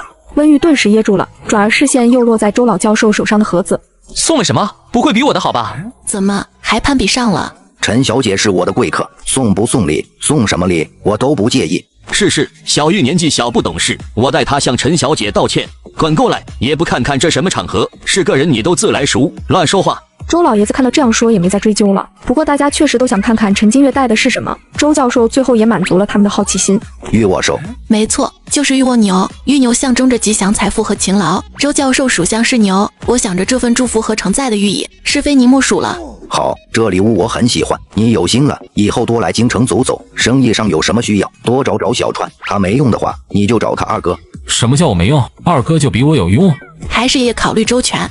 接下来就是寿星发言了。整个寿宴过程，周老教授都非常照顾陈金月。寿宴结束后，宾客们都离开了，周老教授还留言教授和陈金月喝茶。您是想留着丫头，我只是附带的吧？怎么会？要不是你带出这么好的学生，我今天也无法带出来炫耀啊。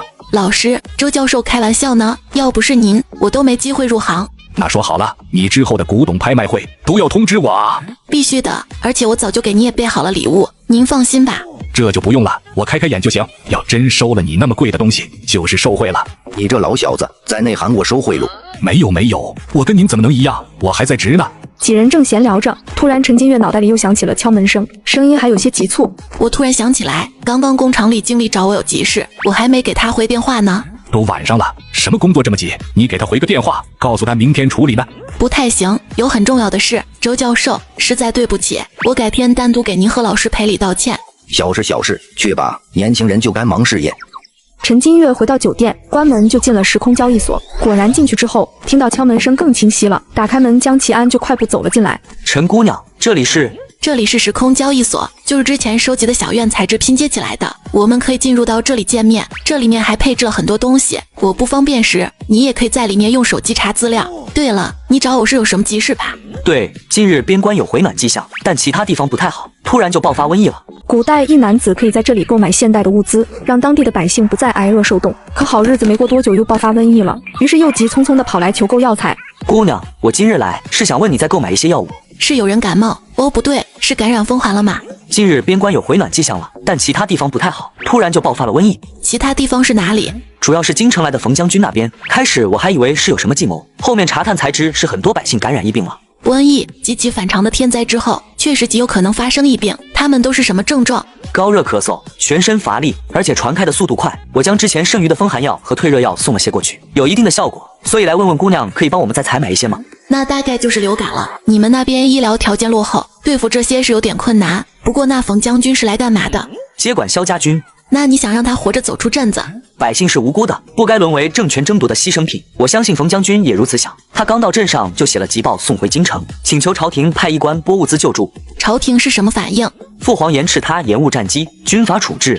呵呵，还真有意思。疫情面积大嘛？镇上人口多少？百姓幸存不足2000，冯将军带领的人马也有1000多人感染。竟然这么严重？那你们过去送药的将士如何？送药的将士只有几人折返传信，而且回来就隔离了。他们所穿衣物都经过蒸煮，不会感染的。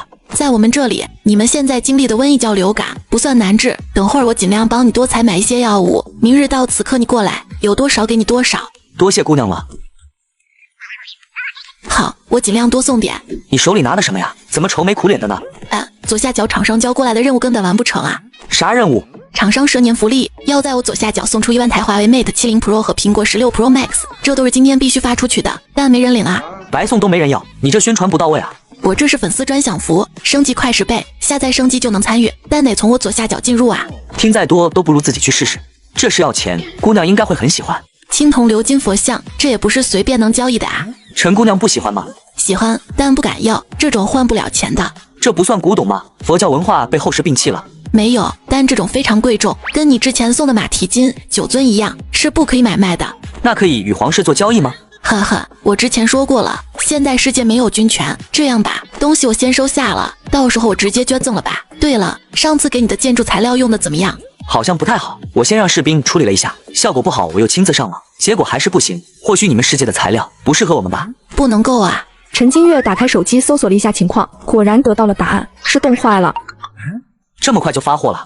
这次左下角厂商大清仓，库存全部拉满，前3000名还能领一台 iPad Pro 隐藏福利，但仅限这条视频左下角哦。还得是你？那当然，我左下角必须靠谱，领到填好地址，隔天就能发货。趁福利刚刷新，大家赶紧冲！你拿这个东西出去放置一会儿，等下再拿进来。好。很快，江启安带着一个令人窒息的答案回来了。温度计上显示的是-21度，于是他又拿起手机开始搜索起来。陈姑娘，找到原因了吗？找到了，在寒冷天气，混凝土也可以施工，但需要加防冻剂，还有就是表面需要覆盖东西。陈金月将搜索出来的信息给他查看，通过这些10日的交易，江启安已经能无障碍阅读简体字了。等看完答案后，心里就有了数。陈姑娘，你刚刚说以后我可以进来这里，用你的手机查东西？对，我教你一些简单的查找方法吧。多谢姑娘。之后，他他爽快地教了他用电脑查资料的方法。古人不会拼音，陈金月就教他语音输入。好在这位皇子的记忆力和学习能力都很强，说一遍就运用自如了。你在这里慢慢看，我去给你采买东西。好。另一边，酒桌上口无遮拦的小男孩被训斥了，很不高兴，回家就跟自家姐姐抱怨了他的所见所闻。姐，你说那个陈金月凭什么得周爷爷的赏识？他算个什么东西？不光他愤怒，温源听见这个消息更愤怒。他们家一直想撮合他和周逸川，他自己也很愿意，只是周逸川对他没什么感觉。上次两人吃了个饭，周逸川中途有事还提前走了。都怪妈，说什么女孩子不能太主动，还说要川哥来道歉才能再跟他来往。要是我今天去了寿宴，有他陈金月什么事？这个其实妈说的也对，川哥对你态度确实不对。还要怎么样？还奢望他跟其他男人一样当舔狗吗？那个县城里的土鳖，一定是他死缠烂打要川哥带他来的，我不会放过他，绝对不会。应该是这样，听说他跟川哥有合作，所以周爷爷才邀请他的。你去给我查，看他到底什么来头。一个年轻女人怎么能拿出那么多收藏家都惊艳的古董？指不定就是跟谁有不正当关系弄来的。我要揭穿他的真面目。好吧。第二天，陈金月一大早就联系了周逸川，约周老爷子见面，想把那尊佛像交给他。青铜鎏金佛像原来真的有讲过，那个时期的铸造工艺就如此惊艳了。丫头，你这东西打算怎么处理？周教授言传身教，让学生受益匪浅。这尊鎏金佛像，我想捐给京城博物馆。好啊，真好，后生可畏啊！这尊佛像能映射当时的宗教信仰，承载了一个时期的文化风格，历史价值无法估量。但我有个小小的条件，你说来听听，我能满足的一定不亏待你。我捐出的东西都无法说明具体来源，也不接受任何形式的追问。就这个？就这个。行，你信任我这老头子，这种事我可以直接给你承诺。事情都处理好后，陈金月贱兮兮地说要周逸川当导游，周老教授当即发话，就让小孙子带他出去了。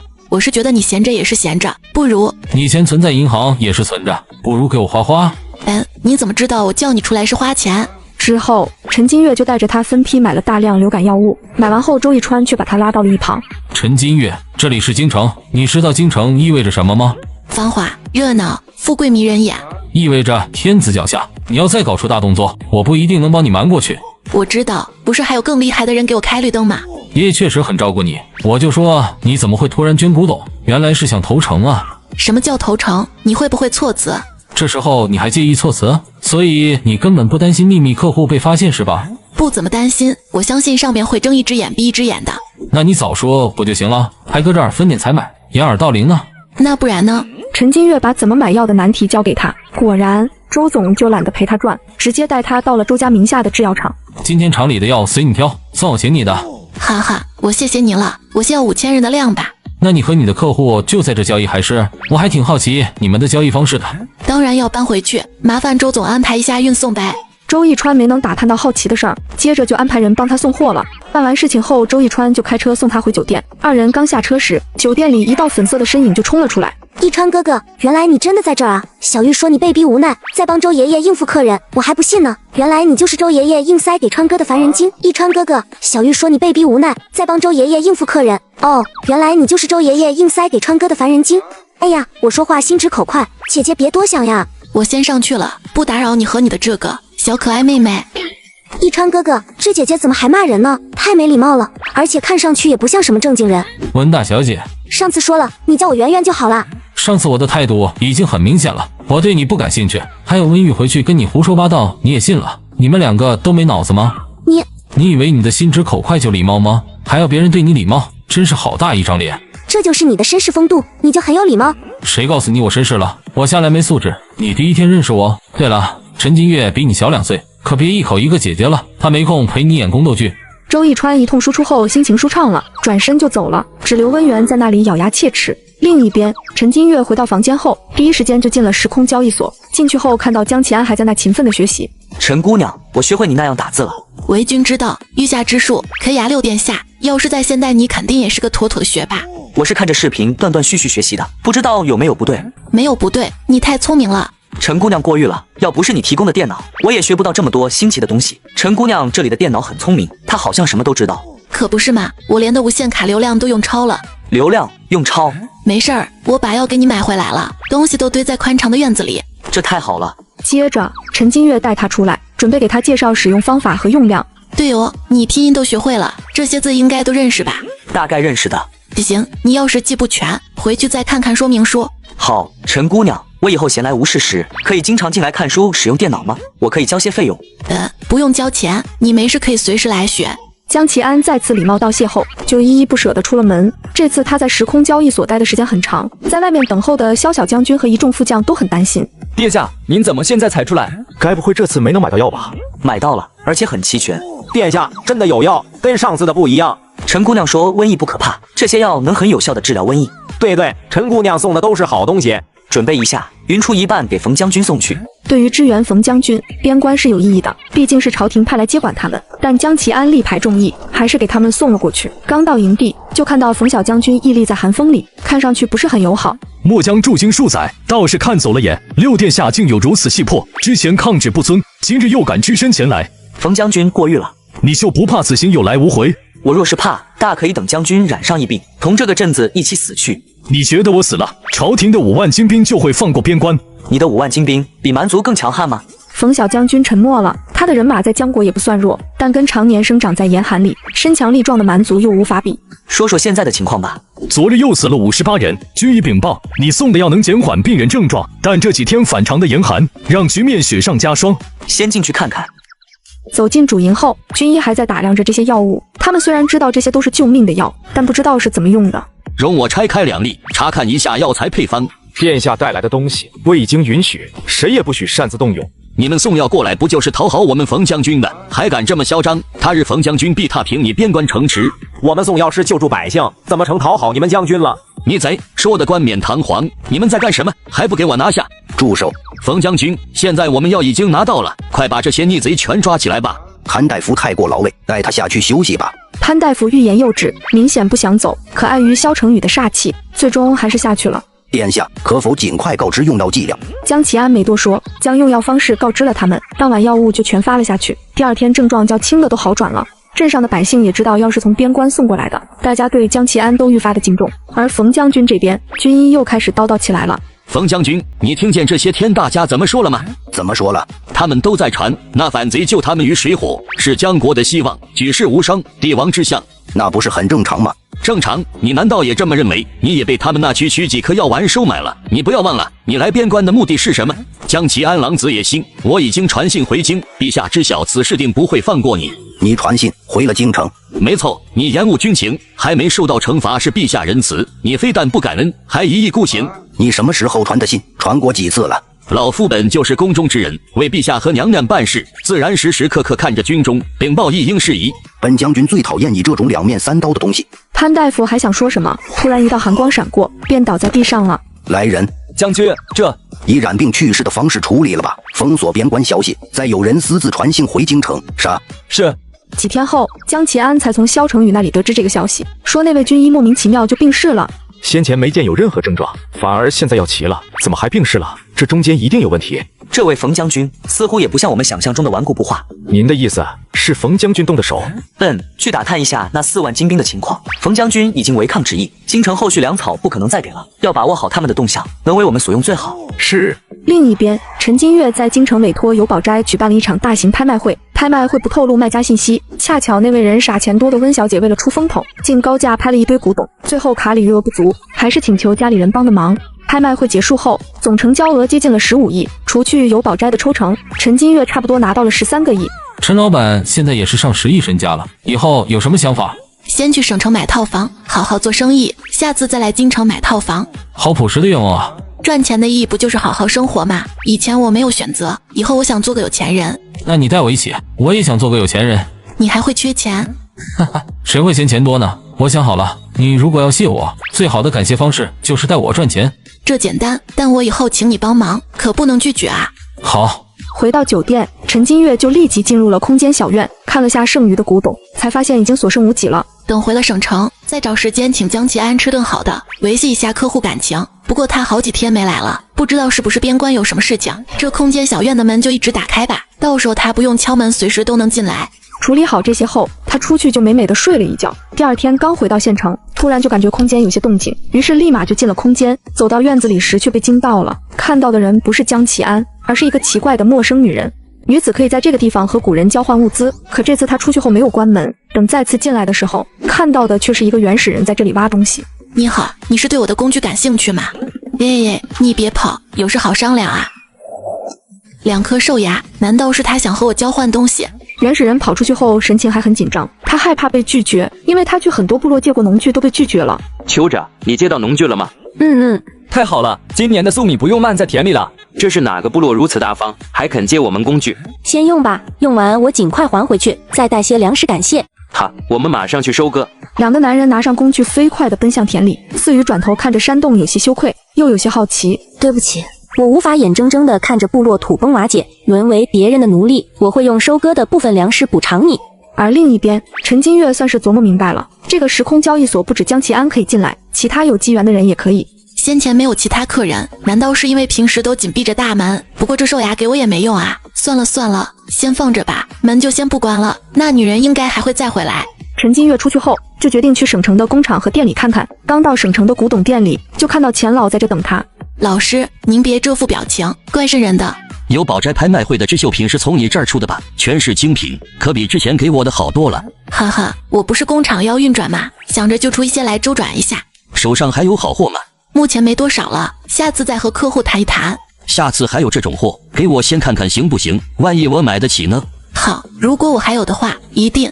2人聊了一会儿，陈金月就准备回省城买的房子了。刚到家坐下，就突然感觉时空交易所又来人了。他集中精力感应了一下，发现是江奇安，于是就立马走了进去。你这是怎么了？陈姑娘，姑娘离我远一些。你是染上瘟疫了？实在抱歉，我这时候不该来的。但秀荣城重建在即，所需材料很紧迫。前段时间跟冯将军相处，我不敢轻易失踪，所以一直没进来。等后面需要进来时，又感染瘟疫了。那你现在是在冯将军所在的镇子，还是在秀荣城？前日回的秀荣。秀荣城如何？有人感染吗？没有，其他地方来的人依旧全都被隔离了，确定没有感染疫病再放出来的。陈金月很赞同他们的做法，然后又问候了他的身体状况，得知他的症状不算严重，悬着的心就放了下来。陈姑娘，你给的药真的非常有用，瘟疫不再让人谈之色变，城镇也活了过来。所以啊，你还那么小心翼翼干嘛？还这么久不来，我还以为边关出事了呢。姑娘担心我？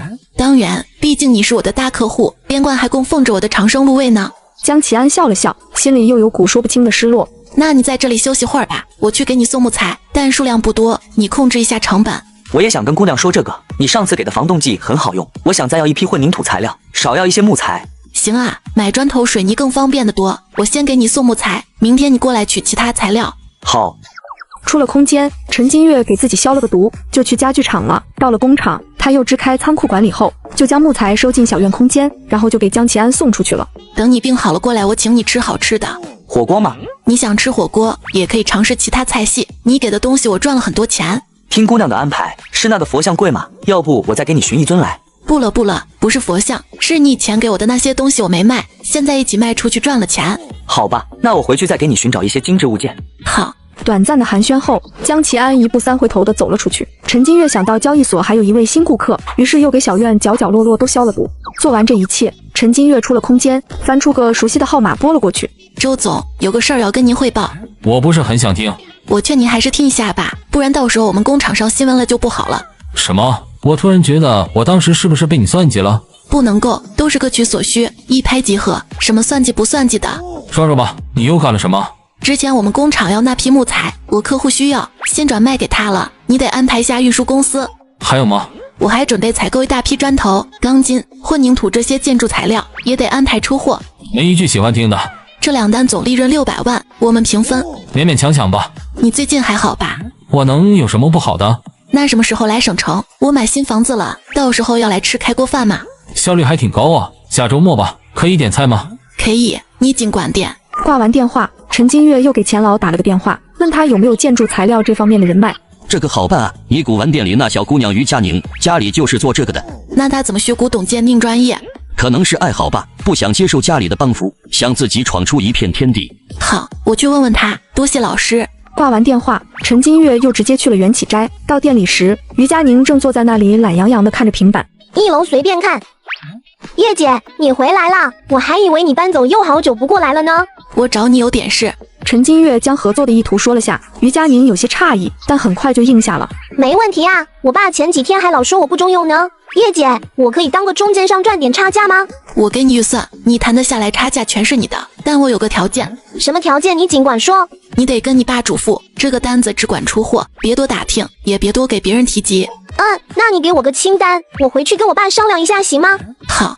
之后，陈金月就列了份清单给他。于佳宁看着那满篇的几百吨，心里都乐开了花，直接拿着单子往家里跑。刚到家就开心的尖叫：“女孩子家家的，能不能稳重点？又不是什么大生意，怎么咋咋呼呼的呢？”话不能这么说，今年建筑行业不景气，你看你的单子都缩水了多少？好了好了，你们父女俩就别互相攻击了。你现在这个老板，听老钱说起来是不错的。你要是还喜欢这个行业，就跟他好好干。这一单吧也没赚什么钱，就当是我的诚意。其实他也没占你便宜，这里面还有我的一份利润呢，有10几万是我赚的。你还在我这里赚差价？哎，变了，女儿真是变了。于佳宁和家里商量好后，就去和陈金月确定订单了。几天后，陈金月就将购买的这批材料给江启安送了过去。而边关这边现在正如火如荼的建设，不过平静的局面下却暗潮汹涌。冯将军在江启安和朝廷这两边的站位还不确定，但当他到秀容城参观时，却被这里的景象给震惊到了。古代的边关小镇突然建起了钢筋水泥房，把前来考察的将军都给震惊到了。这些人搅拌着什么奇怪的泥土糊墙？你们还把那么珍贵的砖块和百炼钢砌在墙里？这是边关的神明给我们的，朝廷没有物资补给，是神明救我们于水火。你们还给难民吃这么好？这粥里竟然全是白米，还有肉末。吃饱了才有力气干活，他们可以靠劳动获得食物，每个月还能额外领取粮食呢。冯将军有点不可思议，脱离朝廷的支持后，他们不止击退了蛮军，还养活了数万百姓，边关远比他想象中的强大啊！将军考察的如何？我们够资格跟你言和吗？所有人都小瞧你了，但就算我跟你言和，你又能怎么做？杀回京城，名不正言不顺，你不怕天下人诟病？江启安明白这话的意思，冯将军是想听听自己的计划。朝廷军力大部分集中在边关，邻国已经有动作了。什么时候得的消息？刚刚，所以我现在回京，名正言顺了吧？冯将军听到这些，他心底最后那点顾虑就打消了。另一边，陈金月的小院没多久就迎来了第2位顾客，可他把一包粟米扔在院子里就想跑，但这次陈金月没让他跑出去。你干了什么？原来你会说话，会说话就好办事了。这里是时空交易所，可以换取你想要的东西，但买卖要双方同意，你这么交易可不行。时空交易是什么部落？你真愿意换农具给我？时空交易所不是部落，你想要农具的话，我们坐下来慢慢聊。商量好后，二人就来到了时空交易所的会客厅。这居所建的也太精妙了，这女人绝对不简单，不会是哪个大部落的首领吧？但大部落的首领为什么会住在山洞里？来，喝点东西。我没有东西跟你换这个，送给你的。这是什么水？饮料。我们互相认识一下吧，我叫陈金月，是这里的老板，你需要什么东西可以找我换。什么都可以换吗？换多少都可以。我会尽全力满足你的要求。我想要农具，外面那些我全都要。没问题，但你要给我想要的东西。上次那个兽牙不行。思雨激动的心冷却了下来，他就知道没那么容易，大部落借东西都很贵。我们真没有多余的粮食了，如果你要的太多，我们会被饿死的。我不要粮食啊，你跟我说说你们部落的情况吧。之后思雨就简单的描述了他们部落的惨状。他们现在是原始社会，母系氏族，女人居于支配地位，但他被兄长坑了一道，带着农具投靠了别的部落，现在还想趁机吞并他们。你们种的粮食多吗？外面那些农具够用吗？900人不全出去干活啊？不算多，农具轮流用够用了，不全出去干活。收获的季节为什么不全出去干活？因为农具不够。农具我管够，你待会儿出去挑需要哪种，给我一个数字，我给你带过来。你除了外面的，还有很多农具。没错，但不是白给你。你不要粮食的话，要什么呢？这个你们那儿有吗？人参，你认识？是的，以前部落里有对兄弟去深山打猎，遇到大雪被困在山里，他们靠吃野物和这种草根补充体力。后来族长得知是这个帮他们度过困境，得以生存，于是给他起名叫人参。但这个不好吃，会让人流鼻血的。对，我就要这个，拿这个来换农具吧，要多少给你多少。你说话算数。算数，你先出去挑一下，看看你需要哪些工具。好，我要这种的。好，我给你900把镰刀，你明天这个时候拿人参来跟我换。你们那边人参多吗？多啊，遍地都是。思雨说完就意识到有点不对了，他觉得是不是不该这么诚实，而陈金月也没注意他的小心思，只是略微估计了一下。我也不清楚人参的价值，这900把镰刀，你用50根人参交换吧。50根？你只要50根？我先拿出去估算人参价值，如果价值超太多，我再给你补其他的农具。我不要你补，只是如果不够，我可以再给你挖，但农具你不能收回去。成交。等等，你把这里的农具先拿回去用吧，安排人一边收粮食，一边挖人参。你直接给我，你不怕我不给你人参？你会赖账吗？绝对不会。那不就行了？这个我不需要，你一并带回去吧。二人商量好后，思雨就准备出去了。而此时洞口外两个男人已经急疯了，还在求山洞把他们的酋长吐出来。酋长，你终于出来了，太好了！这里太恐怖了，我们赶紧离开。怎么恐怖了？你们先看着这些农具，在这里等我。说完，他快步又走进去，反了2趟，将交易所的样品全搬出来了。酋长，您这些工具是哪儿来的？真的是这个山洞里找到的？是的。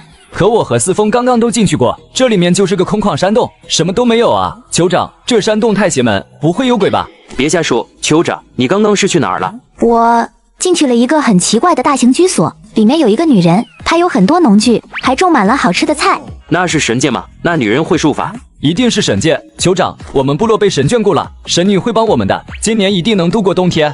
今日之事不要对外声张。四风去安排人挖人参，神女需要这个。次元把农具发下去，马上带人抓紧时间收割粟米。是。另一边，陈金月本想帮思雨送货的，但又怕把他吓到，就先等等再说。之后他又找于佳宁给江启安购买一批建筑材料，这次数量比之前多了10倍。于爸听到后都高兴坏了，还亲自给陈金月送过来。陈小姐真是年轻有为啊，我们宁宁能遇到你，真是她的福气。别这么说，佳宁帮了我很多忙，我不在店里都是她打理的。这丫头刚出社会，什么都不懂。陈小姐有机会多提点提点。她虽然笨，但做事还是很努力认真的，特别是对自己专业非常热爱。哎呀，爸，你又来了，我都成年了，你就别逮到人就托付我了。叶姐，我爸话多，你别介意。没有啊，你爸对你很好。几人闲聊了一下，父女俩就先回去了。这时张经理却走了过来，像有什么事要找他。张经理有什么事？这2天我无意间听到了一个消息，有人这段时间在附近打听你，问得极其详细。我听那描述，像是陈家老2口。我知道了，你最近也注意着点，那老2口给陈杰疗伤，把棺材本都花得差不多了，很可能会来搞事情。好，我知道了。那你先去忙吧，有什么事情打电话联系我。好。张经理走后，他就回到了仓库，正想怎么摆脱这纠缠不休的陈家，突然就察觉到空间小院有人走进来了，于是立马走了进去。刚到院子，思雨看见他就直接扑通跪在了地上。女子可以在这里和原始人交换物资，把现代的农用工具和原始人的人参交换。原始人看到这些后，还把她当做了神女。神女娘娘，思雨有眼不识神女，还请您见谅。快起来，快起来，你叫我陈老板吧，我就是个做生意的，等价交换而已。不，您这里根本就不是山洞，别人也进不来，您就是神女啊！果然是被他发现了这点。算了，看看他带来的东西吧。这人参不止50根吧？100根。您上次给了我那么多工具，我给的兽牙项链你也不喜欢，就多给你一些人参了。陈金月没想到他这么实在，他想把他挪到旁边，然而费尽了力气，却只挪动了一点点。神女要搬进屋吗？我帮你。其实也不用。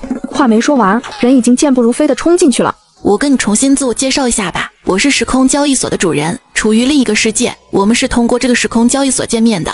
另一个世界就是神界吗？不是，你可以理解为千万年后的世界，我是你子孙后代的很多代。思雨瞪大了眼睛，感觉3观都颠覆了，没想到神女竟然是他的后人的后人。算了，我先带你看看农具吧。好。东西原本收在另一间房，但对方已经发现交易所的异样，他也不隐藏了，直接将东西召唤到小院里。你会召唤术？是在哪里学的？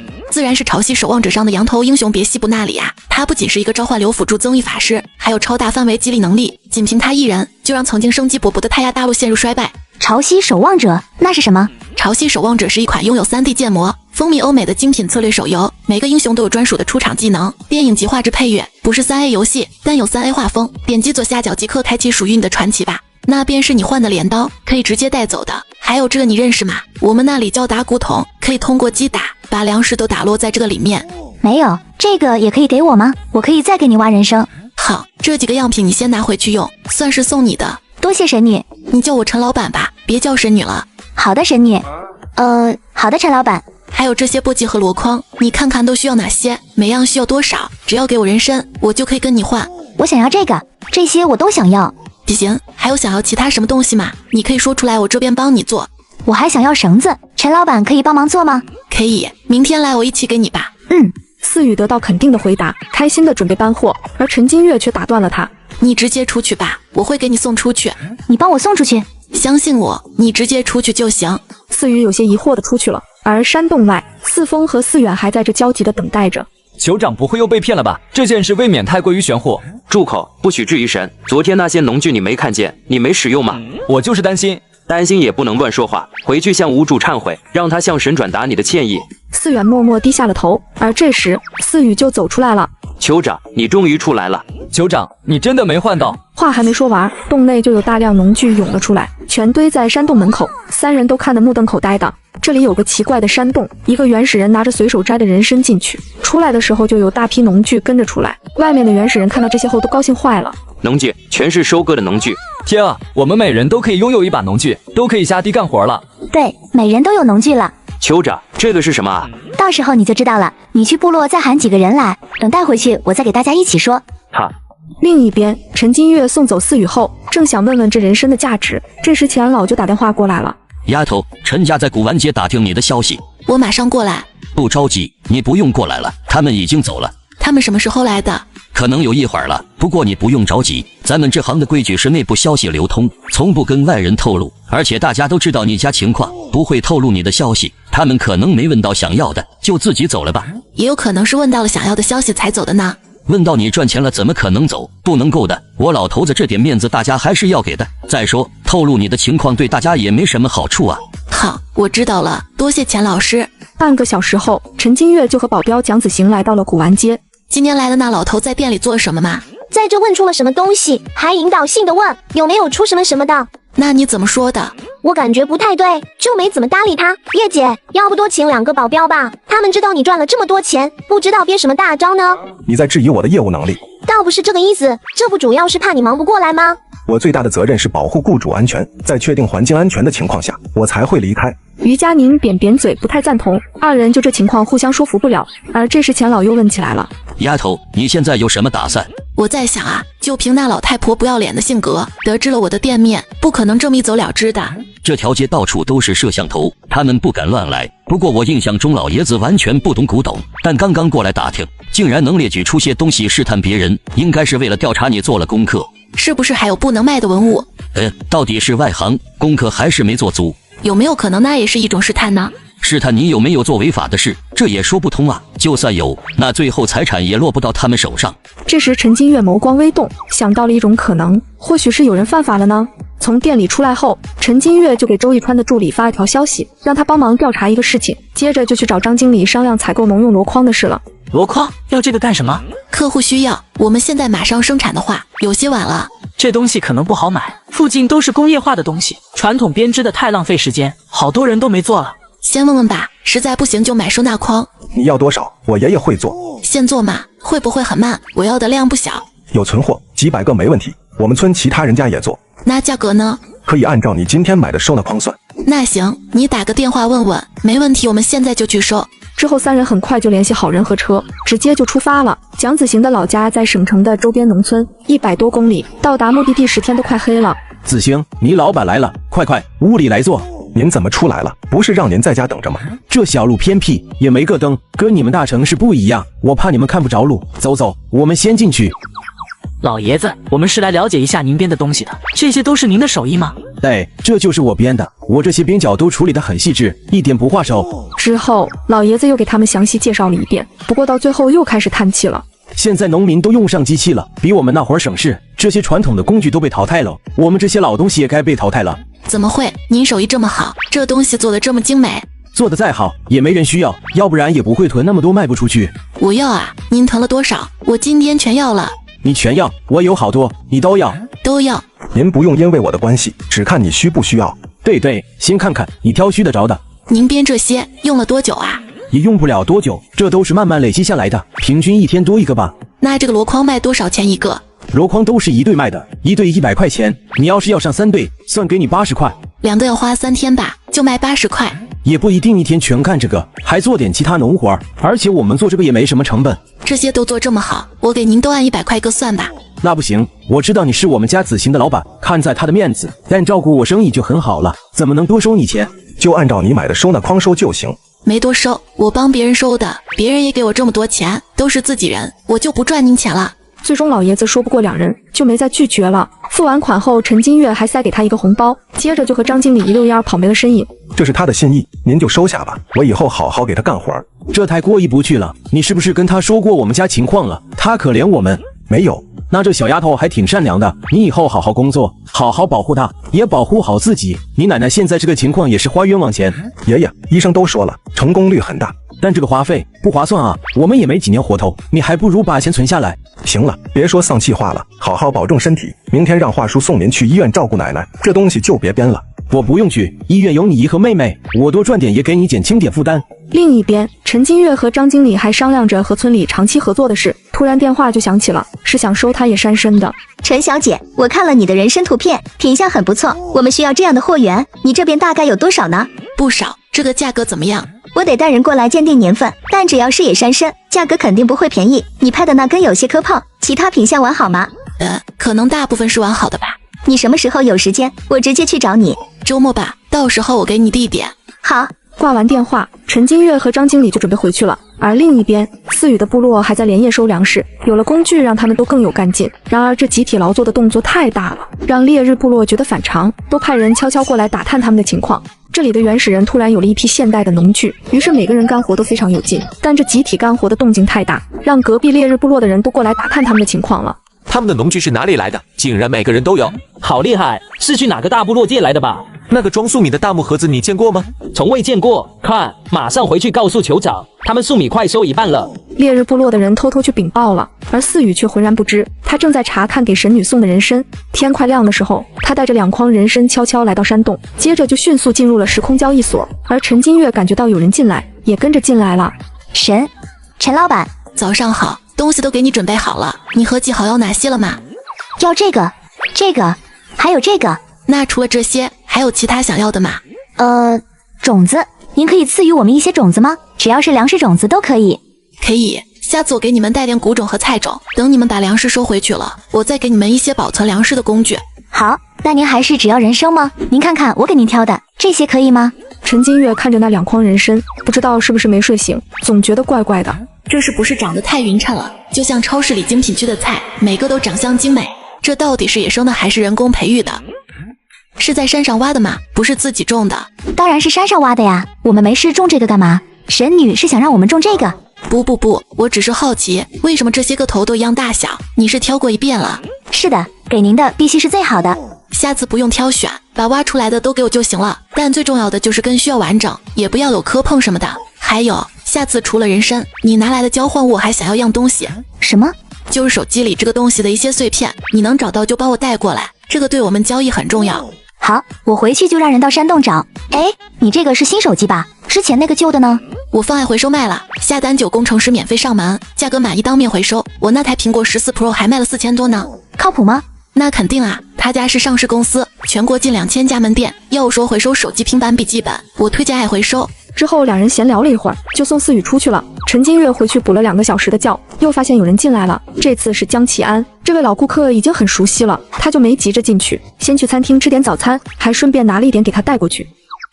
陈姑娘，好久不见啊！我家保姆做的早餐，你先吃着。我现在出发去仓库，把建筑材料给你送过去，然后再等2个时辰，我回县城去给你送压缩饼干。多谢陈姑娘，家具放院子里了，你看见了吗？看到了，都很好，我已经收进去了。2人交谈了一会儿，江启安继续查阅资料，而陈金月就先出去了。到仓库送完最后那一批建筑材料，陈金月直接回县城了。到县城快12点，陈金月回到时空交易所时，江启安还在会客厅里用电脑学习新事物。压缩饼干也给你送过去了。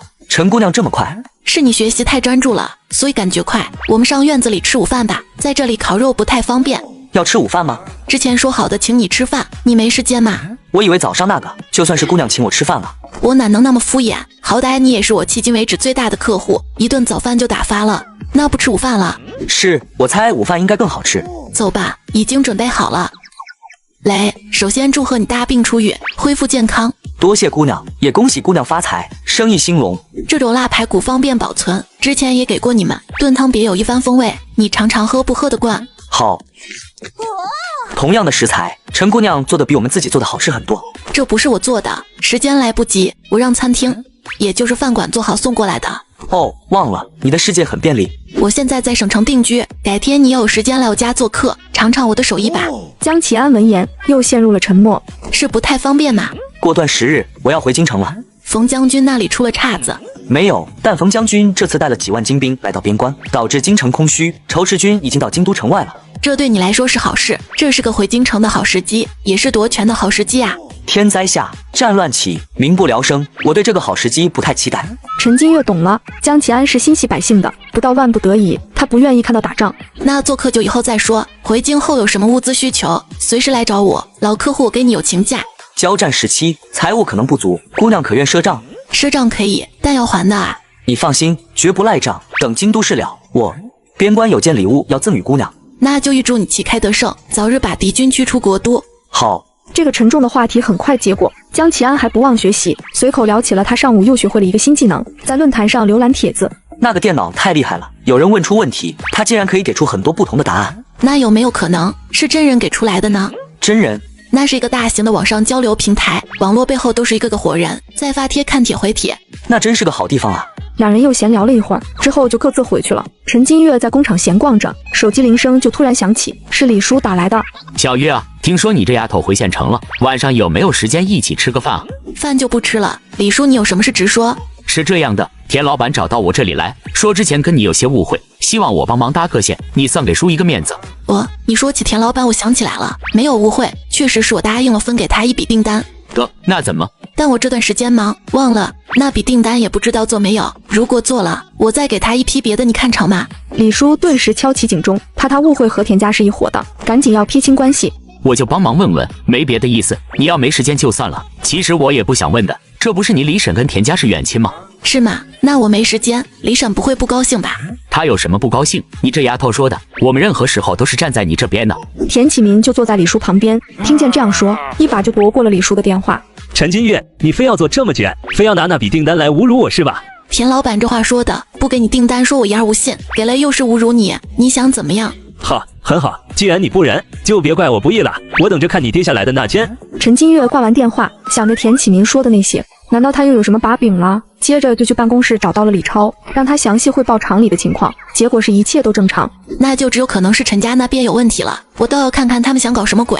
果然他猜的不错，陈金月回到省城时，就发现家里不对劲，陈老爷子竟然坐在正厅沙发上，威严地询问保姆一些关于他的问题，而陈老太太却带着陈杰在楼上挑房间，陈杰嘴里还全是嫌弃。女子和古人做生意赚得盆满钵满，还在省城给自己买了栋房子，然而他那些不要脸的家人却偷偷混了进来，还都给自己挑起了房间。那赔钱货还挺会享福，把最大的主卧给占了。没事儿没事儿，奶奶马上给你腾出来，往后你住2楼这间主卧。那你要里里外外都消毒，我才不要沾上赔钱货的一点味道。放心吧，我的乖孙儿。你们怎么进来的？你还好意思问？电话打不通，消息也不回，你想干什么？要造反了？死丫头，有我和你爷爷在，陈家还轮不到你来耀武扬威，霸占家产，虐待亲弟弟。陈家这么一通胡说八道，让一旁的保姆吴妈也跟着指责起来了。陈小姐，我一个外人都看不下去了，百善孝为先，你怎么这么对自家长辈？我接你爷爷奶奶进来的时候，他们正跟私家车发生冲突，差点出大事了。原来人是你放进来的，未经雇主允许，私自带生人进家门，是自己滚蛋还是我报警？烦了你了，你别以为我不知道，你能有今天都是靠倒卖古董，而那些古董哪里来的，你心里没数吗？陈金月还在疑惑他知道了什么，而陈老爷子见他没回话，心里底气更足了。吴妈，你去做晚饭，后面我给你涨工资。吴妈听到这话高兴坏了，瞥了陈金月一眼，就快步朝厨房走去，而陈金月差点气笑了，掏出手机直接报了警。不知死活的东西，非要敬酒不吃吃罚酒啊！你个赔钱货，你敢打我爷爷，看我今天不剁了你！几人走过来想动手，却不知道陈金月身后还有个保镖，蒋子行冲过来就把陈杰一顿暴揍，接着就把3人绑了起来。陈招娣，你有种，你竟然敢对长辈动手！我有什么不敢的？我不是早就对你们动过手了吗？我早就说这种祸害养不熟，有了小杰后就该扔了他。那你们怎么不扔了我？舍不得啊！我呸！要不是小杰体弱多病，担心你死远了对小杰不利。住口！陈金月感觉哪里不太对劲，没来得及多想，外面警笛声就响起来了。陈招娣，你敢六亲不认，就别怪我揭穿你那些古董的来历。你要揭穿早就揭穿了，还有心情来威胁我？你是不敢吧？因为陈家的珍贵古董被你那宝贝孙子卖出国了。这句话一出，果然他们就开始心虚了。那又怎么样？古董买卖不是正常，反倒是你打着祖传的名义大量贩卖古董，是从土夫子手上搞来的吧？哟，您还知道土夫子呢？那您知不知道贩卖国家文物出国判多少年？几人正争论着，这时警察也来了，接着就都被带去了警局审问。刚到警局时，周逸川的助理也火急火燎地赶来，还把陈杰在外面卖古董的一些证据也带来了。这个是国内的一个收藏家花了100多万拍回来的，应该就是陈杰在外面卖出去的。你凭什么说是我卖的？陈金月根本没有祖传的古董，还打着幌子开古玩店，他手上的东西就来路正经嘛。就是哪儿来的100多万？我们所有古董卖出去才200多万。你给我闭嘴！这些话一出，不想怀疑都难，陈家就这样被扣下了。而陈金月也有事要问，暂时没放出去。他倒是不担心什么，只是这个时间和思雨约好了要交货。而另一边，思雨此刻跟他一样着急。此时烈日部落的人正在找他们麻烦。四爷，我没想到你是这样的人，为了几颗粟米，竟然干出盗窃之事。你在说什么？我盗窃什么了？那你说这是什么？这是神女娘娘赐予我们的农具，你别污蔑我们酋长。话刚出口，一个老人就捂住了他的嘴。然而烈日部落的人还在继续挑衅，把他们的粟米都打翻在地上了。四爷，不是兄长不帮你，你要是现在认错，并双手奉还农具，我还能求酋长，让他接纳你们部落的废物。你们是找死！说完，思雨就像一头野兽一样冲了出去，两个部落首领都打起来了，其他人也纷纷扭打在一起。但烈日部落男人较多，占据了上风，而秋雨部落个个都拼了命似的，也让这些侵犯者犯怵。最后四风和四远带人从另一边的田里赶来，烈日部落才缓缓离开。酋长，我们先进山吧，神女一定等你很久了。四风去把部落里强壮的男女叫回来一半，守住我们收回来的粮食。四远去焰火部落请他们的酋长过来，就说我有事商量。焰火部落全是5大3粗的男人，在这个母系氏族的社会里，没有繁衍和传承是会被其他部落看不起的，人人都可以贬低羞辱他们。酋长，你跟他们商量什么？会被所有人瞧不起的。被人瞧得起就能有饭吃吗？可我们好不容易被神明眷顾，不能违背神明的旨意啊！你先按我说的做吧，我会去向神女说清楚此事。好吧。而另一边，陈金月刚从警局出来，就有一个人在这里等他。罗副士，叫我罗叔就行。今晚下到了，这么晚麻烦您跑一趟，实在不好意思。你是周老亲口嘱托的人，不麻烦。那个涉嫌倒卖文物的，听说是你亲弟弟。犯法就是犯法，别说亲弟弟，就是亲爹都该秉公处置。不过就是证据不太充足，他从小就喜欢撒谎，可能不会认。你要相信我们执法机关的力量，不会放过任何一个损害国家利益之人。辛苦这些保护文物的公职人员了，为了表示感谢，我会把最近刚得来一件古董交给博物馆。那我帮你联系馆长，明天晚上一起吃个饭。哦，刚巧我也对这方面也感兴趣，不知道有没有眼福？当然可以。那就这么说定了，明天下午我让秘书联系你。说完，罗副士就离开了。而此时周逸川的助理就悄悄地从身后走来。陈小姐，您跟那位好像聊得很开心啊。你说你怎么把这大佬给摇来了？小周总不在，周总也联系不上，我不能让您在这里过夜啊。陈金月没想到周老教授当初介绍的人是用在这种事情上。回去之后，陈金月不知道思雨今晚是什么情况，竟然也没过来。直到第二天上午，他才发现有人进来，于是就立马进去了。当看到思雨时，又发现她的状态有些不对劲。女子可以和原始人在这里交换物资，可这次原始人进来时，却发现她有些不对劲。你这是怎么了？神女，你先等我一下，我去拿点药。这个是处理伤口的，你受伤了。还有这是早餐，有点简陋，你将就吃点吧。这个是什么？包子，是用小麦做的。小麦能做出这么白的食物？能做。小麦去掉黄色的种皮，露出的胚乳就是白色，所以打出的面就是呈白色的。那是不是要很多时间？这很珍贵吧？可以借助工具，速度很快，人人都能吃得起。我们部落要是能吃到这样的白面，那该有多好啊！这是给您带的人参，还有你要的木块，还真有啊。我以后还能在你这里交换东西吗？我可以给你挖人参，可以给你挖很多人参。当然可以，走进这家交易所就是我的客人。你是还有其他想换的？我担心今年冬天的粮食不够。你要是不忙走的话，坐下来聊。好。先前我告诉过你，烈日部落想联合其他部落吞并我们。我记得。今天他们带了一群人过来，将我们晾晒的粮食打翻了，让我们损失不小。没安排人守着晾晒？安排了，但都是部落里收割较慢的老人和小孩。陈金月似乎知道他的伤怎么来的了，但看着他的眼神有些谨慎。他如果想要一些他不愿提供的，那还有点麻烦。我有一个想法。你说。其实我们部落不算最小的部落，还有一个部落被所有部落瞧不起，被所有人欺负。你想吞并那个部落？我想让他们加入，壮大我们部落，这样在面对今天这种事也能搭把手。弱肉强食是你们世界的规则，你觉得可行就放手去做，这些不用跟我说。要的，因为那个部落太特殊。怎么特殊？那个部落全是男人，他们没有繁衍和传承，是耻辱的存在，不会被神明庇佑的。还有这样的部落文化，真得把陈杰送过去体验一下。如果我接纳焰火部落，你会放弃我们吗？全是男人的部落，为什么不被神明庇佑？就因为没办法生育。可是繁衍不也需要男人吗？繁衍需要男人，子嗣是神对女人的赠予，和男人有什么关系？呵呵，这个短时间我还真跟你说不完。神女是想告知我们，男人对子嗣也有贡献？对，是有贡献的。思雨满脸不可置信，他想反驳，但又觉得神女怎么会骗他呢？所以焰火部落并不是不被神庇佑，如果我吞并他们，你不会放弃我们？对，那就好。那你部落的人赞同你的决定吗？他们都接受焰火部落。神女不放弃我们，我们就能接受他们。而且我决定回去找焰火部落的人商量，按照神女的指示试试，如果能为部落增加新生命，部落的人也能更好的认可他们。什么虎狼之子啊！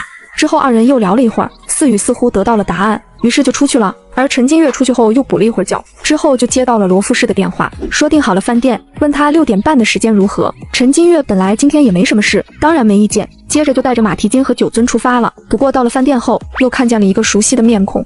周教授，您怎么来了？听文物保护部门说，附近发现了将军种遗址，飞机刚落地，又听说你这丫头有好东西，就顺便过来看看。我这东西跟他的可没关系啊，绝对不是地下起来的。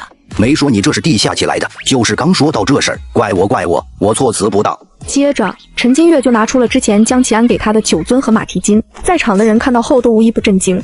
陈小姐，这九尊和马蹄金都保存得太好了，无一点氧化或尘土的痕迹，这太匪夷所思了。你可以说说来历和保存方式吗？对，你这来源必须好好说清楚了。陈金月听到这话有些犯愁了，于是将眼神看向周老教授。来源不重要，重要的是你这丫头的心意很值得表扬，哈哈，让他们给你的锦旗用金旗干。真的吗？用纯金的？纯金的。周老，您不懂，现在捐赠文物流程都是这样，如果不问清楚，我们怎么知道是不是来历不明？万一是土夫子的货呢？周教授都不懂，你懂？你连土夫子的货都分不清，还在教老师做事啊？没大没小，你这丫头。行了，董馆长在这里呢，捐赠流程和其他细节他们私底下了解就行。管教授，我们是来吃饭的，就好好吃饭。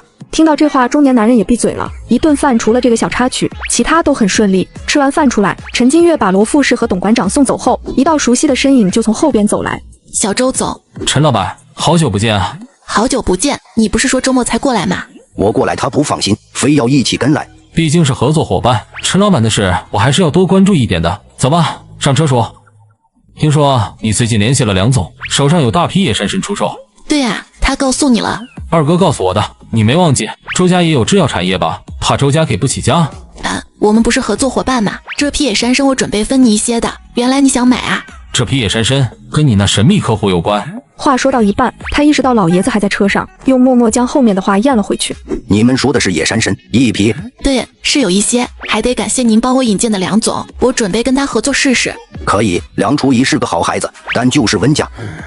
说到温家，大家都无话可说了。之后他们把陈金月送到家，才回周家在省城的别墅。另一边，思雨回去后，部落的人也急切地想知道神女的意思。酋长，你问过神女了吗？她怎么说？神女说接纳焰火部落，她会继续庇佑我们，或许还将赐予我们子嗣。真的吗？神女真的愿意赐予我们子嗣？他们部落这2年吃不饱穿不暖，新增的子嗣非常少。听到这话后，众人又燃起了希望。当天中午，焰火部落的酋长也来了。基硕酋长，你愿意加入我们部落吗？你是邀请我，还是邀请我们部落？邀请你们整个部落。你可知道我们部落有多少人？总共326人。你不用着急回答我，可以回去跟部落的人商量一下。之后，基硕酋长就回到了焰火部落。当他把这个消息说出去后，整个部落都轰动了。这里有一个奇怪的部落，明明个个都是强壮的男人，却偏偏被其他部落欺负。而这天部落首领来告诉他们一个消息，他们就开始躁动起来了。秋雨部落要接纳我们，这一定有诈。听说前段时间烈日部落联合其他大小部落，不借给秋雨部落农具使用，难怪他们是看上我们的农具了。他们最近借到农具了，但昨日跟烈日部落发生冲突，很多人受伤，所以他们想拿我们当奴隶，帮他们收粮食。一定是这样，就知道不会平白无故接纳我们，说不定还要让我们帮他们收粮食，让我们出去打猎。一群人七嘴八舌，言语间全是猜忌和不信任。其实也不怪他们，毕竟在这母系氏族的社会里，这些男子大部分都是被自己的母系部落抛弃的，最后才抱团到这里。其实只是让我们守护收获和打猎，也不算奴役我们吧。你说的没错，加入任何一个部落都是要付出劳动的，就算在我们自己部落也要狩猎。虽然大家都有猜忌和怀疑，但大部分人还是渴望被接纳的。酋长，我同意加入。我先前在其他部落就是最下等的奴役，后来因为不给粮食饿晕过去被驱逐，现在就是给人做奴隶都没人接纳。我也同意，再差也差不到哪里去了。我听酋长的，酋长同意我就同意。众人都将目光放在姬硕身上，而姬硕又看向那个满是猜忌的小男人。那人支支吾吾好半天才开了口：“我也可以同意，但他们能让我们吃饭吗？打猎都是力气活儿，不吃饭根本打不回猎物。”四羽酋长说会将我们和族人一样对待。此话一出，瞬间整个部落都是一片惊叹。而另一边，陈金月今天约了梁初仪到自己的药厂看人参，梁初仪还带了2个老中医一起过来。我的为人，周总这么不放心啊，生怕我占陈小姐便宜。梁总说笑了，我主要也是想开开眼，毕竟听说量不小，我能收点是最好的。陈小姐，我们现在去看看货。好，大家跟我来。接着，一行人就来到了办公室。进去后，当老中医看到这些野山参时，整个人都不好了。糊涂啊！太不专业了，真是暴殄天物。几个老中医在疯狂吐槽，而陈金月在一旁有些尴尬。他之前是真的不懂，第一次当萝卜开采，第二次四羽又精心挑选，把最大的和最小的都扔了。这猪有60年以上了吧？皮色金黄，圆颅紧密，前幅牙明显，这确实是60年以上的野山参。可惜了，根削断了，价钱大打折扣啊！一群人边说边看向陈金月，还隐隐带着些责备，但又没好说出来。陈金月假装四处看风景，很快又有一个激动的声音传来了：“我的天，完好的，这猪起码100年往上了，而且品相完整。”陈小姐，我有句话不知当讲不当讲。什么当讲不当讲？必须讲啊！你这小女娃怎么用这种箩筐装？而且这么贵重的东西还搞破相这么多，幸好这只100年野山参没破相，不然我老头子要被气吐血。您看看这边的，这边应该会好一些。众人闻言又围了过去，2个老中医看到这些人参都有些颤抖了，而一旁的梁初仪看着这2筐人参，好像又想到了什么。陈小姐，这里除了野山参，还有其他什么货源吗？珍贵中药材我这里都收，价格可以保证比同行都高。还有哪些珍贵中药材？其实我也不懂，不如梁总说说你想要些什么。灵芝、天山雪莲、冬虫夏草。让你们说需求，没让你们学啊。陈小姐货源广，那万一就有呢？这些后面再说，我们先算算价格吧。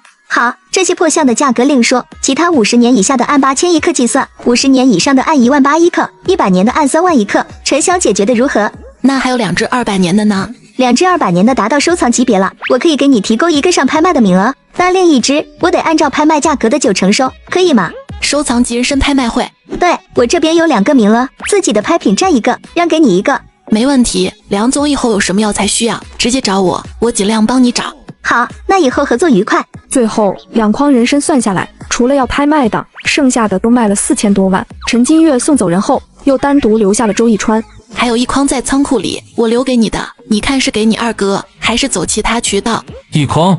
对啊，是用农具厂的农具换的，不过我还出了其他东西，所以我得比你多分一点，只能给你1筐。这次的人参客户跟之前的古董客户是同一个？不算是，但你可以理解为是。都需要保密那种？对。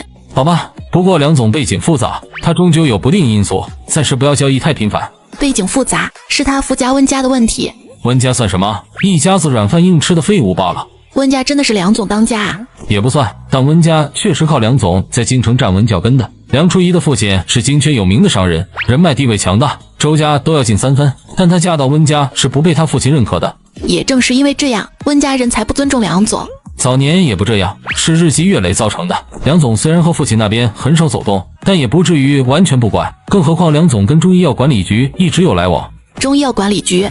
对，梁总的母亲是中医世家的传人。这梁总的背景不是一般的复杂。紧张了？需要我给你传授些被约谈经验吗？我看梁总很期待合作，要不你传授给他吧。还挺自信。2人聊完后，陈金月就把那筐人参给了周逸川。周逸川大概知道他又要联系客户了，便识趣的离开。之后，陈金月又带了一批新农具到时空交易所。没过多久，思雨也来了。陈老板来了，你之前给我的人参价值远超我给你的东西，所以今天我多给你买了些东西。可以多给我农具？不光是农具，你们现在粟米差不多晒干了，准备要播种和收水稻了吧？对。我这次给你带了一个新的东西，你们用上肯定会方便很多。思雨不自觉地看向了另一边，这些奇形怪状的东西他没见过，但他知道神女给的东西一定是有用的。女子可以和原始人在这里交换物资，把现代的农具和原始人的珍贵药材交换，而原始人每次看到他的农具都会被震惊到。这个是什么？这个叫鼓风车，将有杂质的粮食从上面倒进去，然后用手摇动这里，就可以把粮食里面的空壳和灰糠清理出来。那太好了，正好可以用上。上次烈日部落把粮食倒在地上，众筹没办法挑选呢。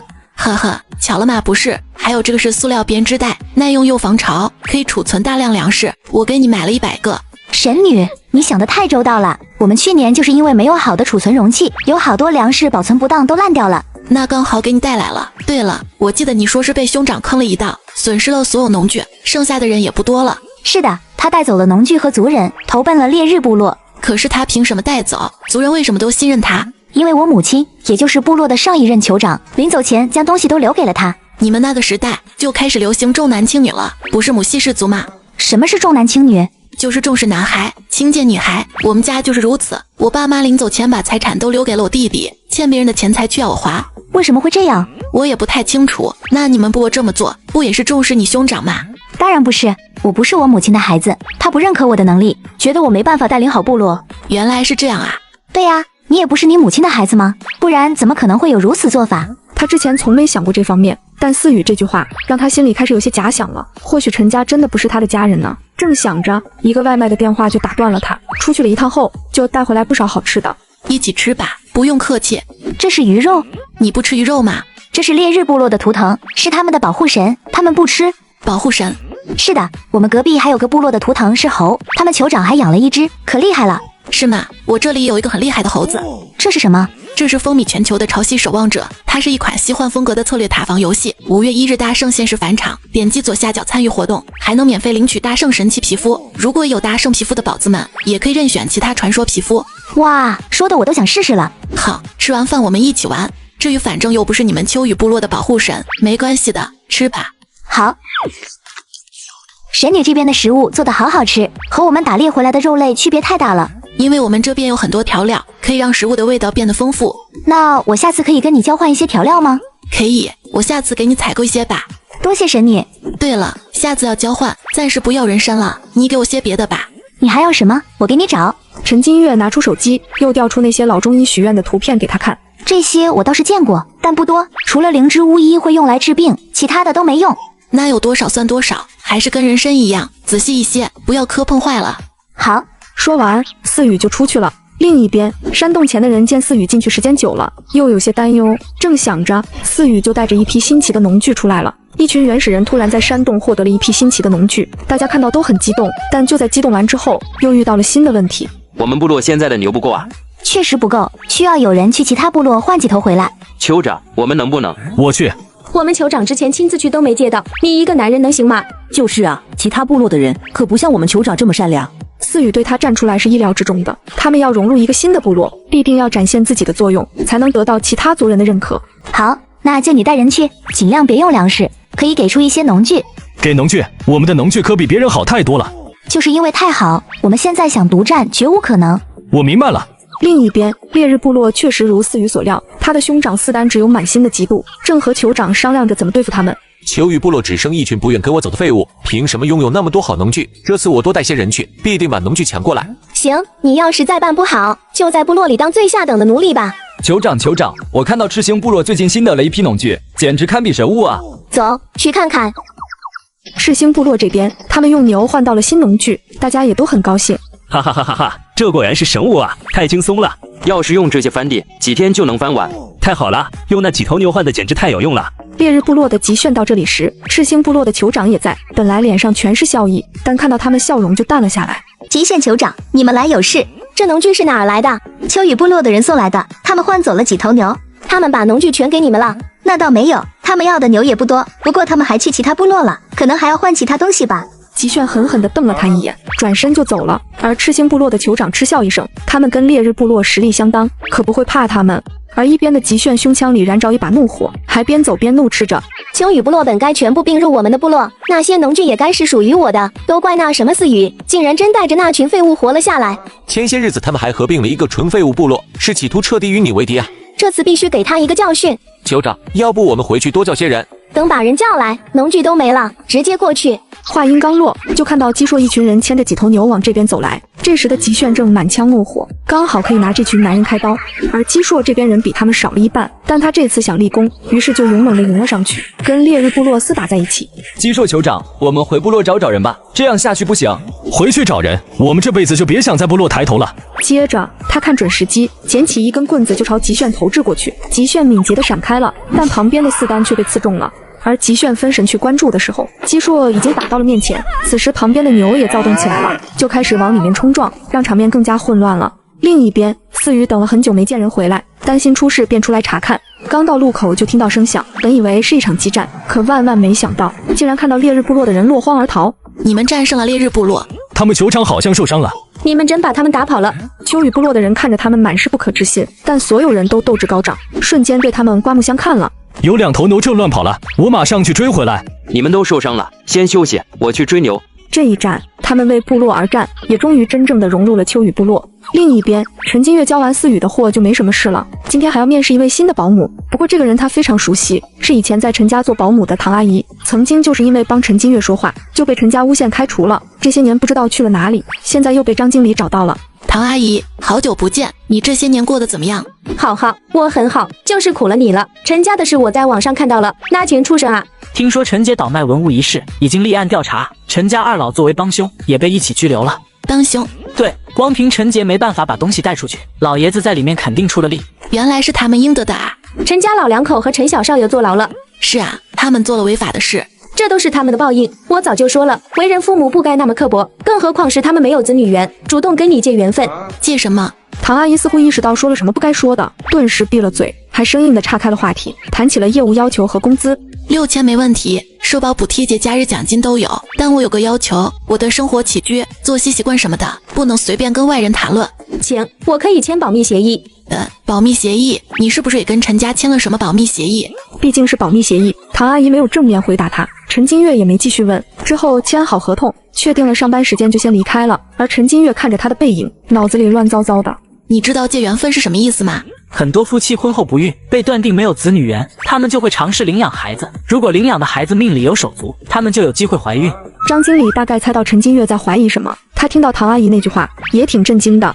早年是听说陈建国夫妇要孩子困难，而且他们年纪也蛮大的，可也不是什么见不得人的事，有必要签保密协议？领养孩子签保密协议是有的，为了保护领养孩童的隐私权益。但陈家根本就不是怕我受到歧视，他们确实值得怀疑。你安排一下，我想跟陈杰做个亲子鉴定，先确定有没有血缘关系吧。好，拿到陈杰的样本不算太难，张经理很快就安排上了。之后，陈金月又开始给思雨采购调料。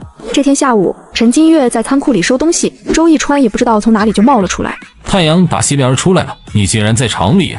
这话该我说吧？周总这2天神龙见首不见尾的，也舍得来工厂。裴爷去那个将军冢遗址现场，他老人家一把年纪又奔波，我不放心。发掘出来了，在逐层揭露，明天开始记录收集文物。我刚给你发消息了，没看到？呵呵，忙了一下午还没来得及看。陈金月正拿出手机准备看时，却看到了另一条震惊的消息：张经理发来的亲子鉴定结果，他和他的弟弟陈杰不存在生物学上的亲缘关系，女子曾经被家人区别对待。刚开始还以为只是简单的重男轻女，可有一天才发现事情并没有这么简单。陈家对你这么苛刻，原来是因为你不是亲生的。这是好消息，我跟他们真的没有血缘关系。怎么突然想到要查这个？也不对，陈家重男轻女，为什么会领养你？是从唐阿姨口中听到的信息，陈家封建迷信要找什么子女缘，唐阿姨还签了保密协议，但不小心说漏了一句，所以我就去查了。还保密协议？你该不会是拐来的吧？呵呵，开个玩笑，别当真。当真了，如果这个猜测成立，能不能给那2个老东西的牢狱生活多加几年？只想确定是不是被拐，你就一点不好奇你的亲生父母？我现在过得挺好的。之后2人聊了一会儿，送走周一川，陈金月就开开心心的回去了。另一边，思远在耕地时找到了那种木块，立马就去找思雨了。太好了，你们还没走，我这里找到一些木块，你们还没去山洞那边吗？小声点，我们部落被神眷顾的消息传出去了，周围有人盯着呢。那现在怎么办？先等一下。酋长，一切准备好了。很好，都通知下去。今晚在湖畔边举行祭祀仪式。这么突然？这么多部落都盯着我们，自然要做的隐秘一点。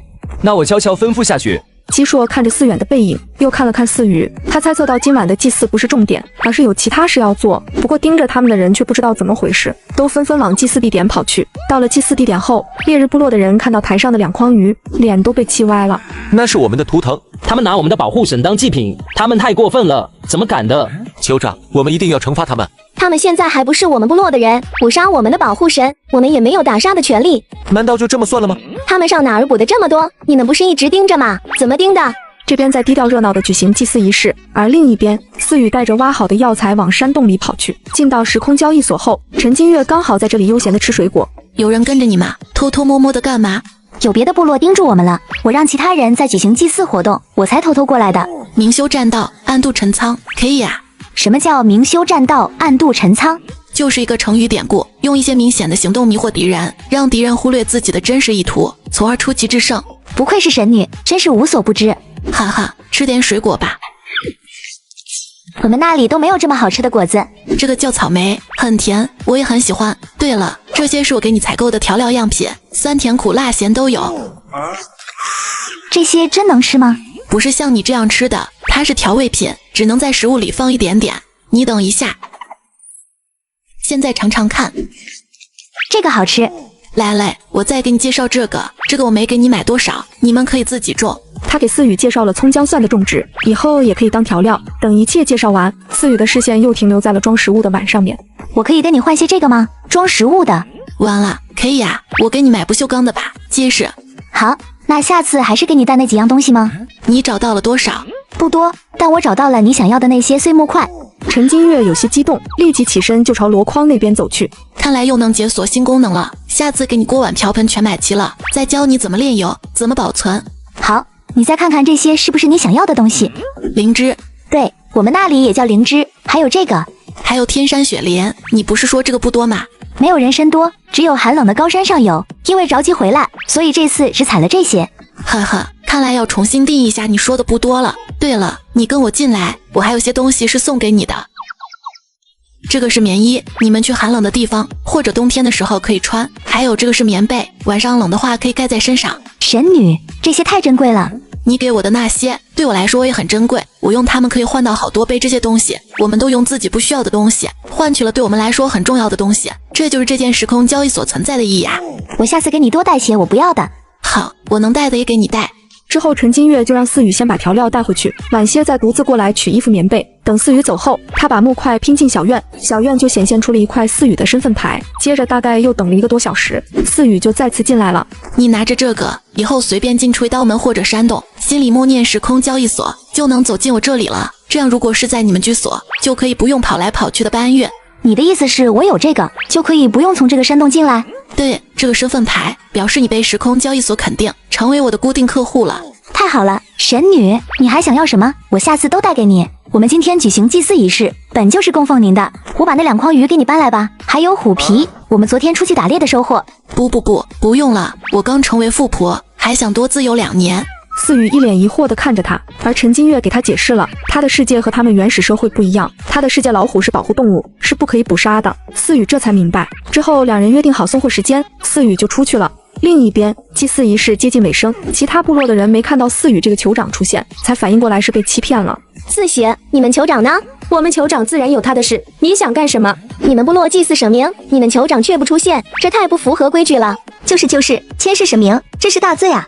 一群人七嘴八舌的就责备上了，一些部落酋长还在疑惑，而一旁的四丹还开始编起了故事来。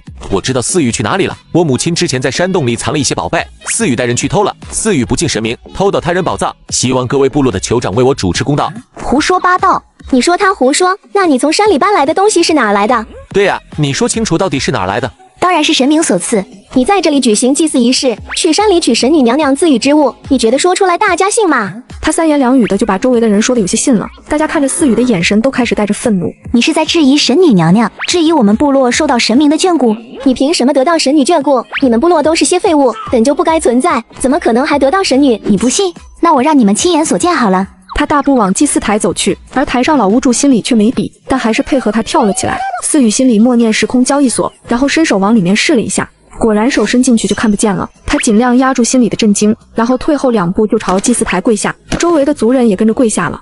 四爷，别再跟酋长作对了，母亲说的没错，你根本就不适合当首领，何必？话还没说完，一堆东西就从祭祀台上涌出，砸在那群跪得整整齐齐的族人面前，顿时在场的所有人都看傻眼了。原始社会的老巫师在台上手舞足蹈，中间的门框里竟然冒出了很多现代物品，把在场的人都惊呆了。然而他们却不知道这是早已谋划好的。等到夜幕降临时，他就从这个门框里走了进去。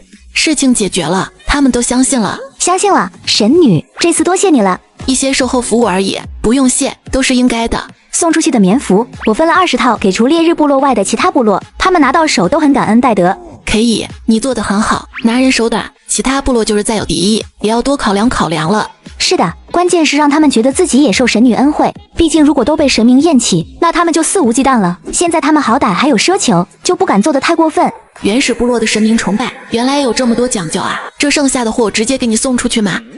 我和族人商量好，让他们在外面等着了。之后，陈金月就把思雨和他的货物一起送出去了。而秋雨部落这边，今晚彻夜未眠，大家围着篝火堆庆祝了一夜。天刚蒙蒙亮时，就有小部落的人悄悄找来，主动提出加入秋雨部落了。另一边，陈金月一大早就被电话吵醒。周逸川说附近的将军种发掘出来了，可能就是江国的，问他有没有兴趣去看看。于是他立马就去找周逸川了。是在江国的古董流出之前，遗址就被发现了。对，专家由此猜测，或许以前也出现过其他特殊时期的古墓，只是那个时期没有代表性的东西留下来，所以无法定义。有确定墓主身份吗？凭借随葬物品推测墓主姓萧。萧将军是那个送过我书币，祝我顺利过关的萧老将军，还是找我买酒嗜酒如命的萧小将军呢？怎么了？你身体不舒服？没，只是突然意识到那只是一座医馆冢，有些惋惜。那段混乱的历史时期，曾出现过一次小冰河时代，战死沙场，比死于天灾的结局要好。是啊，但如果他是死在反京平西战乱中，那也太可惜了。江启安应该会是一位好皇帝，不会亏待了他们。不过很久没见过江启安了，也不知道他们回京顺不顺利，该不会团灭了吧？陈金月一路胡思乱想着，很快也到了目的地。丫头来了，周教授好。你们待会儿就跟在我旁边，不要乱动乱走。好。之后二人就跟着大部队下去了。到了里面后，大家看到这些发掘出来的东西，所有人都被震惊到了。这些东西怎么就被当成陪葬品了？江启安那么穷吗？这么惊世骇俗的东西会不会引起社会轰动啊？那个时代竟已经出现了玻璃瓶，这个是塑料制品吧？这些布料碎片是衣物吗？材料很特别啊。陈金月看着他们胡乱的猜测，心里稍微放松了一点。可就在这时，周逸川靠近给了他一个眼神，看过去发现是一个很熟悉的军靴。糟了，周逸川以前拿走过我的一双军靴样品。呵呵，这个时代看来确实有些特别之处啊。特别就特别呗，你心虚什么？心什么虚？我是害羞的，你别离我这么近。之后几人又看了一会儿，周老教授身体承受不住，就带着他们上去了。在回去的路上，周老教授有些感慨，从这些遗留物看来，历史上的江国远远领先当时的时代啊！这样的国家消弭在历史长河，太可惜了。这个墓葬的规格已经很高了，江国皇帝不可能这么厚葬萧将军，只有可能是江启安，那就证明回京那场战争他们应该是赢了。除了这些东西，野史也没有江国的记载嘛？完全没有，迄今为止也只有这一座将军冢。但伴随着江国的这些东西解开，以后可能会有更多的遗迹出现。陈金月听到这话，内心又开始慌了。江启安还给他修了生祠，这些要是被挖出来，他脑袋都要烧冒烟啊！之后他们送陈金月回到家，爷孙俩这才回自己住处。那丫头今天好像有点反常，你们都交流了什么？我们能交流什么？不是你们一直交流的更多吗？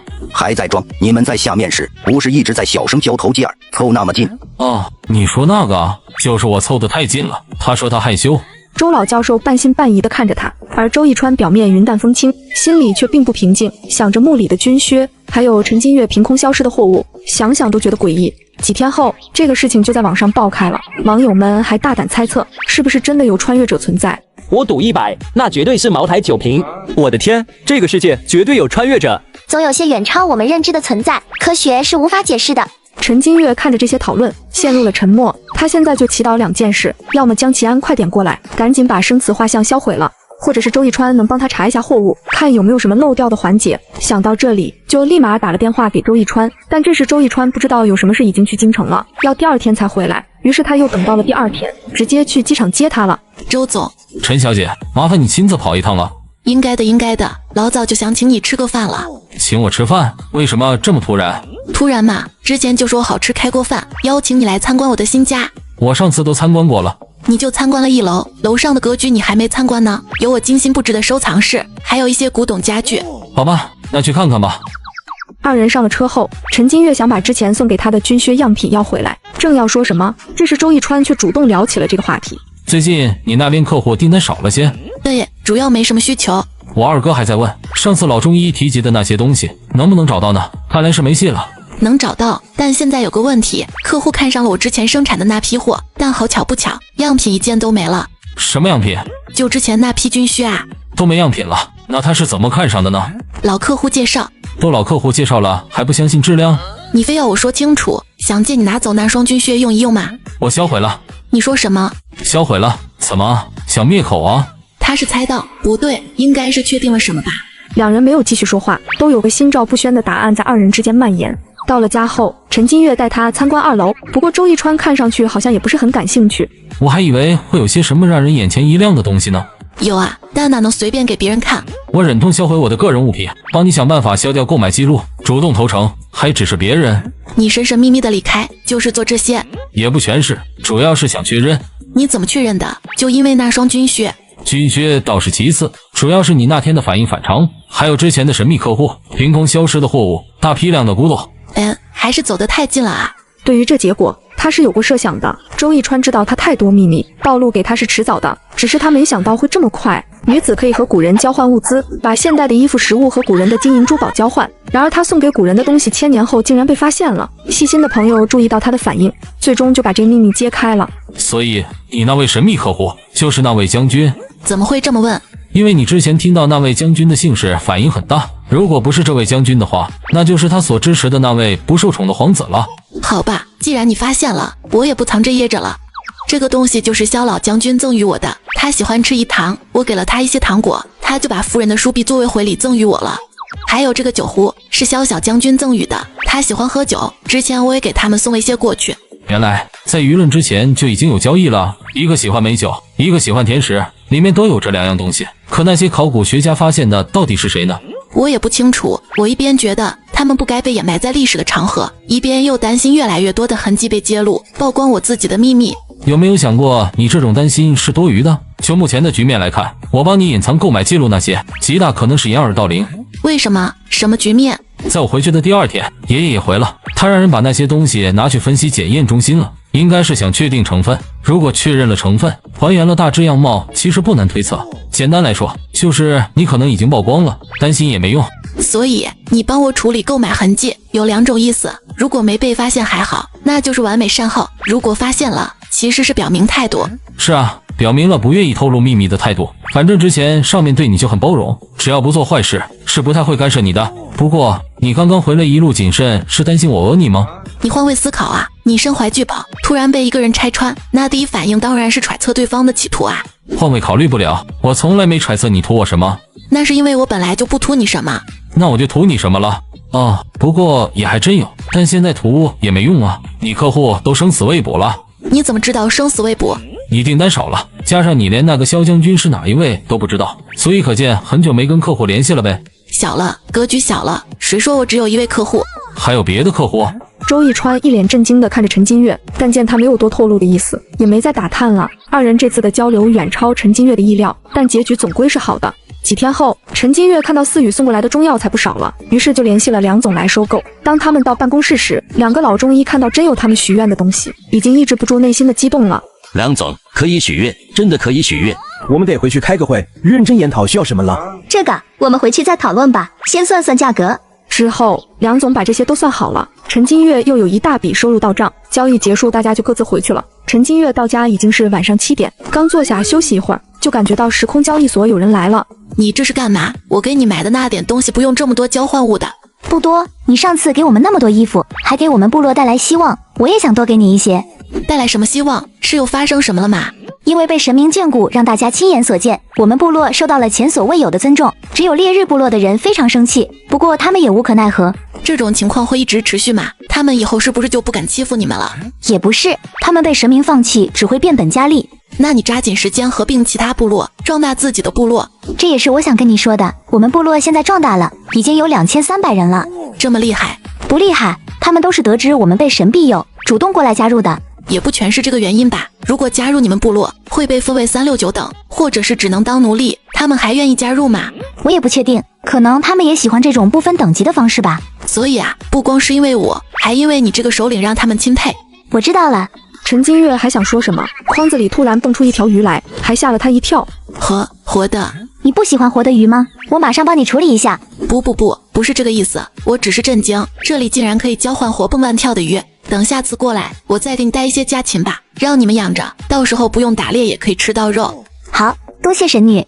之后，他又带着思雨去看帮他采购的厨具和餐具，还教思雨怎么炼猪油和一些简单的烹饪方式。思雨也很聪明，很快就掌握了一些技巧。学完之后，思雨就带着厨具出去了。而秋雨部落这边，思雨出去后给他们介绍完厨具，一个个的又被震惊到了。这些东西真的摔不坏吗？神女说了，这个器皿随便摔，不会坏的。酋长，这简直就是神物啊！众人震惊完之后，思雨又准备给他们展示一下新学的厨艺。刚好这段时间秋收结束，大家也正好庆祝一番。没过多久，美味的食物就做好了，有现代的烹饪方式和各种调料的加持，食物的香味瞬间弥漫在整个部落。一旁的老人和小孩都馋哭了。酋长，我们部落新增这么多人，粮食本来也不充足，这样挥霍能度过冬天吗？不挥霍也渡不过去冬天啊。那怎么？我跟神女祈求过了，冬天我们一起上山挖神女想要的东西，可以跟她换粮食，再加上神女给了一些种子，冬天还可以种些菜，应该不至于太难过。神女愿意照拂我们，是我们的福气。明日我就带人上山挖神女想要的东西，记得把打猎回来最好的东西都用来供奉神女。好。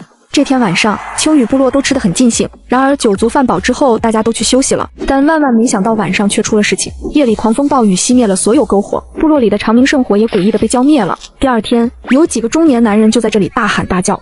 这个部落受到了神明的眷顾，吸引了不少新成员加入。然而这里面却混入了一些不怀好意的人，偷偷把他们的圣火浇灭了，还偷走了他们供奉神明的东西。酋长，我去追。不用了，我大概知道是什么人了。你先去清理掉和烈日部落有关联的人，其他如果发现还有心思不正的，直接解决掉。好，我这就去。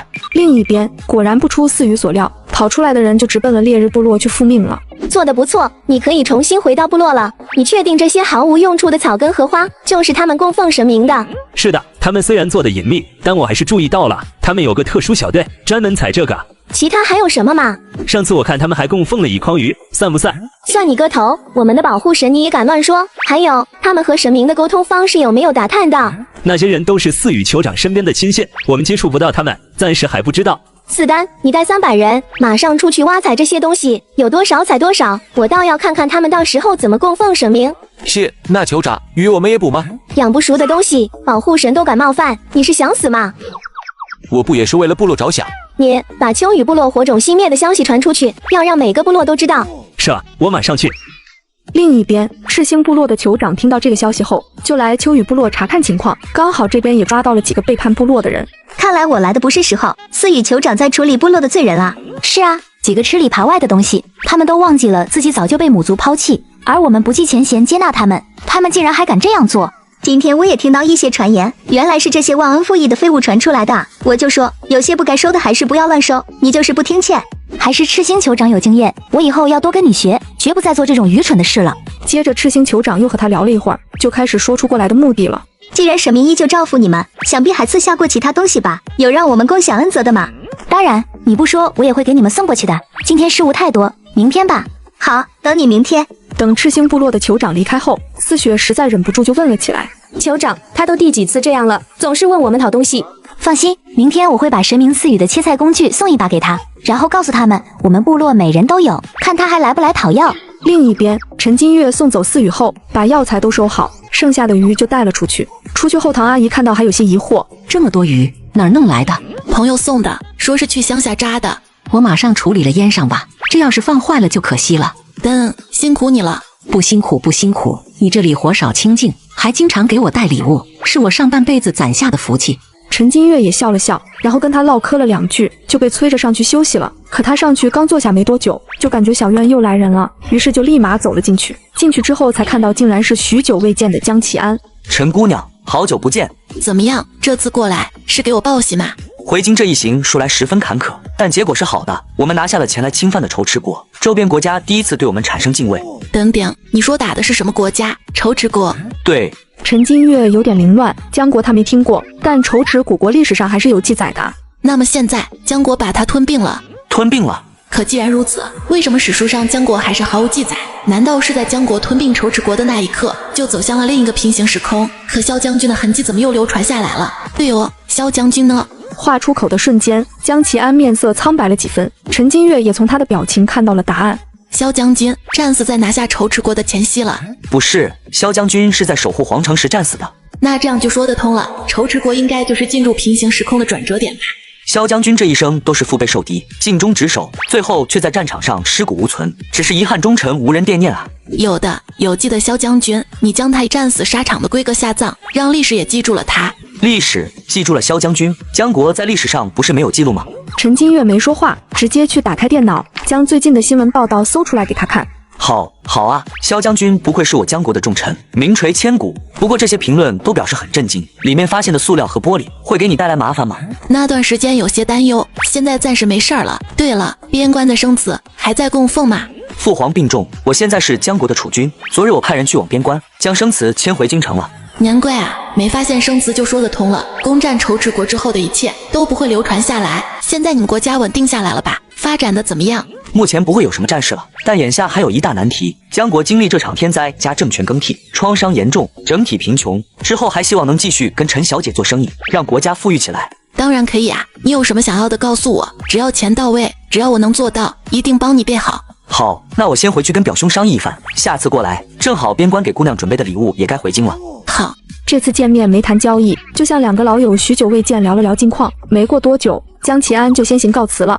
陈金月回去后一直没有睡意，想着江国开启了属于他的时空，以后该会越来越好吧。想着想着就进入了梦乡，直到第二天中午，一阵电话声才把他吵醒。是于佳宁想约他去逛街，他想着最近也没事就过去了。很快二人就来到了一个高档的商场，可当他们刚看中一条裙子时，一道刺耳的声音就打断了他们的话。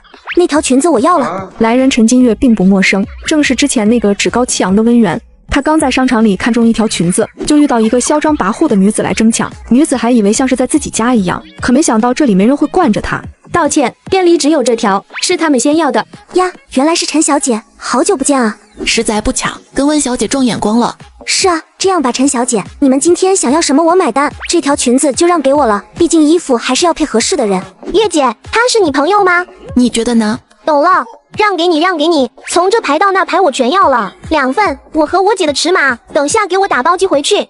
温源一脸震惊地盯着于佳宁，没想到她这么不要脸。而这时陈金月又在一旁添油加醋，你也太不懂事了，这么贵的东西还要这么多，人家付得起吗？哼，陈小姐多虑了，当谁都跟你一样吗？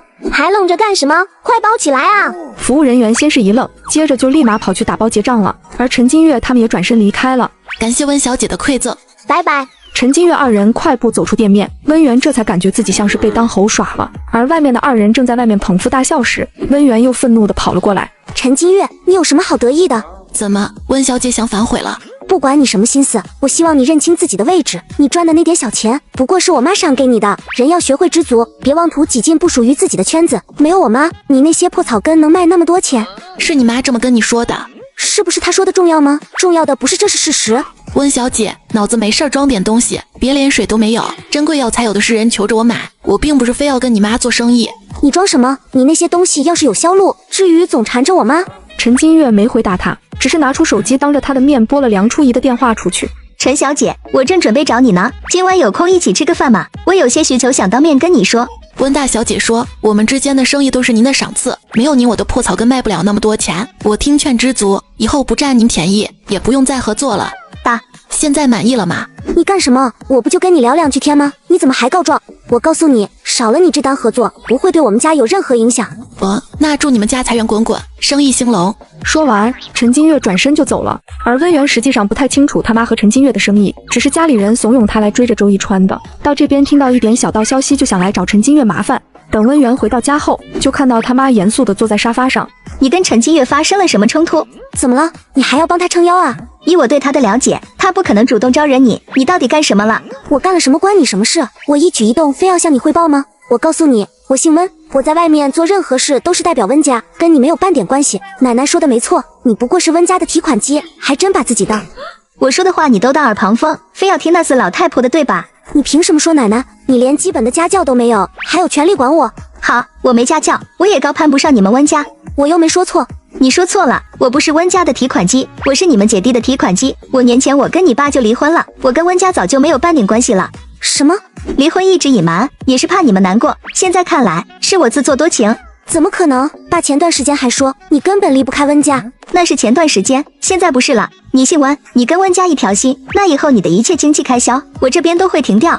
梁初怡嫁进温家这么多年，所有的爱意都被消磨殆尽，最后一点希望是想着自己的儿女，但现在看来，她最后一点坚持也没有意义了。第二天，陈金月想着上次说的给思雨送一些家禽，于是就安排张经理去联系农场。办完这些后，又接到了梁初怡的电话，说想约她见个面。他想着梁初怡和温源不是一类人，也答应过去了。梁总，陈小姐快坐，今天约你来主要是有2件事，先前我没处理好家事，打扰到了你，实在是不好意思，这是我的一点心意，希望可以弥补你昨天糟糕的心情。要说弥补，温小姐昨天算弥补过了，梁总就不用破费了。他是他，我是我，不能混为一谈，而且我已经和温家没有关系了。不会是因为我昨天？不是，其实我5年前就已经离婚了的，只是没给周围的人说出来而已。那你刚刚说找我有2件事，还有一个是什么？这是有人托我找你采买的一些稀有的树苗。谁托你买的啊？林业管理部门的。那我尽量让人找，但不确定能不能找齐。他们的意思是能找多少算多少，不用有压力。好，那有消息我联系你。我们之后还能继续合作吗？没问题，但一码归一码，要价我不会跟你客气哦。哈哈，只要东西好，价格你说了算。2人聊完后，陈金月就回去了。到了下午，一群小动物已经被张经理安排存放到了工厂。陈金月看到没问题，就直接进了时空交易所。没过多久，思雨也跟着进来了，还带了一只香喷喷的烤兔。你做吃的啦？我烤好的，送给你吃。好，谢谢。好吃，你手艺不错啊。本来我还想多给你带点的，只是这2天事多，来不及了。忙什么呢？又添新族人了？是部落出了点事情。出什么事了？我们部落有人背叛，熄灭了部落圣火，还泄露了我们供奉神明的东西。烈日部落派出很多族人去挖采人参和其他草药了。他们挖来做什么？那以后你们是不是就很难采到了？他们挖了也没用，就是想让我们挖不到。现在这些东西是变少了一些，但我看情况不对，也去挖了些别的，转移一下他们的目光。你的方法很机智，不过内部管理要加强了，避免再出现一些类似的问题。我惩罚了叛徒，还受命了20位小酋长，让他们分别管理100多人。现在目前只有外部的威胁，特别是烈日部落的。我有个办法对付他们，你等着，我出去买个东西，马上回来。好。陈金月跑出去了一会儿，很快就带回来了一串鞭炮。思雨一脸茫然地看着这个东西，不知道这到底有什么用。女子只是点燃了一串鞭炮，就把一旁的原始人吓得上蹦下跳的。神女，这个是什么？太恐怖了！这个是鞭炮，只要保持一定的距离，它是不会伤到人的。我们这边有什么节日或者喜事，都会燃放这个来庆祝。到时候烈日部落再来冒犯你们的时候，你就可以点燃这个，说是神明降下了愤怒。好，用了这个，他们肯定不敢再来了。对了，刚才你用来生火的是什么神物？这个是打火机，等于方便随身携带的火种。你是想要这个吗？想，我想要这个，可以跟你交换吗？当然可以，但不给你这个，我下次给你买些火柴，也是可以生火的，火柴更安全一些。好，那我下次过来，还是给你带之前的那些东西。不是，这次我有新东西想要。这几种树你见过吗？前面4个都见过，很常见，也没什么用，牛都不吃。你要这个干什么？我们这边比较少见了，不想让它消失。你每种给我挖10棵吧，尽量要树苗，根系保持完整。你尽力而为，最后一个实在找不到就算了。好，还有上次说的给你买的家禽，我存放在另一个地方了。我先出去一下，等会你过来，我再给你送家禽。谢谢神女。思雨出去后，陈金月也出去了，刚好走到仓库前，就遇到了保镖蒋子行。你帮我订的爆珠订好了吗？已经订好了，老板应该很快就会送过来。对了，你问一下他那边有没有火柴，有的话叫他给我送一点过来。好，我打个电话给老板问问。哎，怎么信号这么差？换个新的吧，我最近换了新手机，旧的苹果13叫爱回收当面回收了，2000多。靠谱吗？那肯定啊，上市公司，全国近2000家门店，要回收闲置数码产品，我推荐爱回收。那我等会也看看。不一会儿，爆竹店的老板把一大串鞭炮送了过来，他那边没有火柴，就送了他几个打火机。等他们离开后，陈金月就带着东西进去了。没过多久，思雨在进来时发现眼前的环境完全变样了，有些奇怪的声响，隐隐还有些臭味。来得还挺快，我给你介绍一下，这些是鸡，还有鸭子，它们可以吃虫子和菜叶子什么的。这边这些是猪，都是家养的，没有野猪那么强的攻击力。你们那边有这些吗？有一些，但又不完全一样。比如这个，我们那里叫原鸡，它们的羽毛艳丽，后肢强健，可以在草地上飞。原鸡，鸡的祖先啊。有些部落会抓住它们进行饲养，作为储备粮食过冬，但是它们听见动静就会跑，就算抓回来，有时候也会逃走。经过思雨的介绍，陈金月算是了解了，他们原始社会那边已经有部落尝试饲养鸡鸭鹅了，只不过都是祖先版。之后陈金月就把思雨和这些东西送了出去，而另一边，思雨出来带了一大批家禽，让秋雨部落的人都看得目瞪口呆的。是啊，这些都是什么？那个黄黄的小东西也太小了，那是什么鸟？不是鸟吧？那么大的鸟怎么不会飞呢？那些是野猪吗？它们的獠牙呢？思雨学着陈金月的方式给他们科普，众人听了后有些恍惚，也不知道有没有听懂，但还是相信神女所赐之物肯定不一般的。那他们会逃跑吗，酋长？不会吧，我也不确定。神女说他们那边是用一些树木圈成一个小范围，将这些家禽分别放在里面的。我们也可以学着神女那边的方法做试试。可以，到时候你安排一下，也圈一些小范围出来。4远，你去把4雪和姬硕叫回来，我有事交代。是。4雪和姬硕分别担任了小酋长，一个负责挖采神女所要之物，另一个则是去山上狩猎。现在4羽叫他们回来，安排了4雪寻找神女想要的树木，而姬硕则是让他找到时机，去烈日部落附近燃放鞭炮。当姬硕看到4羽给他讲解打火机时，又迅速退了几步。酋长，这是神女所赐的圣火，你要交给我。对，今后由你掌管部落圣火。我现在也要出去一趟，你办完事晚上就来找我。好。他最近忙于秋收以及合并部落，都忘了最重要的繁衍任务。其他族人都在努力，他也必须担起责任。神女说，一个强壮的女人和非同族的一个强壮男人生出来的子嗣更好。姬硕应该是比较符合这个条件的吧。另一边，赤星部落在等待4羽给他们送神女赐下之物过来，但眼看天都全黑了，却还没有一点动静，想着难不成他们是想反悔了？酋长，那个4羽太过分了，他是不是欺骗你？是啊，昨天就不该放过他们。一个火种都熄灭的部落，那可是要灭亡的征兆。闭嘴！他们火种是怎么熄灭的？你们不知道吗？那都是烈日部落的在搞鬼。可是秋雨部落说好了要给我们东西的，他要是少我们，我们就认了嘛。赤星酋长没说话，沉默了好半晌，他那张冷沉的脸上终于展开了笑容。谅他们也不敢，这不就来了吗？这女人胆子大了，竟然敢拖这么久，而且她手上就拿着一个小盒子，神女娘娘赐下之物就这么点，是不是被他们私自昧下了？4羽酋长，你是觉得得了神女的庇佑，就可以不把其他部落放在眼里了？怎么会？神女娘娘此次赐下之物极其贵重，我今日是强忍着不舍才分给你们一份，不可以太贪心哦。他是疯了吗？竟然敢说我们贪心！你打开看看。4羽很配合地打开盒子，将菜刀拿了出来，接着又给他们展示了怎么切鱼。但当鱼很轻松地被切开时，赤星部落的人都整齐地退后了一大步。而赤星酋长虽然强忍住不后退，但内心还是非常慌张的。确实贵重，4羽酋长竟然还舍得分给我们，真是多谢了。不用谢，其实神女赐下的也不少，给了我们部落每人一把。赤星酋长整个人颤抖了一下，半天没说出话。他似乎懂了，秋雨部落不是来送东西的，而是来示威的。刚刚赤星部落的其他人看着他的眼神也全变了。而赤星酋长低头看着那把菜刀，他心一横，准备去拿来对付4羽的时候，不远处的部落里又噼里啪啦的炸开，一群人又吓得紧紧地缩在了一起。